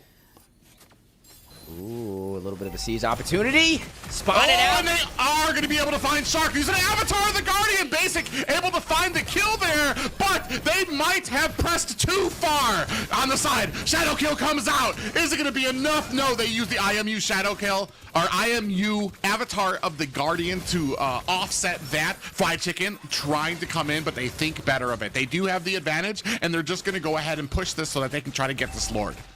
Yeah, trying to find this Lord. Not going to have any struggle there. I wonder if the Valley even goes in for the push. If they do, could be very risky here. They are going to bite the bait, though. You look at them starting to form around for a potential invasion. Oh, Hoon is right there to offset it. Down goes the Phantom Steed. It is not enough, and another Lord secured by best player and BTK.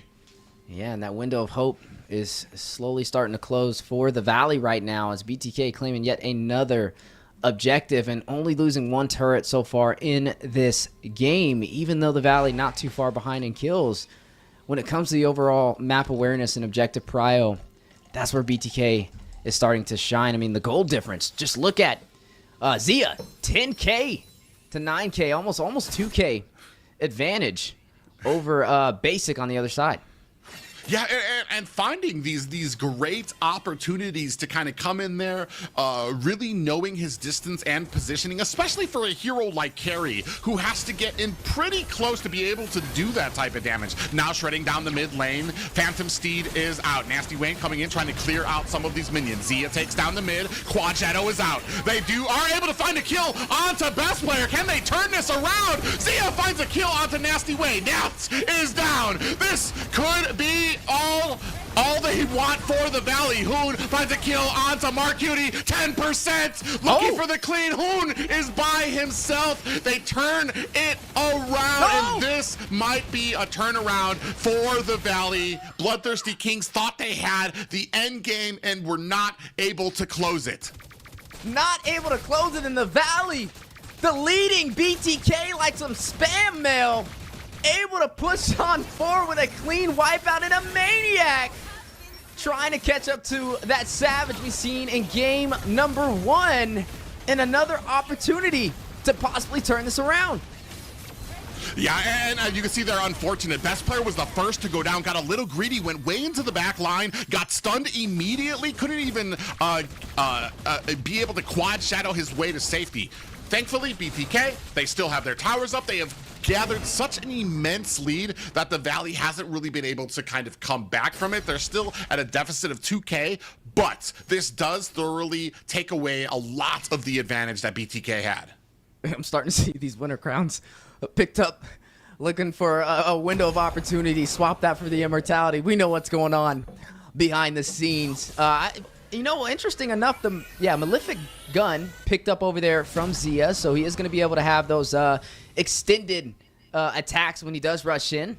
Something that the Valley is definitely going to have to watch out for. 13-13, and now it's getting to the late game. Oh, Shark might be in a little bit of trouble. Can use that winter crown. Gets picked off by Basic. And they're going to go ahead and clear out that lane. However, 8 seconds left on this Lord when BTK starting to spread up on the map just a bit. Yeah, spreading out on the map. Chicken, Zia forced to back away. The Valley starting to group up, having some great positioning. I mean, at this point, it's really, the turrets don't even matter, right? And I think that's where the Valley is starting to shine.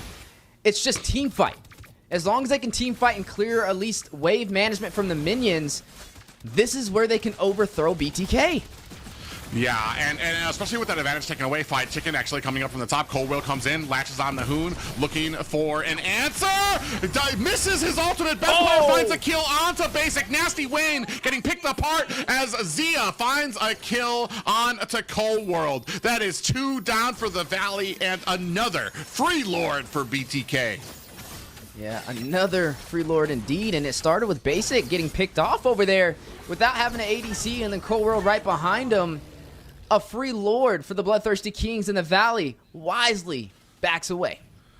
Yeah, and that's the problem here with the Kalia pick. If you try to latch on the Hoon, he used that Purify, which I mean, Cold World closed the distance and didn't have anything to respond with. Now, down to 20%. BTK looking for a different answer here. Zia finds a kill on the Nasty Wayne. Down to the tower and a clean sweep for BTK.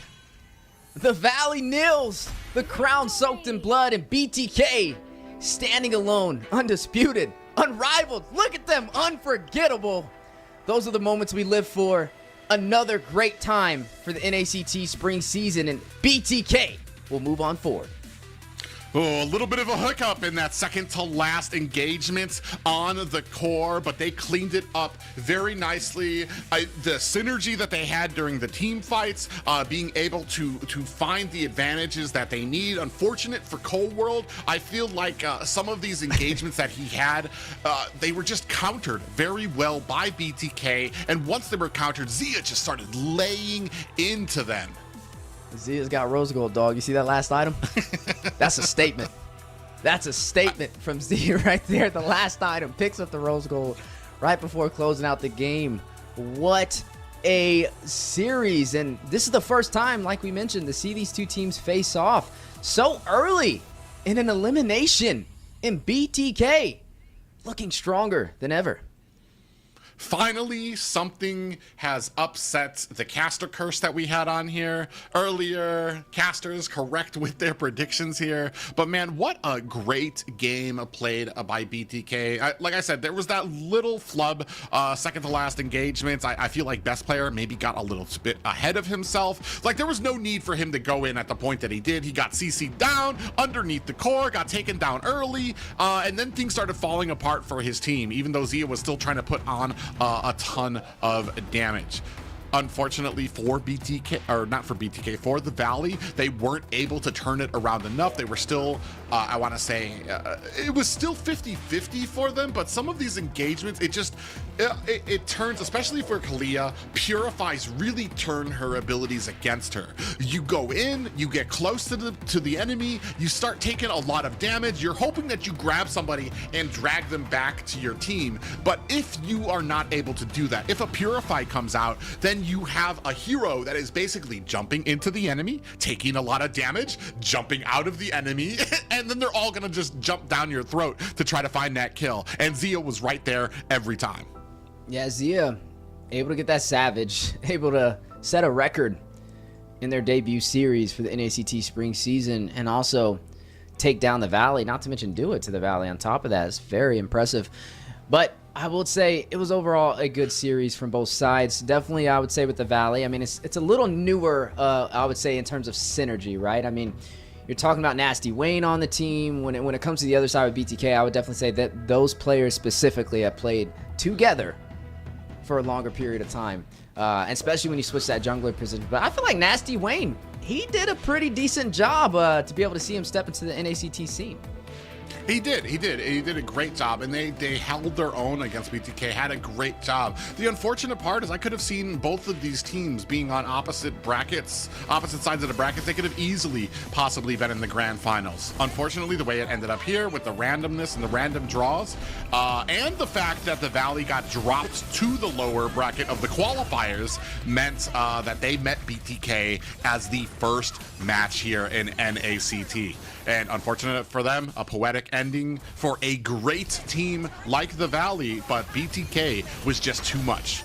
It's always funny because you see those conspiracy theories out there that it's all a script and it's all written, but you can't write this. Nobody, I don't think any scripter in the world would have put these two teams against each other so early. So you gotta love to see all the fairness behind the NACT Spring season, and credits to BTK pushing on forward. Shout out to the Valley. Both of them boot camping, which is a major step in the right direction. A lot of these teams starting to boot camp now, which is very new for us in the NA scene, and you can definitely tell it makes a difference. Yeah, and I want to say this is the second to last fight here. Shark got taken out, and then they latched on to Zia. And things actually looked a little scary for BTK, but they kept their cool, maintained their composure, and were able to really kind of bait Nats into a hit here. You see Cold World gets taken down immediately by Zia after a failed ultimate trying to snatch up Hoon. Yeah, trying to find those windows of opportunity. The Valley not able to get there, and overall, BTK, their wave management, their prio, the objectives, they have everything on lock, and to be able to take a team down like that, you can't afford any mistakes, and I think that's where the Valley was kind of fumbling and dropping through those cracks.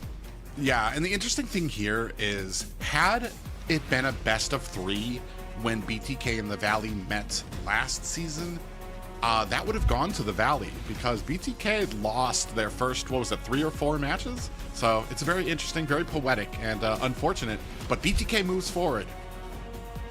Yeah, and speaking of moving forward, moving on to our amazing host Liz to talk about all the action that we witnessed today in the most anticipated match. I mean, I did not expect a Savage coming on in day 1, but then again, I also didn't expect the Valley versus BTK and having to say goodbye to one of these teams.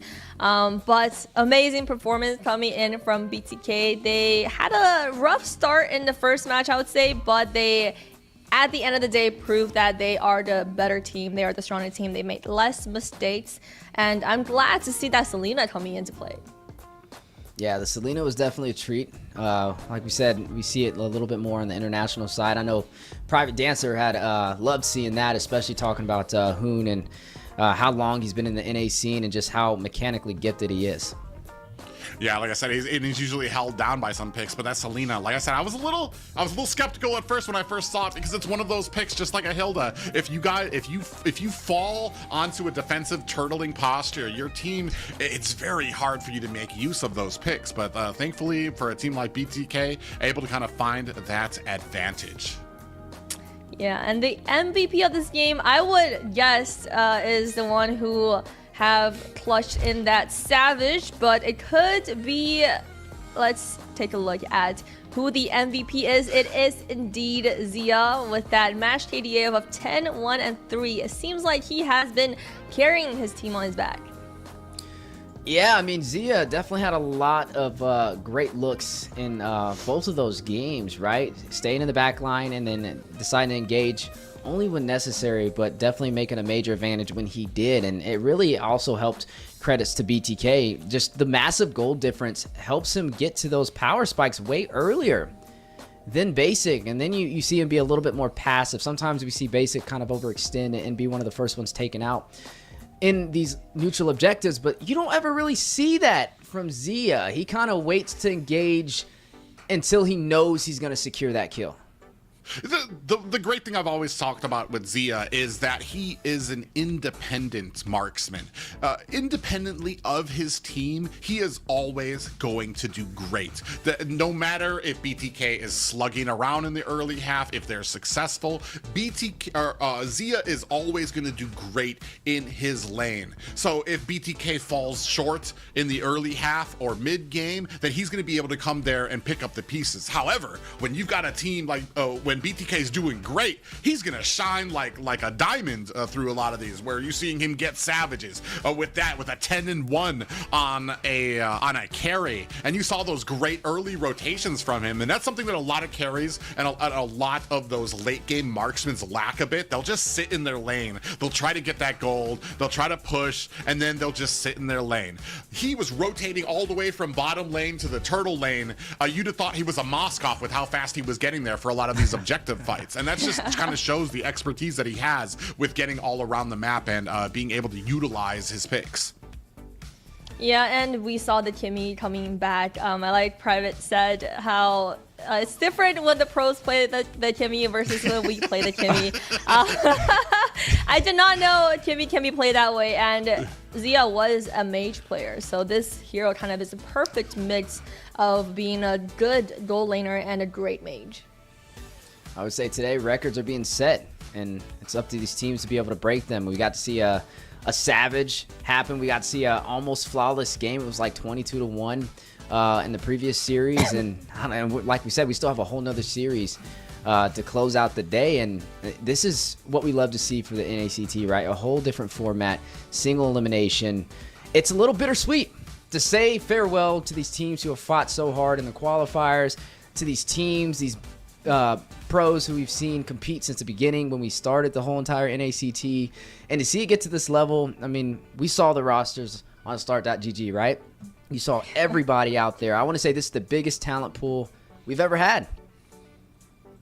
Yeah, and that's the amazing thing. All these teams, most of them doing a huge job in trying to pull out all the stops. Even Area 77, Valley, BTK are ones that we know that went to a boot camp, grouping up together to try to pull out all the stops, because they feel, and Area 77 feel in their bones that this is going to be their NACT. They're going to have to answer, if they can make it, they're going to have to answer to Villain Era and potentially the winners of the bottom bracket as well. But like he said, we still have a whole nother series to go, and probably a series just as exciting of what we just watched from the fandom. Yeah, absolutely. And unfortunately today we didn't give Wheezy what he likes to see, the series to go the distance, but we did see some dominating performances coming out of crowd favorite teams, and it's a good day for the NACT, and we saw a lot of strong performances coming up, and I'm so excited to see the matches tomorrow as well for all the series. And it's just great seeing the players grouped together in a boot camp. It's nice to have everyone on camera, but especially when everyone is in the same room practicing together and building synergy, it really gets to see the community of North America and the community for Mobile Legends. You know, it's funny because I didn't get to see things go the distance like I like to see, but I will say something that can make up for it. Private's been harping on it. I want to see this Valir. Somebody pick the dang Valir. I want to see it in action and just see how much of a threat it can be in this NACT. I mean, we got to see the Kalia. We've got to see the Esmeralda crawling back to the scene as well. It's definitely been a treat to be able to watch that. We haven't seen too many Fannies Not to mention, and it hasn't really been banned anymore. We're getting away from the Fanny era. I mean, I guess they've been trying to nerf Fanny every single patch. Maybe they finally nailed it. I still have PTSD from some fannies that I've seen out there, but there's been a few bans of it. But I mean, it's been a great night of changed expectations for a lot of these. Overskilled being 0-2'd by Millinario, who's looking very strong, especially for a veteran team that they took on. Millinario, I mean, unfortunate for them, not able to capture that magic that they had in the qualifiers that took down so many huge teams to get them here. Area 77 coming back in true form, in that old school form that we remember from old school North America. A brand new roster, but same great taste coming out from them. And of course, what we just watched, BTK taking on the Valley, the rematch of last season, and unfortunate for the Valley, they're not able to overcome just the awe-inspiring synergy coming from that team and the menace that is Zia. Yeah, and we are seeing a little bit too much zeros on this bracket right now. Vendetta faced up against Team Eagle coming up in the last series of the day. But before we get there, we have an interview with the team of BTK. What's up, best player? Hello. Hello, congratulations on that victory, guys. I'm glad to see the whole team together. I mean, how does it feel to be back with your boys? I would say it's pretty fun. I like being here with them. These are the people that I play with since like maybe 2 years now. So it always feels good. Always feels good. Yep.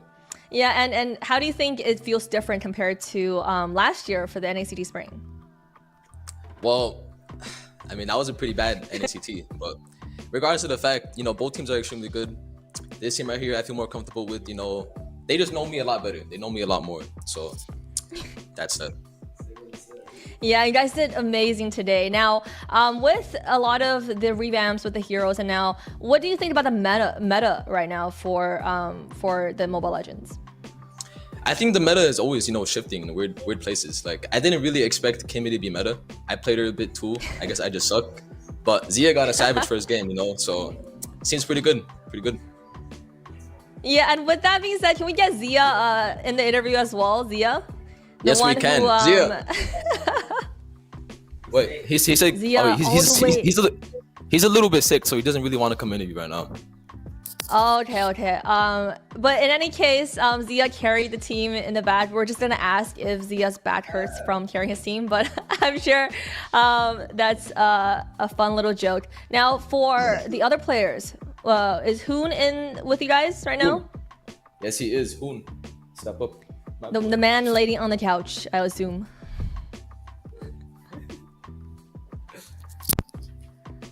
Hello. Hello, what's up, Hoon? Congratulations on that victory. Now, we want to ask, what does the hand sign mean that you did in the end? What was that? Can you do it again? What is it? Wait, that was on the stream? No, yep. that's Zuzian Lantern. You don't know? Oh, okay. Fishing. Yeah, that was. You fished and you caught the fish, indeed. And now, where are you guys? Like, why did you guys consider to do a boot camp, and where are you guys? Cause our MS is really bad. So like last time we did the same thing for the better MS. Mm-hmm. We're in Oklahoma. Where are you guys located? Same as last time. Oklahoma. Yep. You guys must love the Oklahoma. Something special about there. Are you guys paying for the boot camp yourselves? Yeah, we are. It's okay. And, after we win an ACT, wait, only that. Never mind. And in that, with you saying that, how confident are you about the grand finals? Pretty confident. We're all confident. I think this was maybe one of the hardest matches. So. 99%. And I'm glad we're still going back to that. If there's one team that you think is going to be the toughest opponent coming up, who do you think it is? Team Ego. Team Ego? Yeah, their mage is spectacular. Wow.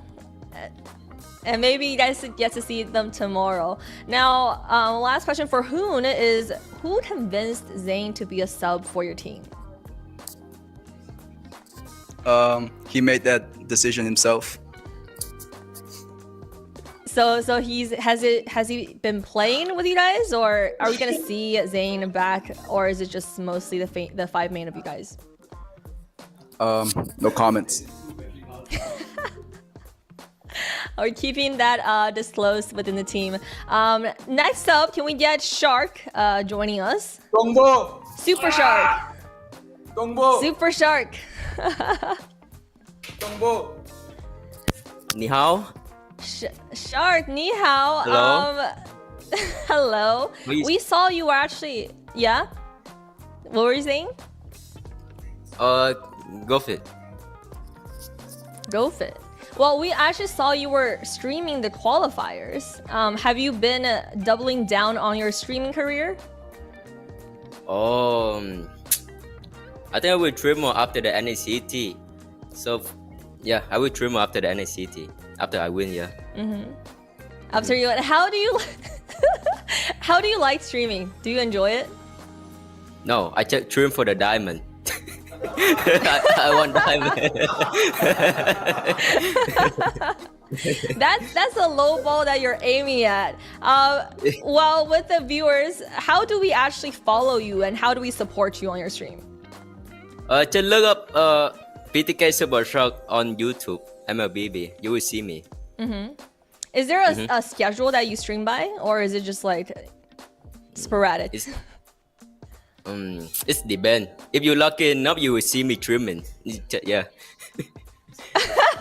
All right, guys, make sure you follow BTK Super Shark to do a little shark hunting. And if you're lucky, you get to find Shark streaming.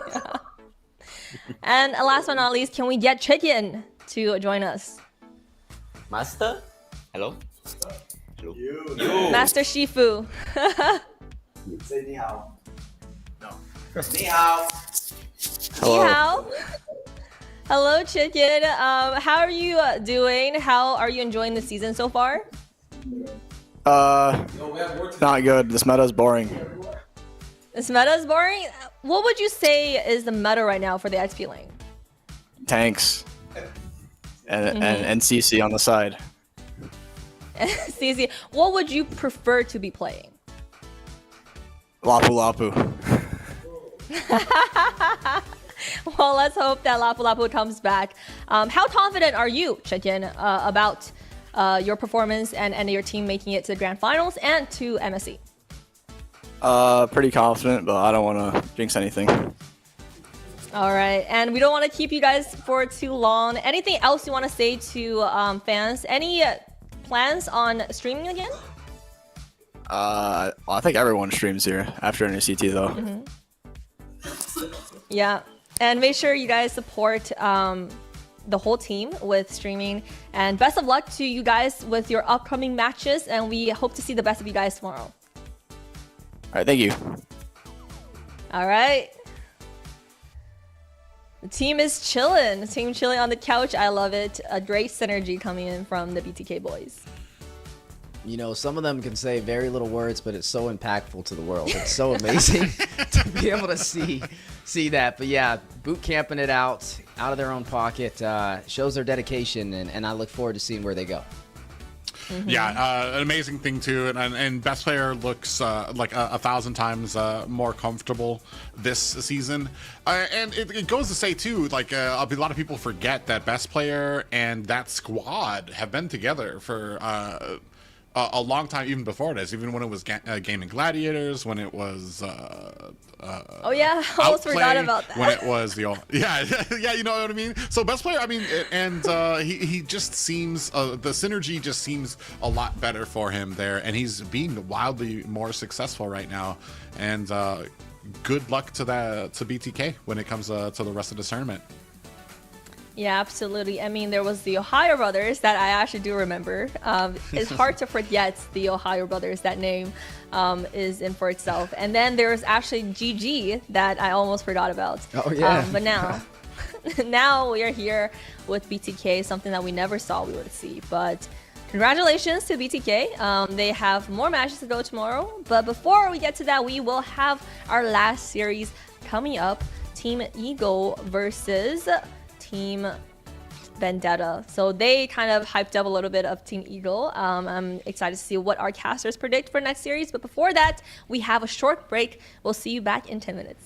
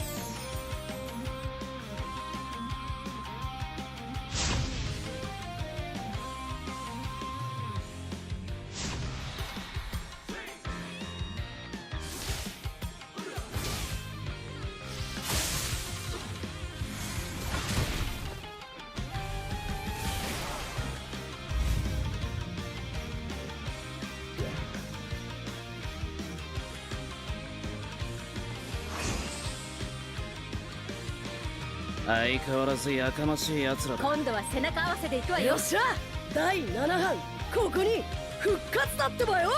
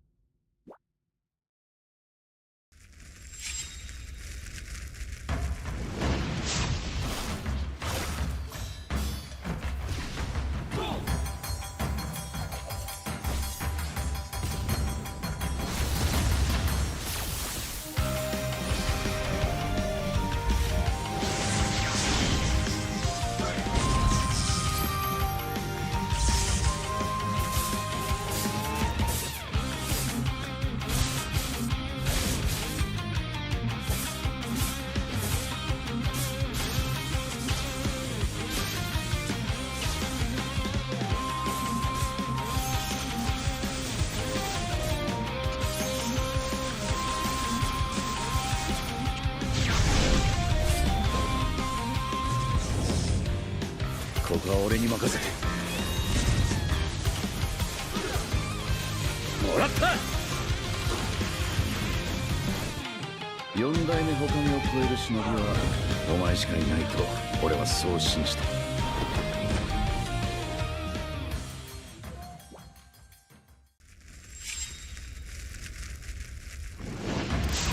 みんな渦巻きナルトが帰ってきたぞ。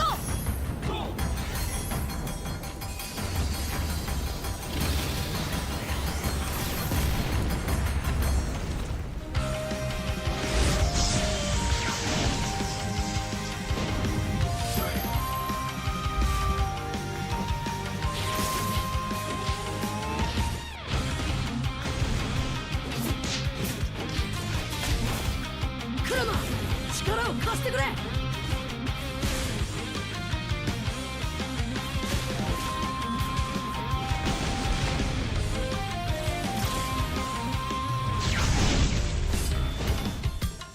っしゃ第7班ここに復活だってばよ。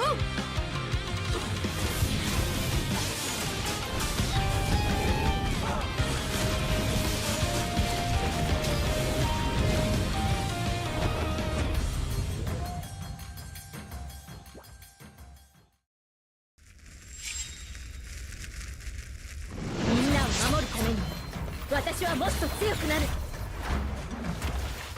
やっしゃなら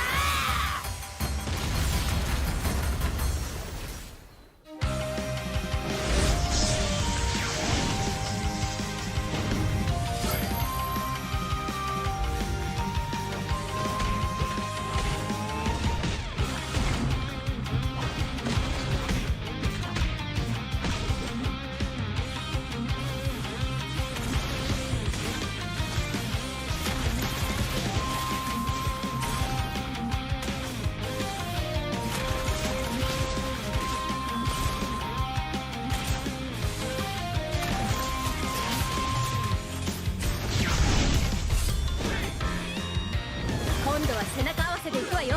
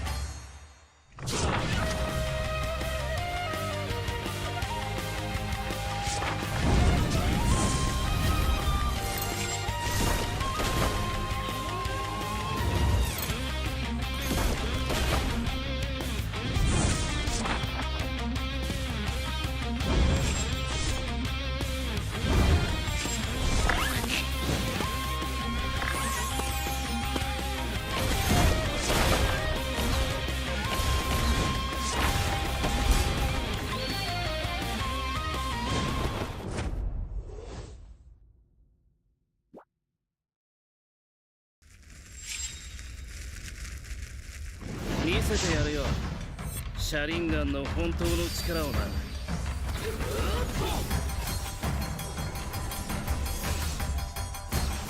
力が湧いてくる。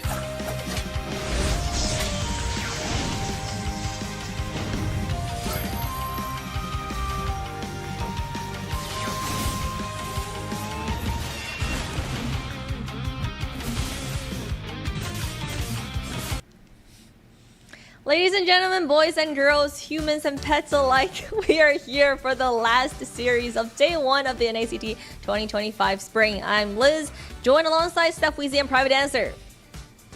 I'm sure Assassin Dave is out there proud, because I've heard that so many times when I was trying to play MLBB on the side and looking at his tutorial guides. But nonetheless, yes, an amazing show so far. We've completed 3 entire series onto the final series of the day, and it's been a lot of surprises. We've seen records be broken. We've seen a Savage come out from Zia. We've seen a game end in a 22-1 finish, but Joybodge leading the way for their team. And I feel like we still have some more surprises on the way. Yeah, I'm not gonna lie, little moist in here, a little sweaty after that last series, but moist. I want to say there's a lot of fandom about this next one coming up as well. With Vendetta, a team that a lot of people thought would be in the finals against BTK. Unfortunate the way the random rolls went, they are going to be meeting Team Ego here in the bottom. And what else can be said about Team Ego? So popular right now. Dez, a big popular streamer here in North America. And then they have possibly the world's greatest mage on their team as well. You be the judge. Wow, the world's greatest mage. That's something to look forward to. They're going to be going up against Vendetta, and whoever makes it out of that group is going to move forward to face up against BTK tomorrow. So it does seem like the second half of the bracket is getting harder and harder. Now let's take a look at the rosters and that lineup, and what Private calls the best mage coming in. Now for Vendetta, we have Merciless in the XP lane, Kush on jungle, Yato in the mid lane, Ashley on roam, and Melon on gold lane. Familiar names. Yeah, definitely a lot of familiar names here. I mean, you talk about Kush, we've seen him in several different NACTs. You've seen Yato competing as well. Melon, all of them have been here before, right? But it's time for them to go even further, and this time try and shoot for that #1 spot. And with Ashley on the team as well, it's a little homage to be able to see Ashley after competing in MWI last year, and here again for another chance to go to Riyadh, but this time for MSC. To top that off is going to be exciting to watch. So I can't wait to see what they bring to the playing field, as this is a team with a fully stacked roster. Yeah, the interesting thing, a star-studded lineup here, and the strength so many people have seen. Ashley as well too. We've talked about her before. I think people sometimes make the mistake in thinking she's good when it comes to like female squads, but she has for a very long time competed in the male teams here in North America and held her own, and has really proved to earn herself a spot here, especially when it comes to some of the top roamers here in North America, not just as a female, but overall here in North America. So we'll see what she can bring to this team, because there is a lot of rumors and a lot of, I want to say, expectations for Vendetta. And this pick that they selected for Ashley is such a vibe. No fear, fearless attitude. I love it. And let's take a look at the roster for Team Eagle. We see Super Kesh in the mid lane, so I guess that is the best mage lane for North America. Death on the XP lane, Dez in the jungle, Song on the roam, and Hao on the gold lane. I love the Thunder Belt on Death. You gotta love that Thunder Belt, right? He's ready for war. Yes, Team Ego, a lot of a growing fan base for these fresh faces, but some familiar as well. I mean, you talk about Dez, he's definitely all over the place on YouTube streaming. We got the pleasure of meeting him in NACT in our offline events as well, and he's ready to bring this team to the table to compete with the greatest. Yeah, it's no. I haven't shied about how much I expect out of Team Ego. They're one of my dark horse picks that I've really been watching. Dez has grown since some of his matches in NACT. How much effort he has put into the amount he plays this game, the amount he learns each season. We're gonna see if Team Ego can kind of coexist. Sometimes I know a lot of people laugh and talk about how much arguing there is in the voice chat, the chaos that is in the voice chats for Team Ego when they're trying to get a game together, but they can turn that chaos sometimes into victory, and we're gonna see if they can do that against a team like Vendetta. And we're gonna see by the amount of times that Private actually pumped up Team Ego if he actually predicted their win in the series. Let's take a look at the chat's predictions. Oh, seems like unanimous decision for Vendetta. What happened there, Private Answer?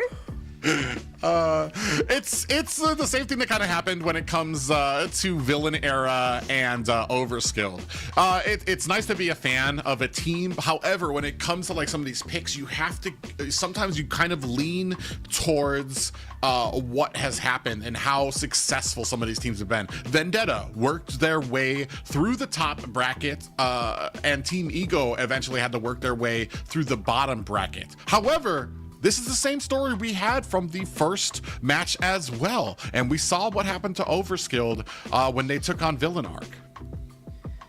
Yeah, for me, it's just Vendetta is just such a strong, stacked roster, right? I mean, these are teams that have went the distance further than the members, I would say, on the side of Team Ego, which is why they have my vote, just statistically wise. And when it comes to these tournaments, like Ashley has international experience. You've seen a lot of these names a little bit more often as a collective versus the entirety of the side of Team Ego, which is definitely why they got my vote. But how are we all voting the same way every single time? What is going on this season? Well, that just shows that there's a lot of copying homeworks, and I've learned from my mistakes of with the Area 77 match, but so far it means that everyone's prediction rate so far has been 33%. So let's see if this is going to make us a 50%. But before that, we have another giveaway, the last giveaway of the day for our amazing viewers who are still tuning in. Make sure you scan that QR code and type that code in to secure yourself one last chance to a permanent skin today. Yeah, definitely claim that skin while it's available. 30 permanent ones. Man, they're stacking up. We're almost over 100 skins that have been given away from the NACT team. Special shout out to everybody tuning into the show as well. It's been full of some bangers for sure, and hopefully with our final series of the day, it continues to ride on that wave. Yeah, and a big give out there for you viewers out there. All you need to do, scan that code to get a chance at one of these skins. I know everybody, I'm all skinned out right now, tired. The Naruto event is so huge, and it's been on my mind. But here, you get something for free. Yeah, Private's been flaunting in our faces that he got some nice skins from the Naruto event. I'm sure some viewers also tapped into that. But this is a free skin, guys, so make sure you lock yourself in whenever there is a giveaway. And we've given away so many skins today. So if you're lucky enough, you might get a skin every time and be one of those first winners every single time. I'm just going to say, I've gotten 3 so far. I'm just kidding. I'm totally joking. I haven't been scanning, I promise. But you guys can, so definitely get it while it's available. But you know what I want to see today? I want to see a series go the distance. I want to see something. I want all 3 games 20+ minutes. How about you, Private? I would love to see this go to distance. I know a lot of people are predicting that, like I said before, Vendetta was kind of predicted to be like that number 2 seed. To see them here against, especially against a team as popular as Team Ego is so early, is kind of the same as seeing the BTK versus Valdi match here. But one team can move forward. One of them will unfortunately be going home here. There are no second chances, and I'm not gonna lie, I'm very excited about this match as well. There's 2 of my favorite teams. Yeah, and if you guys were to look back at the matches that we had so far today, are there some tips that you have to give, if you could, for the next teams coming up? And before that, the draft is indeed ready, so you guys can talk about that while you take us into the draft. And into the draft, we will head. As speaking of tips and tricks, I would definitely say, depending. Oh, whoa! You got what? Okay, all right. Well, tip number 1. Hopefully, you guys screenshotted that fast enough to see what was picked up, because I didn't get it. But tip number 2, I'll definitely say wave management and prio objective should be what these teams are focusing on. It's not all about the kills. Oftentimes we see some of the newer teams try and chase in for the kills, and they lose kind of control of the entire map with that tunnel vision. So I think it starts there. Private, I think we can also, and you can contest to this as well, the draft is definitely what can make or break a team. Yeah, I mean, we've seen from the first series that it's okay to have a draft. Even the first and second series, it's okay to have a drafting be going for something, but you can't tunnel vision on it to the point that you're ignoring the picks that are out there. Picking a Eve against an Esmeralda, or an Esmeralda gets picked up against your Harith and Matilda. The one thing that I want to make sure, and hopefully that we see here, is focusing on all parts of the timing. Early game, mid game, and late game. That we need to have some security for that in our draft. So often we've seen some of these mid to late game drafts that ignore the early game, and what ends up happening is the early game gets pushed to such a degree that there's no way for the team to be able to make it out from that snowball. That's an excellent point too, because I remember at a moment in time we were casting over the draft in a previous series today, and we saw the Farza picked up against a more beefier composition, and we were kind of like, oh, I don't think that'll really work out so well. But then it was just the early game pressure that the Farza provided. It was Kong actually that pulled that out, and they were able to dominate. And sometimes it's just that early game pressure. It's like when these teams make mistakes because you're overwhelming them super early in the match. That snowball that we like to see starts to form, and it completely topples over. So, yeah, those are a couple of things that I would say, and alongside yourself, that hopefully we see these teams address as they debut inside of this series, as we are looking at Vendetta up against Team Ego. Yeah, very interesting. They do let the Joy slip through, which I was going to say, you either have a Gatakacha or possibly a Fredrin that can try to counter that. Gatakacha, on paper, we call it a counter for the Joy, but you need to be pretty precise with your dash to be able to land that taunt onto her, or she's going to make a mincemeat of your back line. I do like to having the Harith on there. He's going to be able to dash himself, hopefully maybe dash circles around with the Joy, but very interesting drafts that we have here. We see that the Zeusin was taken off the board, as well as the Kalia and Kimmy. I don't know how many bans I've seen of her, but this is very interesting to see here now as well. And both teams very immediate with their drafts, not taking any time to discuss it. They're like, boom, boom, we got it, boom. All right, and now on to the second banning phase. Yeah, they are super confident jumping into this draft for sure. And yeah, a couple of the picks on the board. The Valentina, I don't know, man. I feel like it could be a little premature, depending on what gets selected from Ego, because right now you really only have the AOG. I guess if you want to be aggressive and pull out that Ouija Shadow Kill, can work in your favor. But they are banning out a couple of interesting things on the top side. You are seeing Vendetta take out the Lu Yi. We haven't really seen the Lu Yi focused on so far. This NACT hasn't even been picked, but that element of surprise could definitely be a threat. You know who I'm surprised we haven't seen? The Chip. We haven't seen Chip today. I actually saw him on the band. That's about it. Lu Yi, one of those picks that Supercush likes to the favor there as well. And there's been a lot of rumors surrounding him. Apparently, he made some bold claims about his maging status. Oh, there's your Chip ban as well. So I'm definitely looking to see if Vendetta is going to be trying to focus around that mid lane. To try to be able to shut that down, or where we have it. A very, very strong lineups coming from both.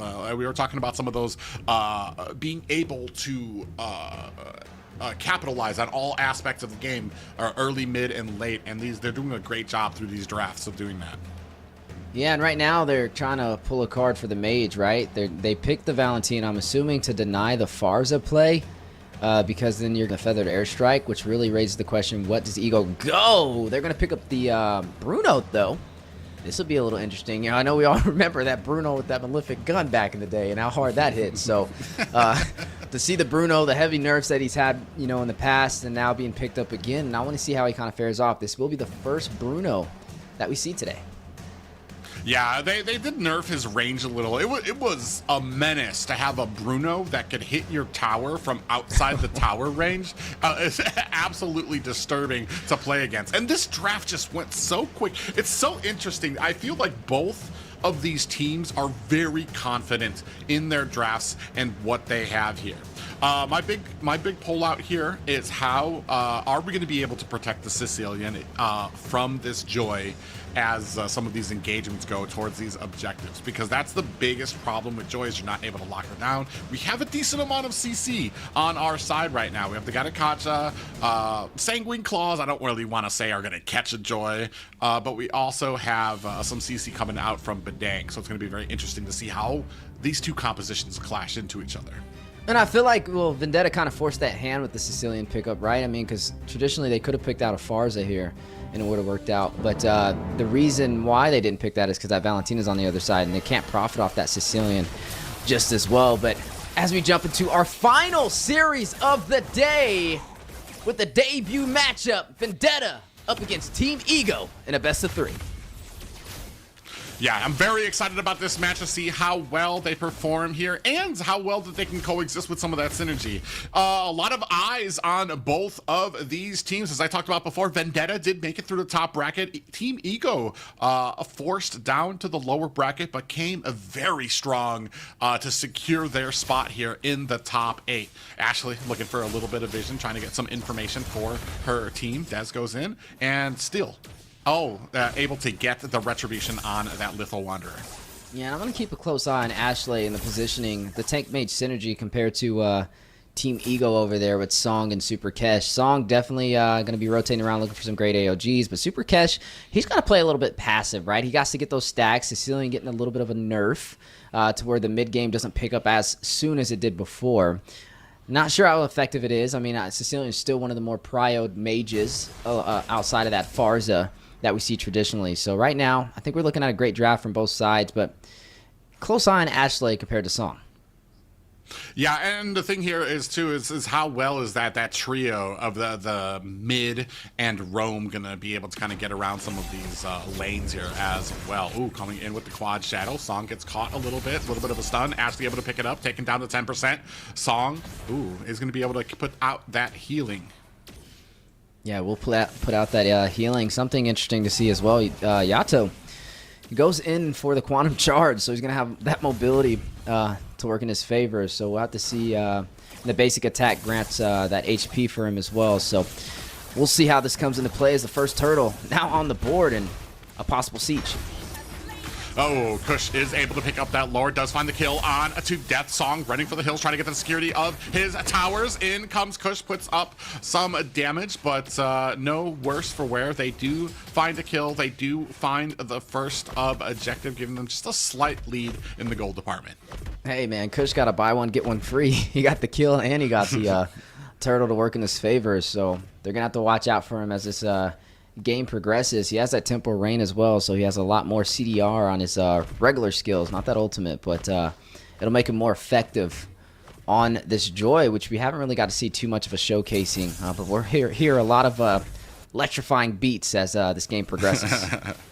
The one thing that Team Ego is going to need to watch out for, especially against a team like Vendetta, if you are giving up some of those objectives, you need to be able to return it in kind. We can't just being slow. You see that Dez was trying to get like a jump on some of his rotations, but we weren't able to punish any objectives. Take out a marksman, take out XP laner, something that makes it worth giving up the turtle. Ooh, Death does take a little bit of damage from that electrifying beat. Speaking of which, we have a lot of damage. Super Cash actually able to find a kill onto Ashley as Yato forced to watch it, tying up the game to 1-1 apiece. And that's a big play from Super Kesh, especially on the Sicilian, right? He wants to be able to scale through the times, because once he gets to that late game, that's going to be where Super Kesh starts to come online, and that's going to help him get to that target a lot sooner. Right now, neutral objective still in Vendetta's favor.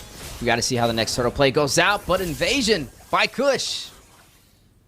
Yeah, and Kush went in, but it wasn't actually able to get that buff. It looks like Super Kush actually accidentally grabbed it there. I mean, I guess it's better than letting the enemy get the buff of yours, but not really going to be helping out Team Ego with that orange buff being on Kesh. Yeah, and right now, both teams getting ready inside of the turtle pit. Ashley going to wrap around, possibly be that barrier. Does have the glorious pathway to be able to drop down at a moment's notice. Sanguine Claws coming out. Ooh, Merciless goes in with a demonic force there. Song in a little bit of trouble. We do have a fist crack. Death in trouble. Might be taken out. Kush finds the kill there. Electrifying beats onto the back line. Song goes in. Super Kush finds a kill onto Merciless. Yato with an IMU avatar, the Guardian, and how in trouble. Back and forth under the tower. Super Kush just a little too close to Ashley to be doing too much damage. Sanguine Claws connect. Here comes Des looking for the side split. Is going to have to use that quad shadows to get out. And this is going to be another turtle secured by Vendetta. Team Ego having a really hard time finding a way into the turtle pit and creating that ground control. Vendetta doing great on their separation and forcing Team Ego to back off. Yeah, and that's kind of... Oh, Ashley actually in a little bit of trouble. Might be taking her second death of the game. Does Team Ego now tying it up at 3-3 apiece. Unfortunately, I want to say Ashley checking that bush just a little bit too far. Ooh, actually comes in on the Kush. Is he going to be able to find the kill? Shadow kill is out. And unfortunately for Dez, not able to find the damage. And on the Hayabusa, the Luigi Shadow kill has been nerfed a little bit. I wonder if prior to that, if that would have been able to hit the mark. But Super Kesh, 3 kills on the Sicilian. 2 of those is Ashley's fault on this positioning, and she has to be a little bit better on that footing as you're allowing the Sicilian to start to get online a lot earlier than normal. Well, I want to say her team is just a few steps behind when she goes into a bush, and it's just like a matter of a second that she goes into the bush, immediately gets CC'd and drowned out, and the team just has to be like a half a step better. Ooh, little damage on the Kush. Shadow kill goes on again, and it's still not going to be enough. Is he going to be able to get the kill? Just not yet. Kush dancing a very dangerous game here with Dez, but very secure in his way. Actually up at the top. Oh, he was looking for it, but Dez read it perfectly. Goes in. Another quad shadows on the Kush. Doesn't have the shadow kill just yet and backs off. Speaking of backing off, rushing in, the 4-man rotation on the bot side decides to disengage as the turtle is going to be spawning in here momentarily. Bats feeds coming out from Super Kesh, and it looks like Vendetta is going to decide to disperse over there on the bot side of the jungle. Turtle now in the game. Who will claim the ground control? Yeah, and Super Kesh should be getting to a point where his stacks are starting to get up there. You want to get to a point, I want to say now we're kind of looking at like a 9-minute mark for that point where Sicilian can just start spamming. Ooh, goes in. Demonic Force. Dez has to get out with the quad shadows. Down to 10% on the Lord. Coming back into death. Finds himself some damage to reset on the turtle. How finds a kill onto Kush. Shadow kill is out. Ashley in trouble. Using that revitalize, but it's not enough. Down she goes. Dez is able to get the turtle. Yato cleans it up as Dez finds a kill onto Melon. Merciless next on the list. Yato being chased down. Is Song going to be able to secure it? Super Kesh chasing, looking for this final kill, and secures it. 4-8. Team Ego on a roll. On a roll, able to turn that into their favor. Able to take the turtle as well. Yato opted in on taking the AOG as his choice for an ultimate. Dez in the 1v1 because these two have been battling it out. Dez both of these guys are trading ultimates, and it's doing just under a quarter, leaving under a quarter of health left for them. They're going to get to a point at mid-game where they're going to be able to catch each other, and their ultimates are going to be able to wipe out all their health. They're just not at that point yet. Look at Team Ego on the map, setting the precedence right now, starting to make room, starting to get those objectives. Yeah, able to take the tier 1 turret on the top side to open the map in their favor. 2 turtles, though, for the side of Vendetta when it comes to the neutral jungle objectives. Vendetta is still able to outshine, but the team fight's definitely starting to weigh over to the side of Team Ego. You're looking at about a 1,000 gold lead. Nothing too out of the ordinary so far. Glowing Wand picked up by the Sicilian is going to have that Life Bane. Is going to be able to have that additional burn as well upon contact with those skills. So you will have to watch out for him, not to mention Super Kesh already sitting 4-0-3, highest kills of the game so far. Oh, we do have a fish crack going out. Death looking for a little bit of an escape here as in comes Dez, finds a kill onto Merciless. Shallow kill is out, dropping the rest of Vendetta dangerously low. Super Cash is 4-0-4. Dez has 3 kills of his own. I mean, they're doing such a great job right now, especially with the 9 kills that they have, looking to secure this mid tower. Yes, the Lord spawns in. Kush willing to test the waters again with Dez. Yeah, and pushed Kush out just enough. Looks like they might actually be able to. Ooh, Death comes in, trying to go ahead with the cap. Kush comes in for the steal and gets away like a thief in the night. Oh my goodness, somebody put this man on trial because he is guilty. Able to take that Lord, that Grand Theft Lord at its finest. Kush able to get the job done. A little unfortunate for Team Ego, who's built such a great advantage in the early phase. Always be ready. It's one of those things you've learned in rank. Always be ready for the retribution. And you can see there Kush showing exactly why. Even with Death trying to push him away, keeping him back, he still dashes in, finds the retribution under Dez's noses, and finds the escape. And this could be the turnaround that Vendetta needed to put the momentum at their heels. Hey, that's the beat of the Flash right there at its finest. Blade of Despair picked up by Dez to have some heavy physical damage. Glorious Pathway on the way. Oh, no, and then now they're going to go ahead and put the damage on to that second tier 2 high tower.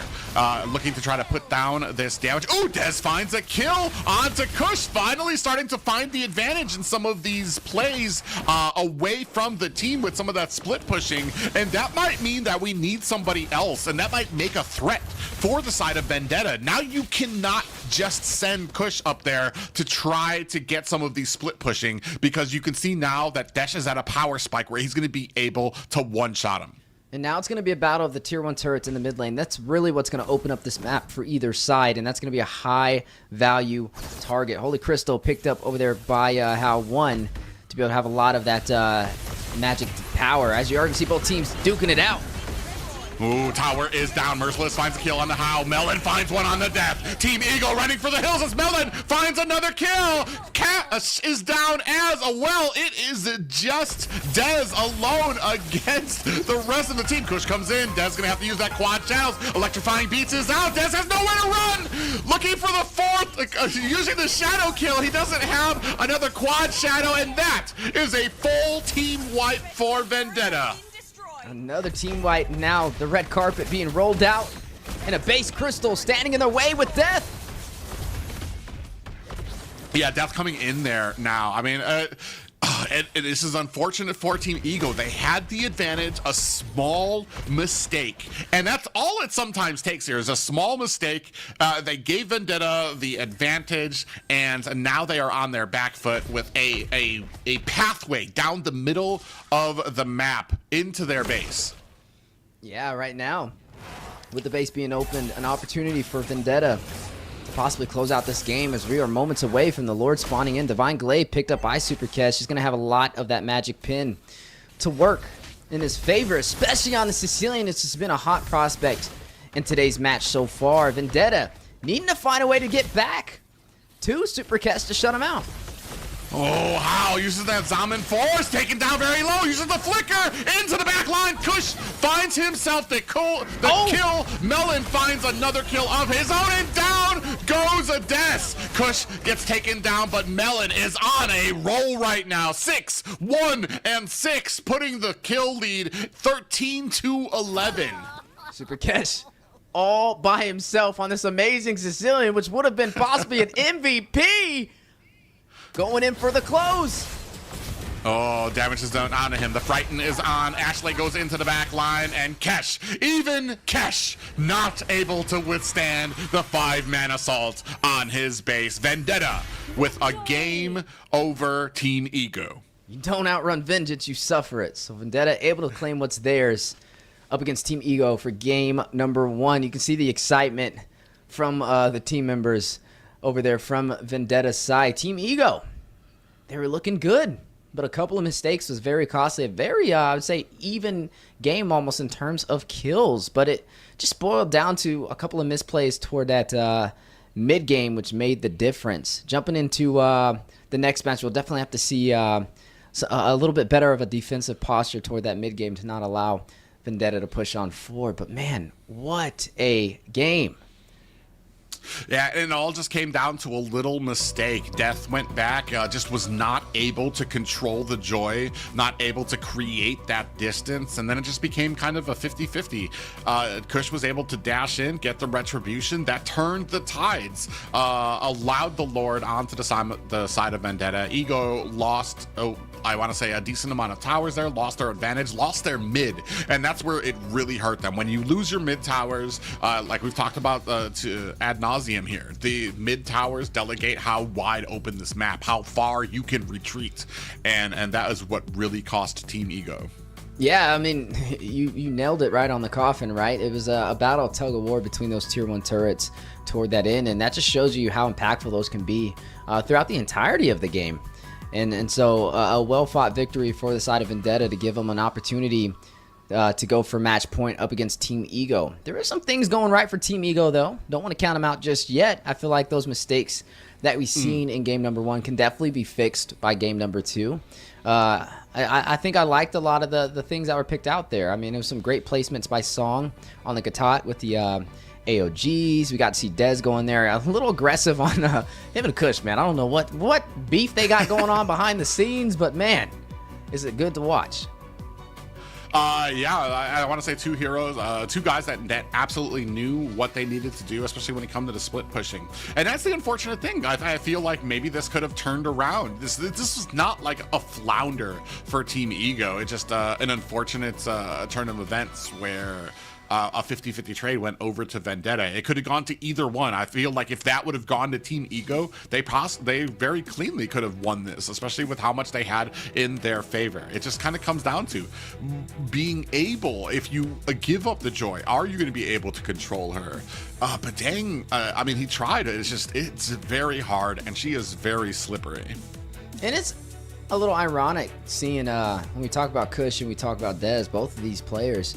Dez, he used to be a former sub for the Valley in prior NACT, and then we also see Kush, he was a former member of several teams in NACT, even BTK at a moment. So to be able to see these two fighting it out is definitely an honor, and I think game number 1 definitely had a lot of key moments that led toward victory for the side of Vendetta, but a lot went right on both sides. It was definitely a bloodbath every way.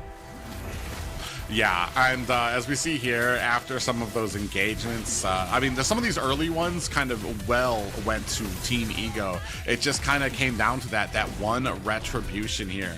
As we see Turtle Swanning here. I believe it was the Lord up at top. That was the first one here. Ashley got in trouble, got pulled a little too deep into enemy territory, taken down. And this was still, Team Ego was doing such a great job for a lot of these engagements. Dez coming in with that shadow kill as well. And this kind of turned the moment for them. You see Kush up at the top, able to get around Death on that Badang. And then it was all Vendetta from there on. Yeah, and this was the push in the mid lane. Able to get that shutdown, that triple kill, and then push on forward. And this is where you start to see Vendetta come alive, and the whole team just getting wiped out. Dez included right there at the last second. I love how the Turtle and the Lord, they're getting a lot of this highlight action. Yeah, and that final push there, Kesh, the North America's greatest mage, not able to stop the onslaught of Vendetta. We're going to see what, and this is it too. I feel like we can get a decent little bit of a a little bit of a change maybe to the composition, maybe don't let Joy through, and it could very easily go over to Team Ego, and I don't think it's going to be as clean of a game as we originally thought. Yeah, I mean, honestly, I feel like this is one of the closer series we've seen so far. It's not as one-sided or dominant as the previous matches. I feel like both of these teams are moving at a fast pace, but I've seen mistakes from both sides, right? You see a couple of missteps from Ashley, rushing in, trying to get those plays with the high-lows, with the team being a little too far back to be able to properly engage when she goes in for those sets. But on the opposite side, you see this overall just objectives being lost from the side of Team Ego, and a lot of them falling like dominoes when that pressure starts to build up. And so hopefully for game number 2, like I said, this is our final series of the day, Private. I need one, all right? We need one series to go the distance. Yeah, we take another look at the roster here, and we've talked about it, like all names that North America should know, especially from NACT. Merciless, Kush, Yato, T will be T and Melon, and looks like we're going to be changing up the roster just a bit for Vendetta. Yeah, it looks like Ashley will be subbed out. T will be stepping in for this one. I guess both of them are trying to get put on that highlight package for the MLBB NA channel. But, I mean, Vendetta, they got a victory right there. They're up 1. It's match point. A chance for them to possibly close this out and claim that final seat into the top 4. Yeah, and I as much as I was saying, like, kind of even, T has, I want to say, a decent amount, a little bit more experience than Ashley when it comes to some of those live stage experience, things like that. Hopefully, I want to say Team Ego is prepared for this change out and understands what they need to be doing. It could be completely different games here coming out from Vendetta, especially that we're going to have that change out with the roam. Roams, especially when you have some great roams, make such a difference in the game when it comes to some of the ways to secure the objective, get that information to your team, get that great vision as we start here into our second, possibly last series, or possibly last game of the series. You know, this NACT, like we mentioned, it has such a high talent pool, and even subs, they're pulling in big guns, right? They're not just pulling in anybody, and that's the amazing thing to be able to see. I mean, what, T's coming in? Like, we've seen T. T's been on the BTK, you know? So it's like, this is massive to be able to see these members as sitting as a sub on the backup, just in case. So we'll have to see just what impact that has. I mean, is it a wise decision to switch when you're already 1 game up? We'll have to see. You know, it just really depends. I'm sure they have a game plan, and I can't wait to see how that plays out. But nonetheless, I want to say between these two teams, this has to be the more closer, or probably the most closest series we've seen so far today. Yeah, and it looks like Vendetta kind of sticking with that Kimmy priority ban out there as well. Glue comes off the board, and I'm wondering if this last one's going to be aimed at Kesh again, where they take out the Lu Yi, or maybe let it slip through. It's something that Team Ego needs to be considering about too. Do you want to let the Joy out again when you saw what it did and you had a plan against it? You just weren't able, and I want to say she wasn't doing the greatest job of like trying to get some of the kills before the advantage kind of went to Vendetta, but they weren't able to control the Joy during a lot of these objective fights, and that's something that needs to be on your mind when it comes to this next draft. It's funny because Kush, he's the kind of player that'll literally like press his limits. Like, he likes just doing some crazy off the wall plays. I used to like play against him in ranked and like on casual plays, and this dude, he's so competitive, man. You gotta love to see it. And I mean, there's a lot of talk about him being a top possible jungler that people are sleeping on, and this is his chance to prove to the world that he got what it takes. We see Nasty Wayne stepping into the scene. You know, we're seeing Kush starting to really have a heavy impact in that jungle position as well. There was a time where he was just a sub, but now taking main roster junglers and performing really well is a sight to see. And that's been something. And I want to say Kush is another one of those. All of these people on Vendetta have long histories in North America. Kush being one of the longest ones as well. And I want to say for a while in North America, he was kind of cursed with the bench warmer spot on a lot of teams. Like, he was good enough to play on the teams, just not on the starting roster. And it's great to see him finally starting, finally able to spread his wings and not really be overshadowed here. And it did such a great job in the last game, especially the type of mechanics it needs to be to play a Joy, get those dashes in, steal the Lord, get out of the way. It absolutely, I want to say, turned around that game for Vendetta in the last one. Here, I want to say a lot of mobility on the side of Team Ego. Did they make another mistake here by getting that Matilda and Harith here early? We'll see if Vendetta maybe goes with that Esmeralda pickup we've been seeing. Oh, yeah. I mean, we know a lot of other teams would definitely slot that Esmeralda here. A lot of magic would be on their side, but I would say the Esmeralda could be good, especially still up those shields. They are going to pick up this Assassin. This is the second Hayabusa pickup from Team Ego. Seems like Dez is trying to lock in on that Haya as soon as possible. The Franco! Maybe this is an answer to the Quad Shadow? He's trying to stop him before using that Ouija Shadow kill for the retry plays? It ensures that whoever... You've got a lot of heroes here that can dive through your team and then try to get away. I want to say this ensures that whoever dives into your team is not going anywhere. They're going to get locked down and placed down, and for the rest of the team to be able to put some damage onto. It's going to be very interesting because there's a lot of targets for that. You catch one, then you still have to deal with the rest of the team too. And if it's somebody like a Harith, if it's the Hayabusa, Matilda can still come in with the Circling Eagle and interrupt your ultimate from Franco. So yeah, it is something interesting to watch, and I can't wait to see how this Franco comes out. This is the debut Franco. On top of that, to be able to see in the spring season. So at least maybe not in the qualifiers, but inside of the actual playoffs. As we are seeing some of the bans on the board, the Beatrix being taken off the table. We do know the Harith is in the mix. We've seen a couple of options like the Claude being picked up. We've seen the carry be slotted. I don't think the carry would be the wisest decision here, considering you do have a Hayabusa. Maybe something like a Claude could be a viable option, just because you want to have a little bit more mobility to be able to escape into the back line. Yeah, we'll have to see how that plays out. Yeah, one thing we're going to need to watch out for is that early game. I want to say Matilda's going to need to make sure that they're kind of checking those bushes, making sure that Dez isn't really getting engaged on. You got Franco who can try to hook your buff. There's the potential of them picking up something in the XP lane. A Hilda possibly that can kind of come in there, start harassing Dez.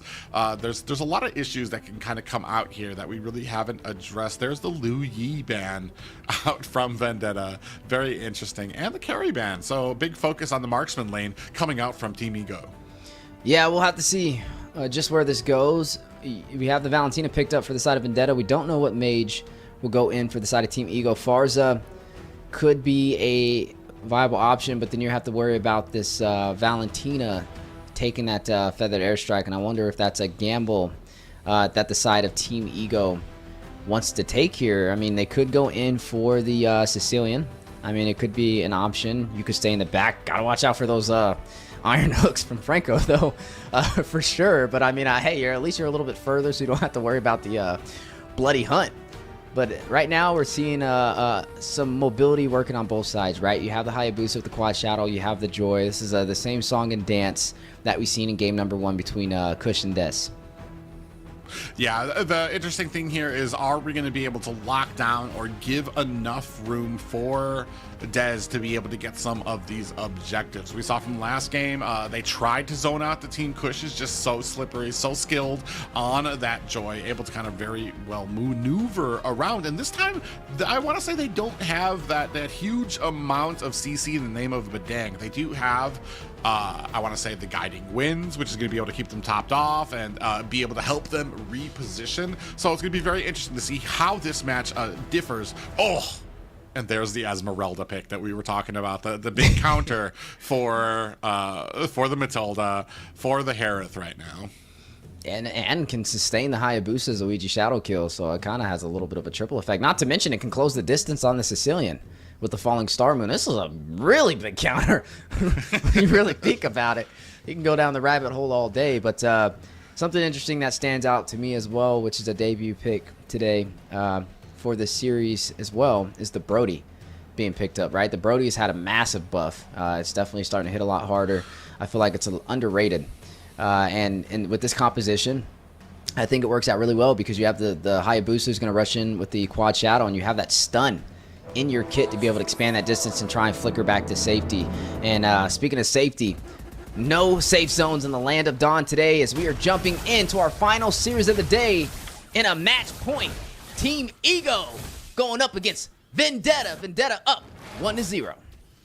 Yeah, last series of the night, possibly last match of the night as well. It's all dependent on how Team Ego can deal with Team Vendetta right now. Very interesting picks coming from Vendetta, a little outside the box. We don't see Franco too often. Oh, Dez already getting a little bit interrupted here. Merciless in their jungle, trying to chase him down. Death looking to secure his escape. Yeah, I'm keeping a close eye on T. I mean, he did just sub in for Ashley. We got to see how much of an impact he has stepping into that roam position and Ashley subbing out, and wondering if that's the right decision here. This could be something for Team Ego to lean in on. Ooh, yeah, you see Song doing a good job with the protection of Dez there, but man, Vendetta's already a big focus on enemy territory, trying to get into their jungle, trying to refuse them minions here.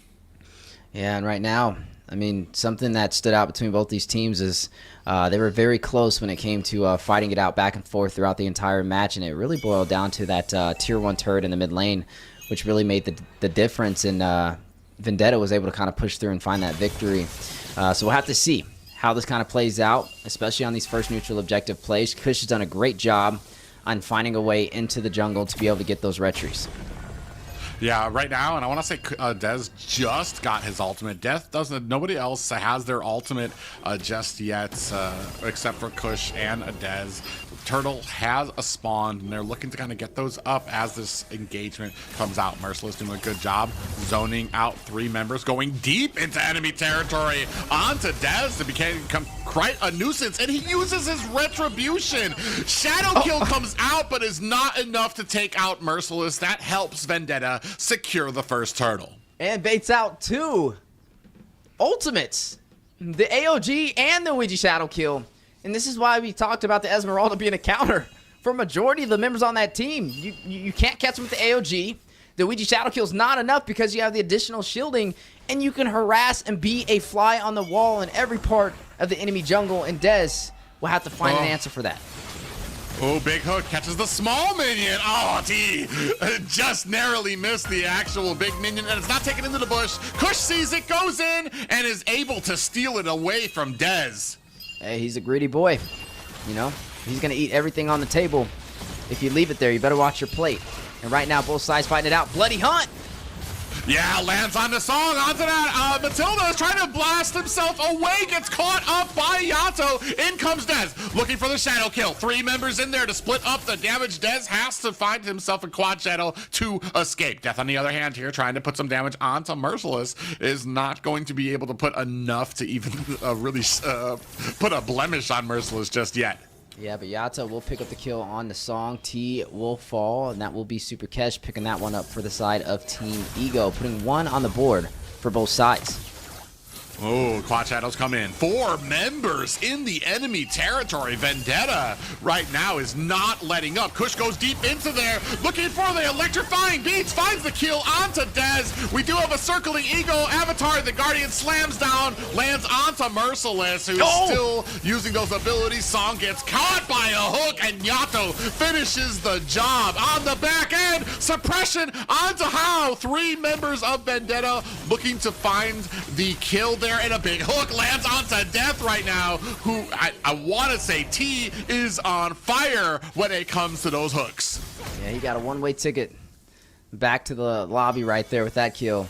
And I'll tell you what, nothing's more satisfying than seeing a Franco who can actually land those iron hooks. He's definitely on point so far for the side of Vendetta. T subbing out for Ashley and having a good impact so far.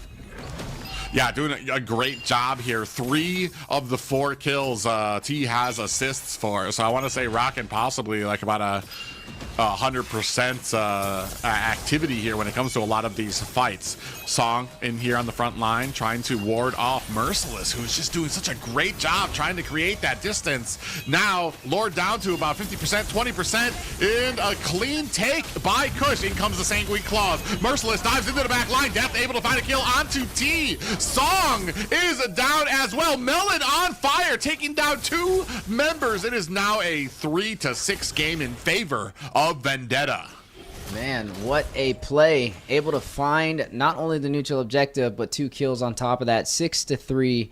Vendetta leading the pace for the early phase. Melon taking some hits, hit with the retry.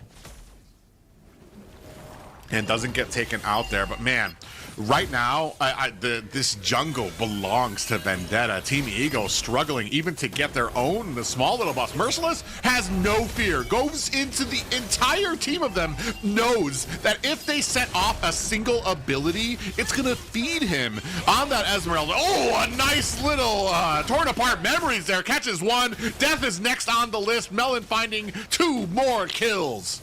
Yeah, able to find even more of an advantage over Team Ego. They're climbing up that ladder, and it doesn't look like they plan on getting off anytime soon, as you are looking at them now leading the way by 4,000 gold at the 6-minute mark. Blade of Despair picked up over there by the Brody, which means he's going to have some additional damage when he decides to initiate initially when it comes to these engagements, and you have to watch out for that. Hunter Strike, though, picked up from Dez, so he will have some additional damage himself to need to look out for. But right now, Melon, he's on fire. He's 4-0-0. Highest kills in the game. Yeah, doing a great job carrying the team, and I want to say the rest of the team, the pressure that they put on to Dez ensures that he's so far behind that he's not even able to match up Kush into this split laning push like he was in the first game, where he was kind of, him and Kush were kind of on even territory, had the same amount of gold, both trying to ult each other, neither of them able to find the advantage. But here, right now, Dez has such a gold deficit compared to Kush that he's not even able to match the split push, and they're stuck responding to Vendetta instead of trying to match their pace. They are going to be able to fight in the top tower, but they're going to lose a tier 2 at bottom. Yeah, we'll lose that tier 2. Melon able to claim turret. How will respond back, finding one of his own on the top side, but stripped down to their inhibitor for the bot play. Kush need to get away. Shadow kill comes out. Kush dives into his teammates so that the damage spreads to everybody, negating some of it from himself. Melon in a little bit of trouble, trying to put some damage onto this tower. Death comes in. Is it going to be enough? You can see on the backside, Merciless looking to get an escape, but gets taken down by Des. They are able to finally put Merciless down, but there's no more ultimates left on the side of Team Ego. You're seeing a lot of pressure from Vendetta, inching their way up the map, continuously pushing through these turrets, only losing 1 on the top side, but claiming 4 of Team Ego's. And this is where they start to struggle, right? It's the overall map awareness and maintaining their lanes is where they start to fall short. But they have Super Kesh. He is on the Sicilian. Not the hottest game, not like game number 1 for sure. But it is promising if they can delay this to close to that, I would say about 12-minute mark, 12 to 13-minute mark. That's when he can really start to have a heavy impact. Yeah, the problem here is they're waiting too long at some of these engagements. They're not going to be able to find an engagement that's going to favor them. Melon coming in, finds a kill as Merciless finds one of his own. Kills all around for Vendetta. 3 down on the side of Team Ego. They just lingered too long at bottom lane without minions, and that's the unfortunate thing. Like, especially when you're this far behind, you don't want engagements, you don't want team fights, you want to try to push the lane and leave. And unfortunately for Team Ego, they lingered a little bit too long. Dez might be in a little bit of trouble here. Gets caught, and Shadow kill is out. Is he going to be able to get away? Yato's right there to find the kill. Man, folding him like a napkin at a dinner table. What a play over there from Vendetta. Melon able to take the tier 2 turret and the Iron Hook. Oh man, T has been surgical when it comes to these iron hooks, landing the damage there. We talked about it. Melon finds a kill. On to Kesh. Death might be next on the list. Has his revitalize. How comes in, trying to put some damage, gets caught by Merciless. And this is what we were talking about. That Esmeralda counter is doing work to Team Ego. Yeah, right now in a very rough situation, right? I mean, you got a Lord on the bot side marching towards your base and a massive lead. It's over 10K. It's an 11K gold lead, 16-4. We are just now passing that 10-minute mark. Everybody getting a piece of this cake for the side of Vendetta. 7-0-3 for Melon. Well ahead of How 1 with this Harith, about 3,000 gold ahead. Yeah, and I feel like instead of those two marksman bans, Esmeralda probably should have been one of them for that second part of the draft. But I mean, hindsight is 2020. We're sitting at the casting table, so it probably wasn't as easy of a decision. But I mean, who knew that Merciless would be having such a great game? 3-1-7 right now, helping Melon to get some of those opportunities. He needs to be at 7-0-3. Now pushing their way in. Two high ground towers are down. Minions forcing their way down at bottom. Death doing the best he can to try to tank out this front roll, but I feel like we're just one hook away from watching this thing flip on us. More damage up at the top. All high grounds are down right now. The core is exposed. Minions coming. Hook lands. Big suppression. Kush gets caught. Yato puts him down. AOG is out to get Yato out of harm's way. Death tries to go in. Merciless finds a kill onto Song. Death is down. It's just How and Dez. Is it going to be enough? Can they clear this out? They're looking for the opportunity. Get another kill. Dez is not long for this world, and this is going to be a clean sweep for Vendetta. They waited, they planned, and they executed. Vendetta able to move on forward in the final series, claiming a spot in the top 4, shutting down Team Ego. Yeah, a great game there for Vendetta. The counters were out there. A great job when it came Merciless with the great pick of the Esmeralda. We talked about it as soon as we saw the Harith, as soon as we saw the Matilda. I would love to say it came from my own knowledge of the game, but we saw this in an earlier series here where Matilda and Harith were picked up very quickly, and unfortunately, it was countered out very quickly by the Esmeralda. And the thing here, the crux of it, is Vendetta was allowed to get this pick because it wasn't banned out in the second phase. And here, I mean, they did such a great job. And not just the Esmeralda. Kush did a great job. Melon, you can see there, 9-0-6. And then T, dusting his pants off, getting off of that bench, coming in and landing so many hooks. You see there, 20 assists on Franco for a 21 game. Man, I think T got subbed in because he wanted to go fishing. That's definitely what we were seeing today, especially at that last play with the flicker in and the iron hook and the bloody hunt combination.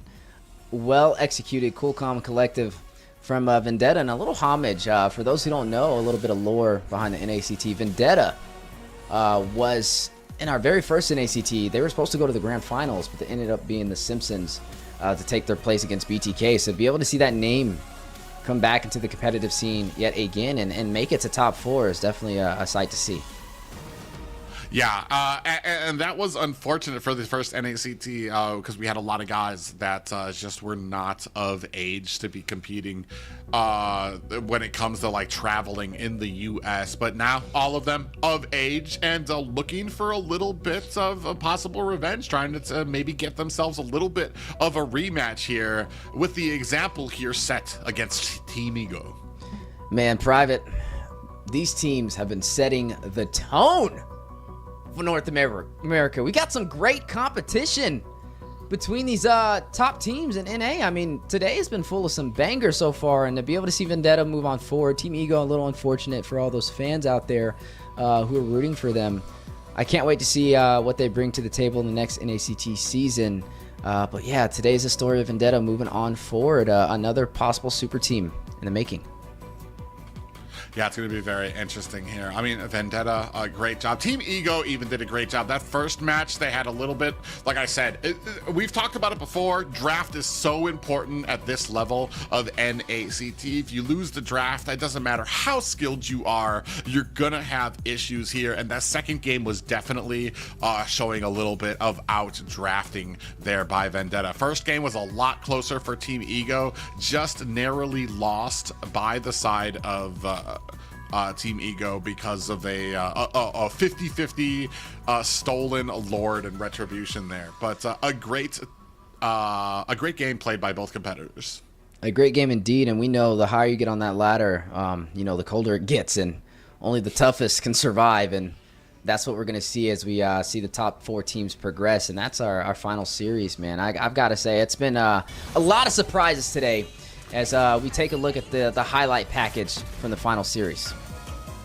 Yeah, and this is just speaking mounds about it. From the get-go, Vendetta was all over enemy territory. There was nothing that they could do to protect it. The Matilda, the Harith, as soon as the Esmeralda crossed into there, if any of them used any of their abilities, all it would do was feed Esmeralda. Not just that, but you had the consistent threat of T landing a hook on you, bringing you back, getting that suppression, and shutting you down. This was just, a clinical game for the side of Vendetta. Yeah, definitely surgical precision. I would say some heart surgery right there, as I know their hearts are pumping, able to claim that victory. And what a game, right? I mean, you get to see Dez. I'm proud to see him make it this far. I look forward to seeing where they go in the NACT. I know this is not the end for him. I mean, like we said, he started as a sub. Definitely streaming out there on YouTube, and his team has been progressing, and they've made their mark as a top 8 team in NA, and that's an achievement all by itself. For Vendetta, like we said, a lot of homage, an old name, rising from the ashes and spreading its wings, a brand new phoenix for the NACT spring season, and the final seat of top 4 has been claimed. Yeah, and that's the one thing I really want to harp on too. The win or lose here, the key thing here in North America, if you want to set yourself apart from almost any of the teams here, is consistency.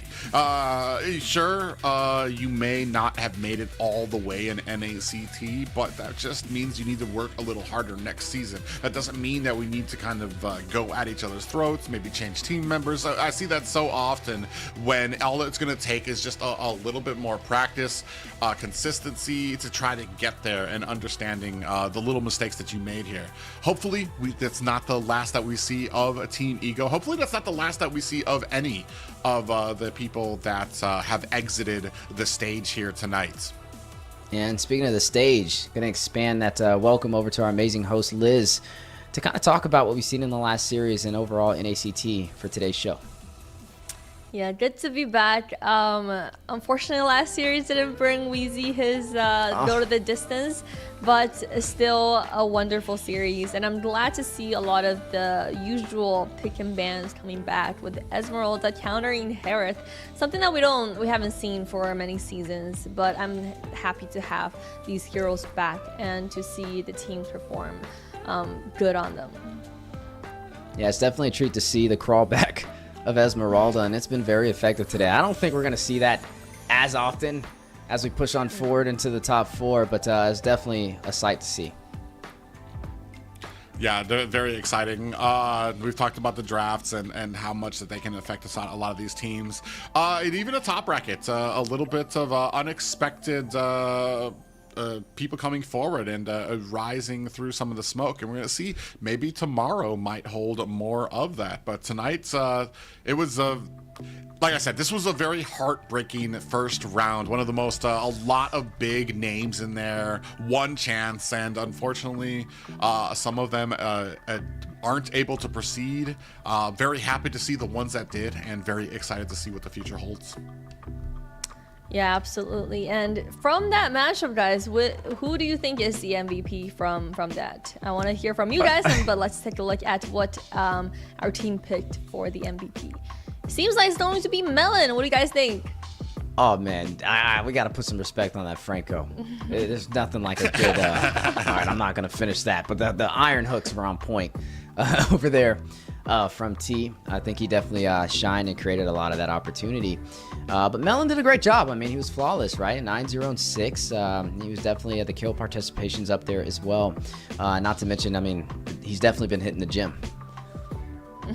Yeah, I mean, I definitely, because Melon just had such great games there, enabled by his team there. Like I said, we would have gone probably looked a little bit at the Franco if it weren't for him only having one game. But Melon there, both games, and very consistent in both of his games there. Just took a little bit of time.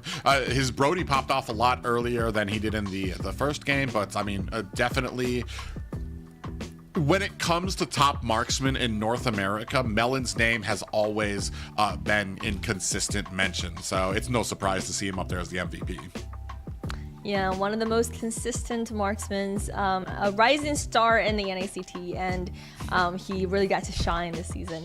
Now, an interview is ready for the team, and we have Yato joining us. What's up, Yato? Congratulations. Can you hear me? Yeah, I can hear you. Okay. Thank you. It was an amazing performance from your team. Now, we did hear from BTK earlier that they are hyping up the mage for Team Eagle. So who do you think is a better mage? Super Cash or Hoon or you? Between Cash and Hoon, definitely Hoon. But as for the other three, I guess we'll tell tomorrow. Between Hoon and you, we'll tell tomorrow. I like it. Now we saw T jump in from the second game, and you get to kind of pair up against your old teammate T. Who do you think is a better roam, Ashley or T? Of course T, because we've been playing with him for so long. Or I've been playing with him for so long. And are you impressed by his hook? Yes, of course. That's probably his best hero. Yeah, his godly hooks, and we're excited to see if he pulls that out tomorrow. Now, you are facing up against BTK tomorrow. Is there anything you want to say to your opponents tomorrow? Good luck to both of us, I guess. I don't really know what else to say. But I want to thank Ashley though, because she came through, because game 1 T wasn't able to make it. So I think MWI is around the corner, right? I think her team Rainfall is also playing in it. So go support them, guys. Yeah, for sure, guys. That is going to be happening next week, so make sure you guys support all the teams next week. Now, last question for Yato before we let you go. What do you think is the weak link for BTK that might give your team an advantage tomorrow? I'm not sure. Maybe. Yeah. I'm not sure. I guess we'll tell tomorrow. I don't have an answer for that. Oh, maybe. Maybe it's the better mage. So I guess we will find out tomorrow. Best of luck for you guys tomorrow. You guys are gonna do great, and we're so excited to see you perform. All right, thank you, Liz. All right, and that is it, guys, for today's tournament. All 2-0s. A lot of surprises coming in. I'm happy to say that our caster prediction finally made it up 50%. Right now it's at 50% for everybody, and I guess we will have to be more careful tomorrow. Looking at the map, we have 0 versus 2 for Team Overskilled versus Team Villain Era. The villains come on top. And then we saw Millinario versus Area 77. The veterans came on top again. BTK versus Team Valley, BTK 2-0. And Vendetta versus Team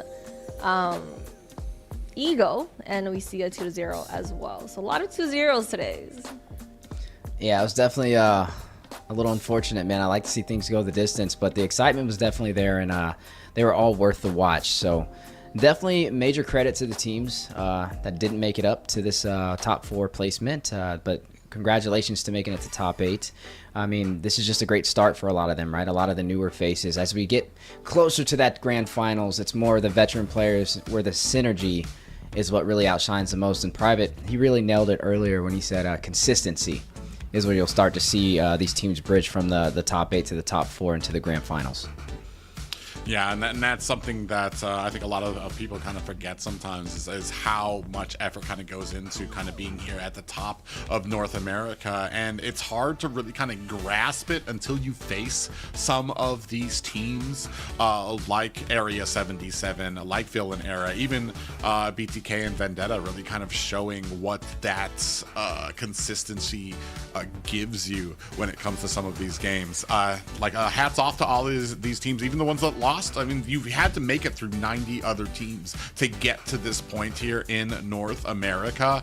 It just kind of, we're at the top 4 right now. This is where the boys turn to men, and North America kind of starts kind of filtering out some of those who aren't quite ready just yet. They're not men yet. Yeah. 96 teams down to 8, and today down to 4. Boys turn into men, and we'll see men turn into legends. So that's going to be what's up for the upcoming matches. Tomorrow we will see 4 go down to 2. So the series are going to be hyped.